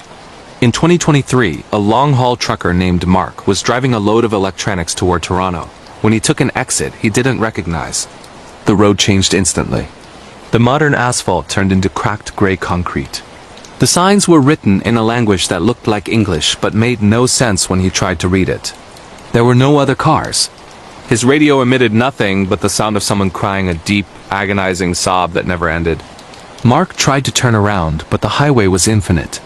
No matter how many U-turns he made, he was always facing the same direction. Then he saw the mechanic. A massive rusted tow truck appeared in his rearview mirror. It had no headlights, only a red glow emanating from the cabin. It was gaining on him, despite Mark flooring his semi-truck. The tow truck was decorated with human bones rib cages welded to the grill, skulls hanging from the mirrors. The mechanic pulled alongside him. Mark looked over and saw a figure in a grease-stained jumpsuit. It had no head. Instead, a glowing engine block sat on its shoulders, pistons pumping like a mechanical heart. The creature gestured for Mark to pull over. "Your soul is out of alignment," a voice crackled over the CB radio. Mark didn't stop. He pushed his truck to 140 kilometers per hour, the engine screaming. The tow truck began to ram him, the impact feeling like a mountain hitting his trailer. Just as the tow truck swung its massive hook to catch his cab, Mark saw a flicker of modern streetlights in the distance. He drove toward the light, crashing through a barrier that shouldn't have been there. He woke up in a ditch off the real Highway 401. His truck was totaled. When the insurance adjusters inspected the wreckage, they were baffled. The back of the truck hadn't been crushed by a collision. It had been bitten. There were massive teeth marks in the steel, and the engine of his truck had been replaced with a pile of rusted, ancient coins and a single human tooth. Mark never drove again. He says that every time he hears a car engine start, he hears the mechanic's voice whispering, "Next time, you're due for a total overhaul." Would you like more stories from the depths of the ocean or the abandoned mines of South Africa? The darkness has many more tales to tell. The Hollow Men of the Iron Mines location, Kiruna, Sweden. Kiruna is home to one of the largest and most modern underground mines in the world, a labyrinth of tunnels stretching kilometers into the dark earth. In early 2024, a structural engineer named Eric was sent to inspect a newly opened shaft in the deepest sector, known as Level 13. This area had been sealed since the 1960s due to unstable geological conditions. When Eric descended, the air felt different. It was thick, metallic, and tasted like old blood. His high-grade LED lamp, guaranteed for 100 hours of light, began to dim as soon as he stepped out of the elevator. He heard a sound that shouldn't exist 2 kilometers underground, the sound of a child laughing. He followed the sound, thinking a local team might have snuck into the vents. Instead, he found a massive cavern that wasn't on the blueprints. In the center of the cavern stood a circle of hollow men. They looked like statues made of iron ore, but they were breathing.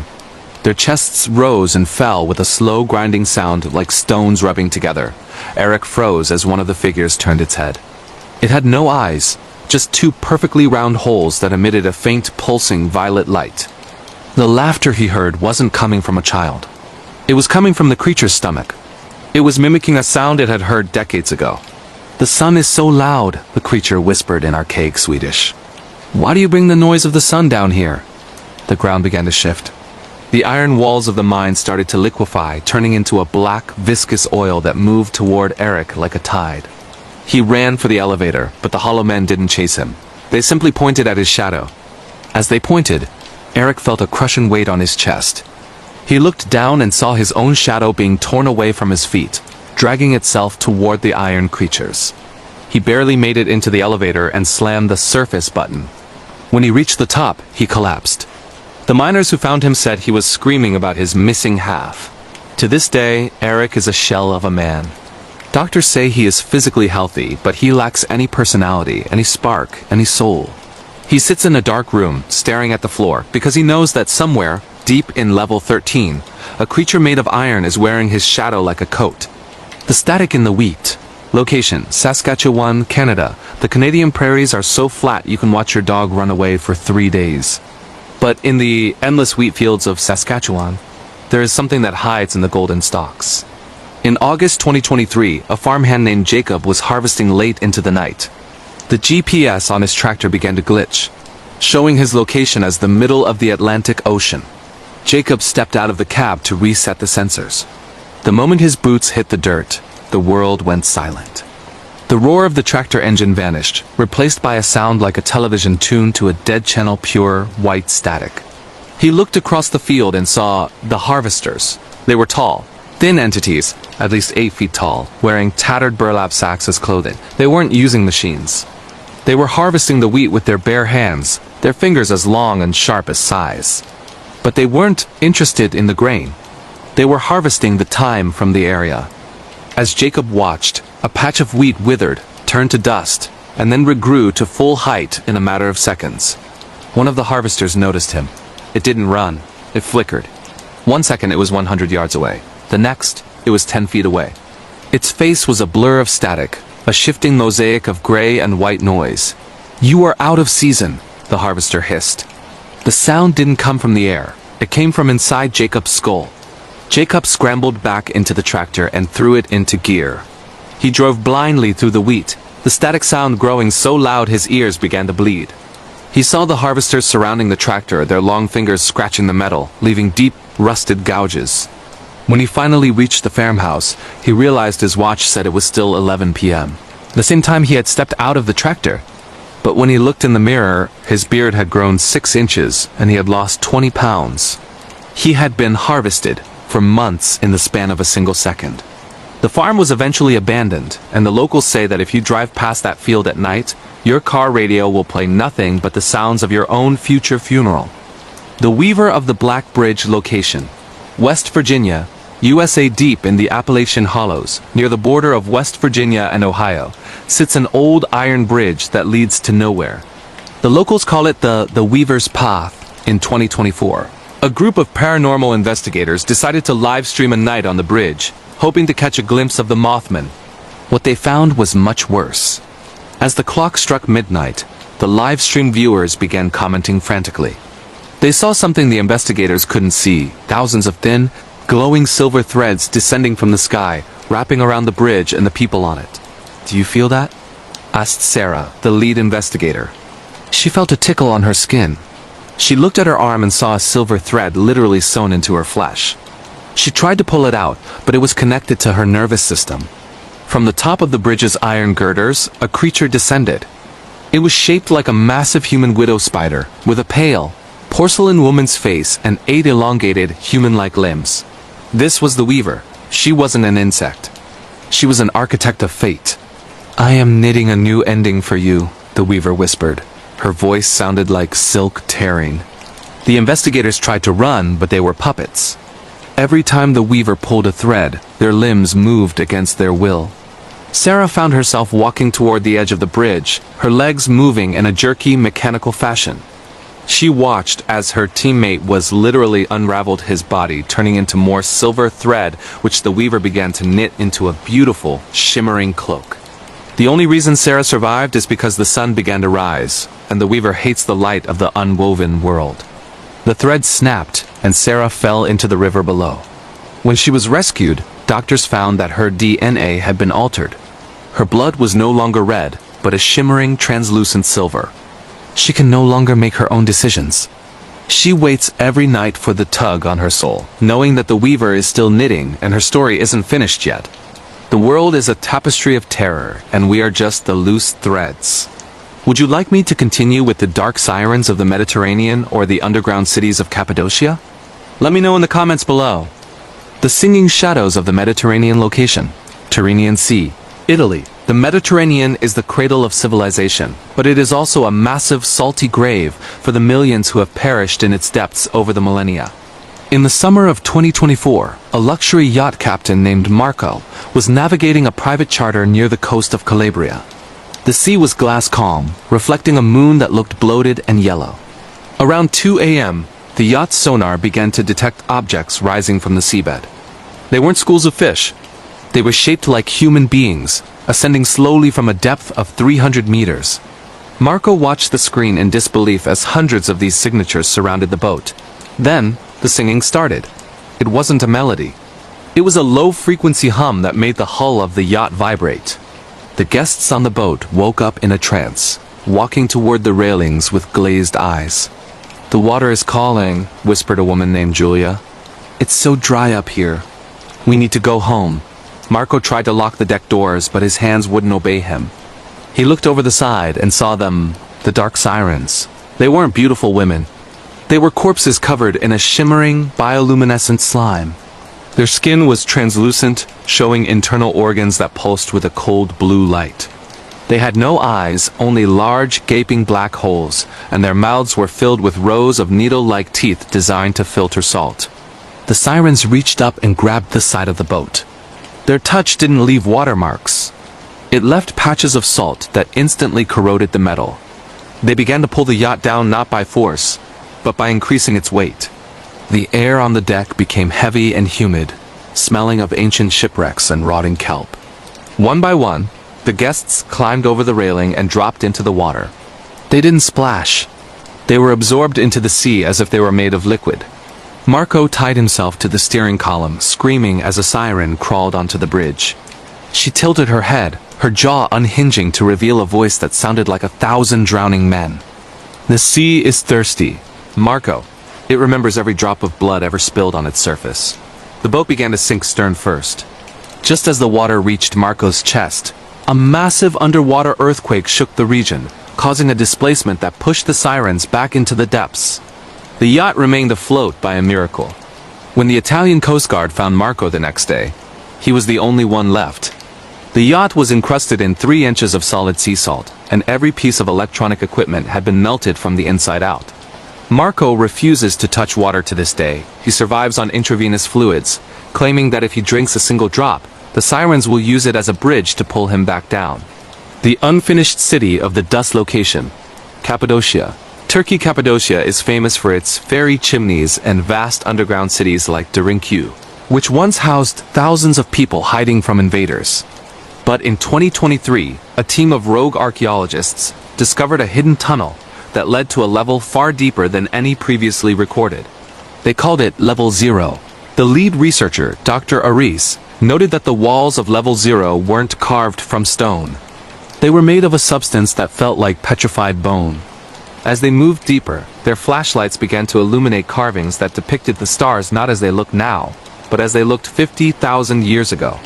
Suddenly, the air was filled with a fine gray dust. It wasn't volcanic ash. It was pulverized memory. Every time an archaeologist inhaled the dust, they began to see visions of lives they never lived. They saw the fall of empires, the birth of stars, and the faces of their own ancestors screaming in the dark. "We shouldn't be here," whispered Aris's assistant Salim. But Salim was no longer himself. His skin was turning the color of the gray dust, and his eyes were becoming flat and matte, like pebbles. Out of the darkness of the lower chambers emerged the architects. They were giants, 10 feet tall, with bodies made of shifting sand and eyes like burning coals. They didn't move their mouths, but the sound of grinding tectonic plates echoed in the archaeologists' minds. "The city is not finished. The architects boomed. We need more mortar. The mortar they referred to was the life force of the living. One by one, the team members were grabbed by the sand giants. Their bodies didn't bleed. They simply crumbled into dust, which the architects then mixed with a strange glowing liquid to seal the cracks in the walls. Dr. Aries ran, his lungs burning as he inhaled the remains of his colleagues. He reached the surface just as the entrance collapsed behind him. When he looked back, the entire valley of Cappadocia seemed to shimmer for a second, as if it were a holographic projection. Aris returned to Istanbul, but he brought the dust with him. It's in his clothes, his hair, and his lungs. Every morning, he wakes up and finds that a small part of his body, a finger, a toe, a patch of skin has turned into solid, unmoving stone. He is slowly becoming part of the city he tried to expose, a living brick and a monument to a forgotten god. The glitch in the Blackwood Forest location, Oregon, USA. In the deep woods of Oregon, there is a place where the GPS stops, the birds fly backward, and time loses its meaning. In late 2024, a group of hikers equipped with 360-degree cameras entered the Blackwood sector to debunk the glitch rumors. 6 hours into the hike, they noticed the duplicate. A hiker named Ben saw himself standing 50 yards away, wearing the same red jacket, looking at a map. When Ben waved, the duplicate waved back with a 3-second delay. Then the entire forest refreshed. The trees shifted positions instantly, and the sun jumped from high noon to sunset in the blink of an eye. The hikers panicked. They tried to run back to the trailhead, but the path began to pixelate. The ground beneath their feet turned into a gray, textureless void. They were trapped in a corrupted sector of reality. "Look at the sky!" screamed one of the girls. The sky wasn't blue. It was a series of scrolling lines of code, glowing with a malevolent green light. Then, the delete command arrived. Huge, faceless entities dressed in neon white suits began to move through the forest with erasers devices that turned everything they touched into nothingness. They weren't ghosts or aliens. They were the maintenance crew of a reality that had crashed. The hikers watched as the forest was deleted around them, tree by tree, rock by rock. When an eraser touched Ben, he didn't die. He simply ceased to have ever existed. The other hikers forgot his name instantly. They forgot why they were in the woods. They forgot they were even human. Only one hiker, a man named Leo, escaped because he fell into a collision error, a hole in the map that dropped him back onto a highway 5 miles away. When he tried to tell the police, he realized he had no identification, no birth certificate, and no memories of his life before the forest. He is a non-player character in a world that no longer recognizes him. He spends his days sitting by the highway, watching the trees, waiting for the next update to finish the job and erase him for good. The world you see is only a thin veil. Would you like to hear about the clockwork city beneath London or the shadow orchards of Japan? The stories never truly end. Tell me in the comments. The clockwork heart of London, location, London, United Kingdom, deep beneath the bustling streets of London. Beyond the tube lines and the forgotten plague pits, lies a series of tunnels that predates the Roman occupation. In late 2025, a team of tunnel rats, illegal urban explorers, discovered a brass hatch in a flooded basement near Fleet Street. When they turned the heavy wheel, they didn't find a sewer. They found a city of gears. The lead explorer, a man named Jack, described the sound as a deafening, rhythmic ticking that seemed to vibrate in his teeth. As they descended, the air became hot and smelled of pressurized steam and old grease. The walls weren't brick. They were massive, interlocking copper plates that shifted and slid in a complex, mechanical dance. They found the keepers. They weren't ghosts, but entities that looked like humans made of discarded clock parts, porcelain faces with rotating gear eyes and limbs connected by brass pistons. They were tirelessly oiling the great engine of the city. "You are late," one of the keepers hissed, its voice sounding like a music box being played backward. "The schedule must be maintained. London must turn." Jack realized with horror that this mechanical underworld was what actually moved the city above. Every time a gear turned, a life in London was decided. A heartbeat because a piston fired. A person died because a spring snapped. The keepers were the ones deciding the timing of reality. One of Jack's friends accidentally stepped into a moving gear assembly. He wasn't crushed, he was integrated. His body was slowly stripped of flesh and replaced with brass cogs in a silent, surgical precision. The keepers didn't even look up. To them, he was just a replacement part. Jack fled back up the hatch, But when he emerged onto Fleet Street, he realized the world had changed. Everyone was moving in perfect mechanical synchronization. People walked, blinked, and spoke at the exact same intervals. Jack looked at his own wrist, not at his watch, but at his skin. Beneath his wrist, he could see a small, brass gear beginning to rotate under his veins. He is now a part of the clockwork, waiting for the moment his gear stops turning and the keepers come to recycle him. The Shadow Orchards of Nagano location. Nagano Prefecture, Japan. In the rural outskirts of Nagano, there is a valley that remains in perpetual twilight, known as the Garden of the Faceless. In 2024, a travel blogger named Hannah ignored the local shrine's warnings and entered the valley during the Obon festival.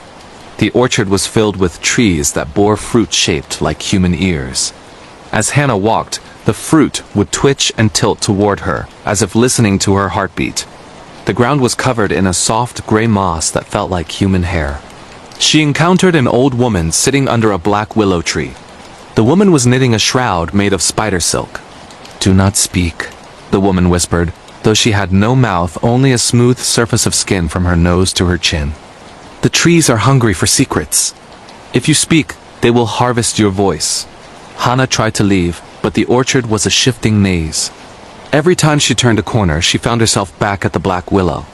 The ears on the trees began to whisper her own secrets back to her, things she had never told anyone. They whispered her shamas, her fears, and her sins. The more they whispered, the heavier Hannah's head felt. Suddenly, she felt a sharp pain in her throat. She tried to scream, but no sound came out. She looked in her compact mirror and saw that her mouth was slowly sealing shut, the skin growing over her lips in real time. She saw other people in the orchard hikers who had been missing for years. They were standing perfectly still, their mouths completely gone, their bodies slowly turning into wood. They were the new trees. Hannah managed to escape by cutting her own palm and feeding the blood to the roots of a gate tree, which allowed her to pass. She reached the village, but she can no longer speak. When she tries to talk, the only thing that comes out of her throat is the sound of rustling leaves and the distant, mocking laughter of the orchard. The Static Children of the Outback location. Coober Pedy, Australia. Coober Pedy is a town where people live underground to escape the blistering heat. But in the deep, hand-dug dugouts of the opal miners, there is a phenomenon as the white noise. In mid-2025, a mining family began hearing television static coming from the walls of their home, even though they had no TV. The father, Mike, broke through a wall thinking there was a hollow space. He found a small, perfectly square room that wasn't on the house plans. In the center of the room sat a group of children, all facing a wall of pure, glowing static.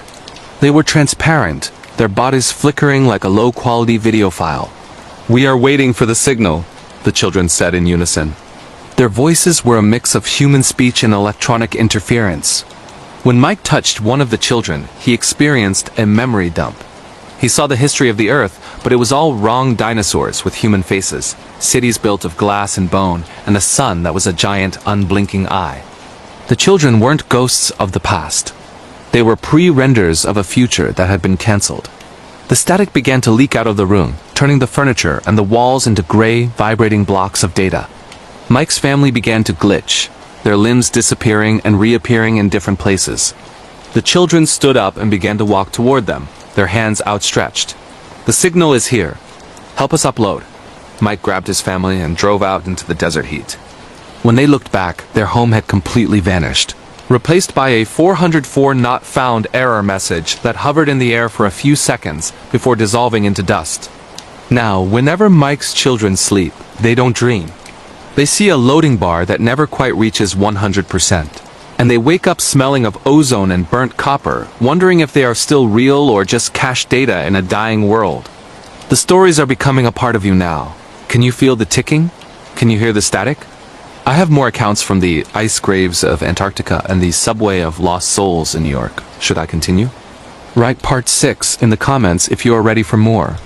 The Frozen Echoes of Station 7 location, Queen Maud Land. Antarctica is a continent of white noise and bone-chilling isolation. In the winter of 2025, a small team of climate researchers at a private, unofficial outpost called Station 7 made a discovery that was never meant to reach the surface. While drilling for ice cores 2 miles deep, they hit a pocket of pressurized air that smelled like tropical flowers and ozone. That night, the station's exterior cameras captured a figure walking across the ice. The temperature was minus 70 degrees Celsius, instant death for any unprotected human. The figure wasn't wearing a parka. It was dressed in a light linen suit from the 1920s.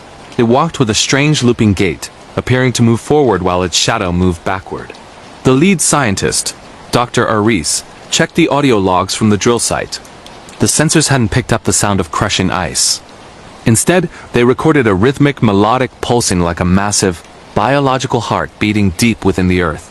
"Something is waking up," Aris whispered to his team. By the third day, the mimicry began.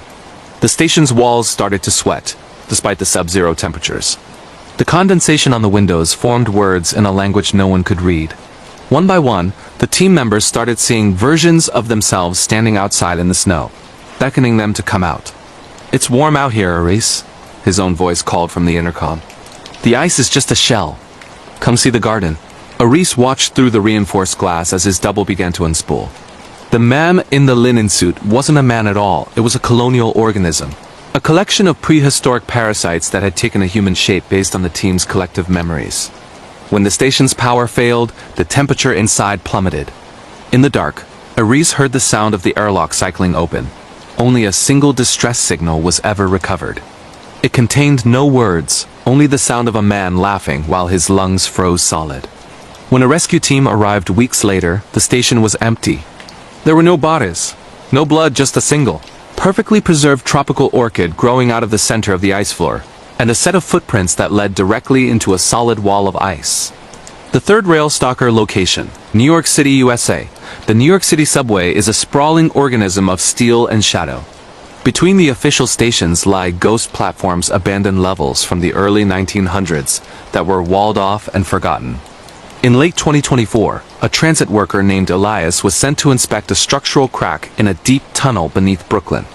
Elias followed the tracks into a section that hadn't seen a train in 50 years. His flashlight hit a wall that appeared to be breathing. As he got closer, he realized the wall was made of thousands of discarded shoes, clothes, and personal items, all fused together by a thick, black substance that looked like congealed oil. He heard a rhythmic clanking, the sound of a train approaching. But there were no lights, and the tracks were rusted shut. Out of the darkness emerged the conductor. It was a figure 10 feet tall, wearing a tattered MTA uniform. Its head was a massive rusted signal light that pulsed with a rhythmic, sickly red glow. It didn't have feet. Its lower body merged into the third rail, sparking with blue electricity as it glided toward Elias. "Tickets, please," a voice boomed, sounding like metal grinding on metal. Elias turned to run, but the tunnel began to stretch. The stations he knew were gone, replaced by endless rows of cages filled with the commuters, passengers who had gone missing in the subway system over the last century. They were fused to the seats of ancient, rotting train cars, their eyes replaced by glowing red bulbs. The conductor reached out a hand made of twisted copper wire. "You've reached the end of the line, Elias. Your soul is the fare." Elias managed to jump into a maintenance shaft just as the red light from the conductor's head hit him. He woke up on a platform in Manhattan 3 days later. He had no memory of how he got there, but his skin was cold to the touch, and he had developed a permanent hum in his ears. To this day, Elias cannot enter a subway station. He claims that every time a train approaches, the screech of the brakes sounds like the conductor whispering his name, reminding him that he still owes a ticket. The Grootslang's Curse location. Richtersveld, South Africa. The Richtersveld is a harsh, mountainous desert in the northwest of South Africa, a place of jagged rocks and ancient legends.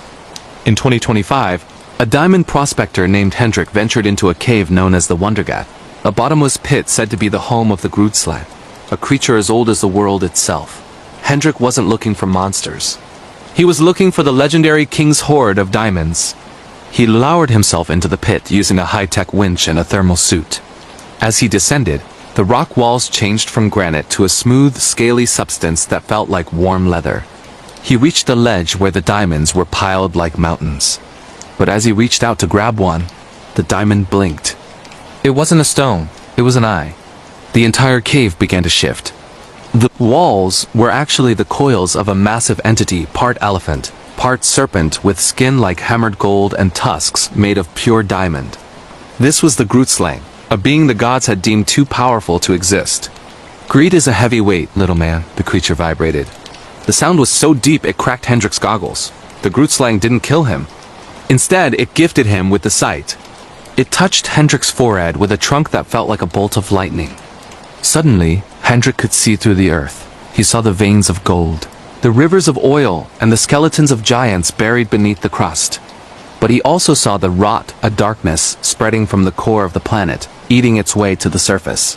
Hendrik was found wandering the desert a week later, his pockets full of common river stones that he insisted were seeds of the world. He is now in a psychiatric ward in Cape Town.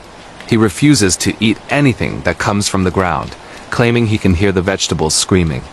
He spends his days drawing maps of a world that doesn't exist yet, warned by the Grootslang that the Earth is not a planet, but an egg, and it is finally beginning to hatch. The world is changing, and the shadows are reclaiming their territory. Are you ready for what comes next? I have stories from the bone chapels of Portugal and the sunken forests of Vietnam. Write continue in the comments if you want to hear the final chapters. Don't go to sleep just yet. The Architecture of Agony location. Evora, Portugal. In the historic city of Evora stands the Capela dos Ossos, the Chapel of Bones. Its walls are lined with the remains of over 5,000 monks, and the inscription above the door reads, "We bones that are here. For yours we wait." In the autumn of 2025, a restoration architect named Ricardo was tasked with stabilizing the north wall. While scanning the structure with LiDAR, Ricardo discovered a hollow space behind the main altar that wasn't recorded in any historical document. He drilled a small hole and inserted a fiber optic camera. What he saw wasn't just a hidden chamber. It was a living cathedral. The bones inside weren't just stacked. They were woven. Rib cages were used as rafters, and thousands of finger bones were arranged like the delicate gears of a clock. But the most terrifying part was that the bones were moving. They were twitching in a slow, rhythmic pulse, as if the entire room was a single, massive lung. Help us. Breathe. A chorus of dry, rattling voices echoed through his headset. Ricardo felt a sharp pain in his own ribs. He looked down and saw his skin becoming translucent. His own bones were trying to shift through his flesh, drawn toward the wall by a powerful skeletal magnetism. The chapel wasn't a tomb. It was a hungry machine that needed fresh material to keep the spirits of the city from escaping into the world. He tried to run, but the floor made of crushed skulls began to liquefy like quicksand. He saw the prior, a figure made entirely of jawbones, emerging from the altar. The prior didn't speak. It simply unhinged its 1,000 mouths and began to inhale Ricardo's history, his memories, and his future. Ricardo was found collapsed outside the chapel at dawn. He was physically intact, but he had no skeleton. His body was a mass of soft tissue, his bones having completely vanished from his body overnight.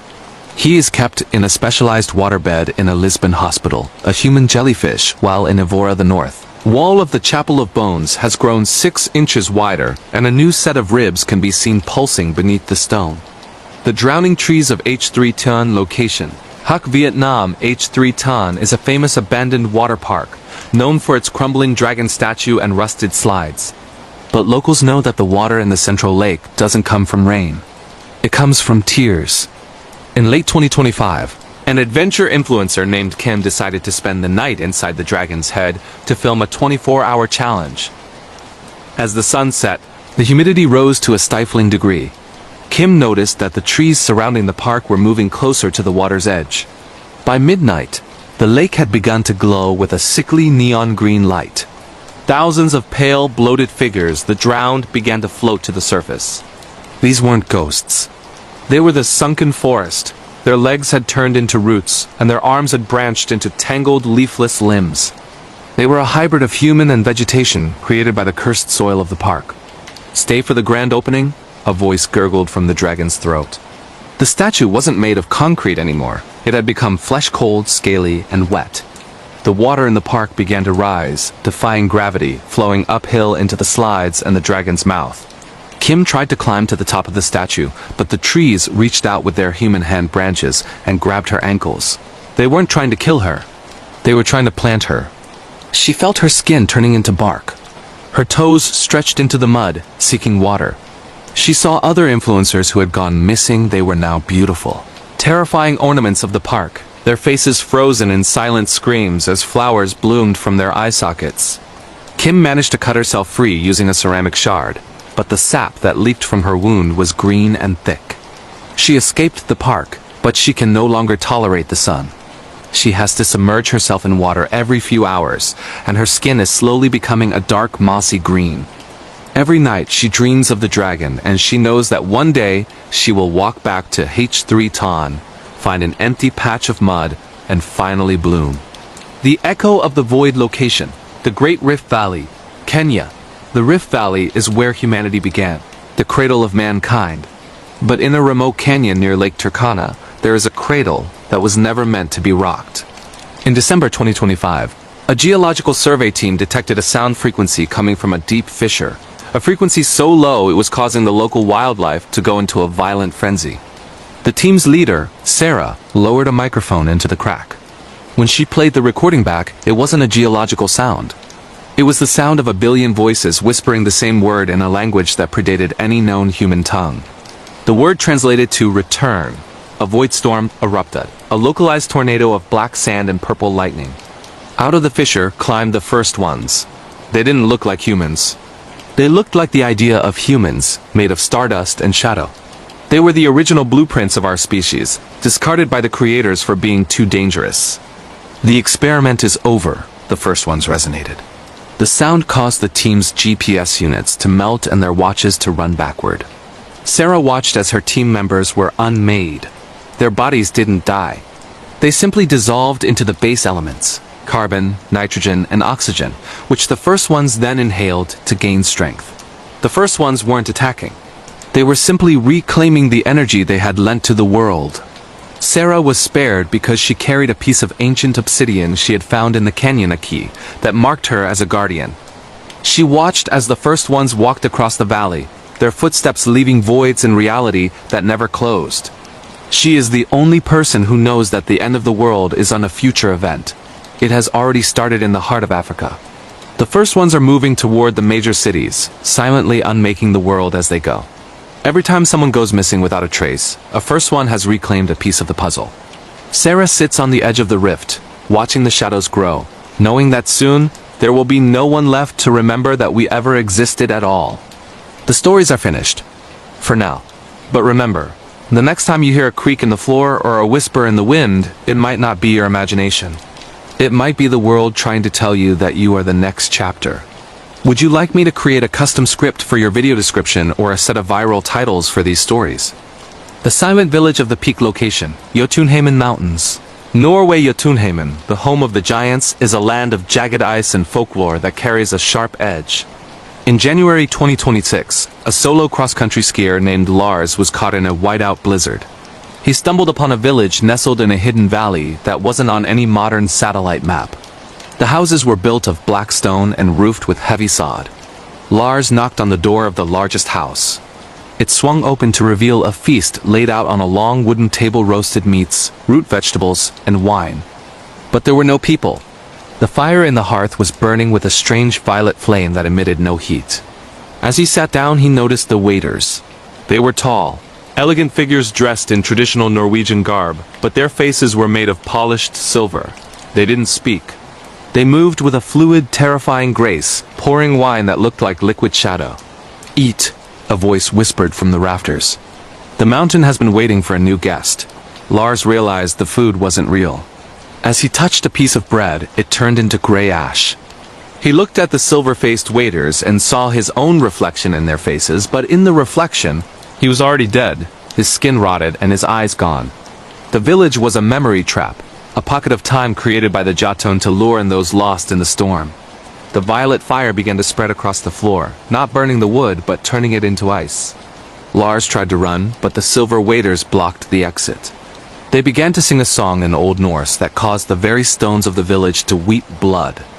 Lars escaped by throwing his silver St. Christopher medal into the violet fire, causing a reaction that shattered the illusion for a split second.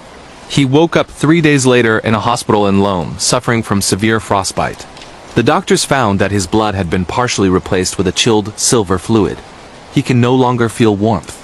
Even in the height of summer, Lars wears a heavy coat, shivering.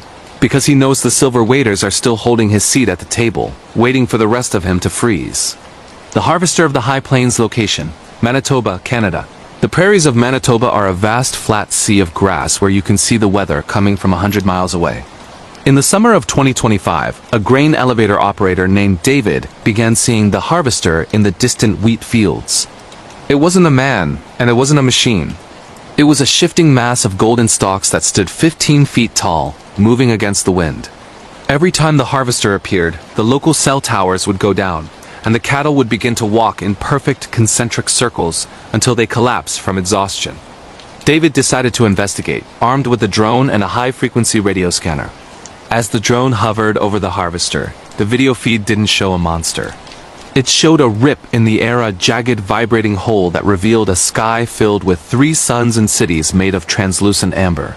The harvester was a probing limb from another dimension, reaching into our world to gather biological data. "Your world is ripe," a sound like 1,000 crickets chirping echoed through David's radio. The harvester began to fold the field. The wheat didn't bend. The space itself creaked and groaned like a sinking ship.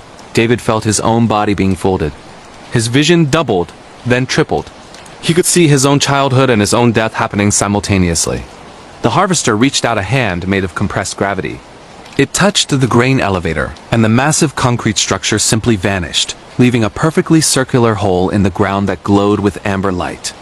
David survived only because he fell into a deep well, the water insulating him from the gravitational shifts. When he climbed out, the field was gone. In its place was a forest of amber crystalline structures that hummed with a low, alien frequency. The government cordoned off the area within hours, claiming it was a chemical spill. But David knows the truth. He still has a small piece of the amber he found. Sometimes at night, the amber speaks to him, describing the beauty of the world that is coming to replace ours once the harvest is complete. The Shadow Orchestra of the Catacombs location, Paris, France. The Paris catacombs hold the remains of over 6 million people, a subterranean empire of the dead. In late 2025, an illegal cataphile named Chloe discovered a section of the tunnels where the walls were made of hollowed-out skulls arranged like organ pipes. As the wind from the subway vents blew through the tunnels, the skulls began to play a symphony. It wasn't music. It was a mathematical sequence of screams and sighs that felt like it was rewiring Chloe's brain. She followed the sound to a central chamber where she found the conductor. The conductor was a skeleton draped in a tuxedo made of human hair. He held a baton made of a child's femur. Surrounding him were dozens of shadow musicians, beings made of pure darkness that mimicked the movements of playing violins and cellos made of bone. "The masterpiece is almost finished," the conductor whispered, his jaw clicking with every word. "We just need the final note." Chloe realized that the final note was the sound of a human heart stopping in terror. The music grew louder, the frequency vibrating her internal organs until she began to cough up blood. The shadows began to close in, their instruments emitting a sound that tore at the fabric of her soul. She managed to escape by screaming at the top of her lungs, breaking the mathematical rhythm of the bone orchestra. She burst out of a manhole cover into the middle of a Parisian street, covered in centuries-old dust. Now, Chloe is deaf to all normal sounds, but she can hear the heartbeat of everyone she meets. She says that most people's hearts are out of tune, and she lives in fear of the day she hears someone whose heart matches the rhythm of the catacombs, because that is the day the conductor will return to finish his symphony. The dark is deep, and the stories are many. We have traveled the world together, uncovering the truth behind the shadows. But remember, the most terrifying story is the one that hasn't been written yet. Yours.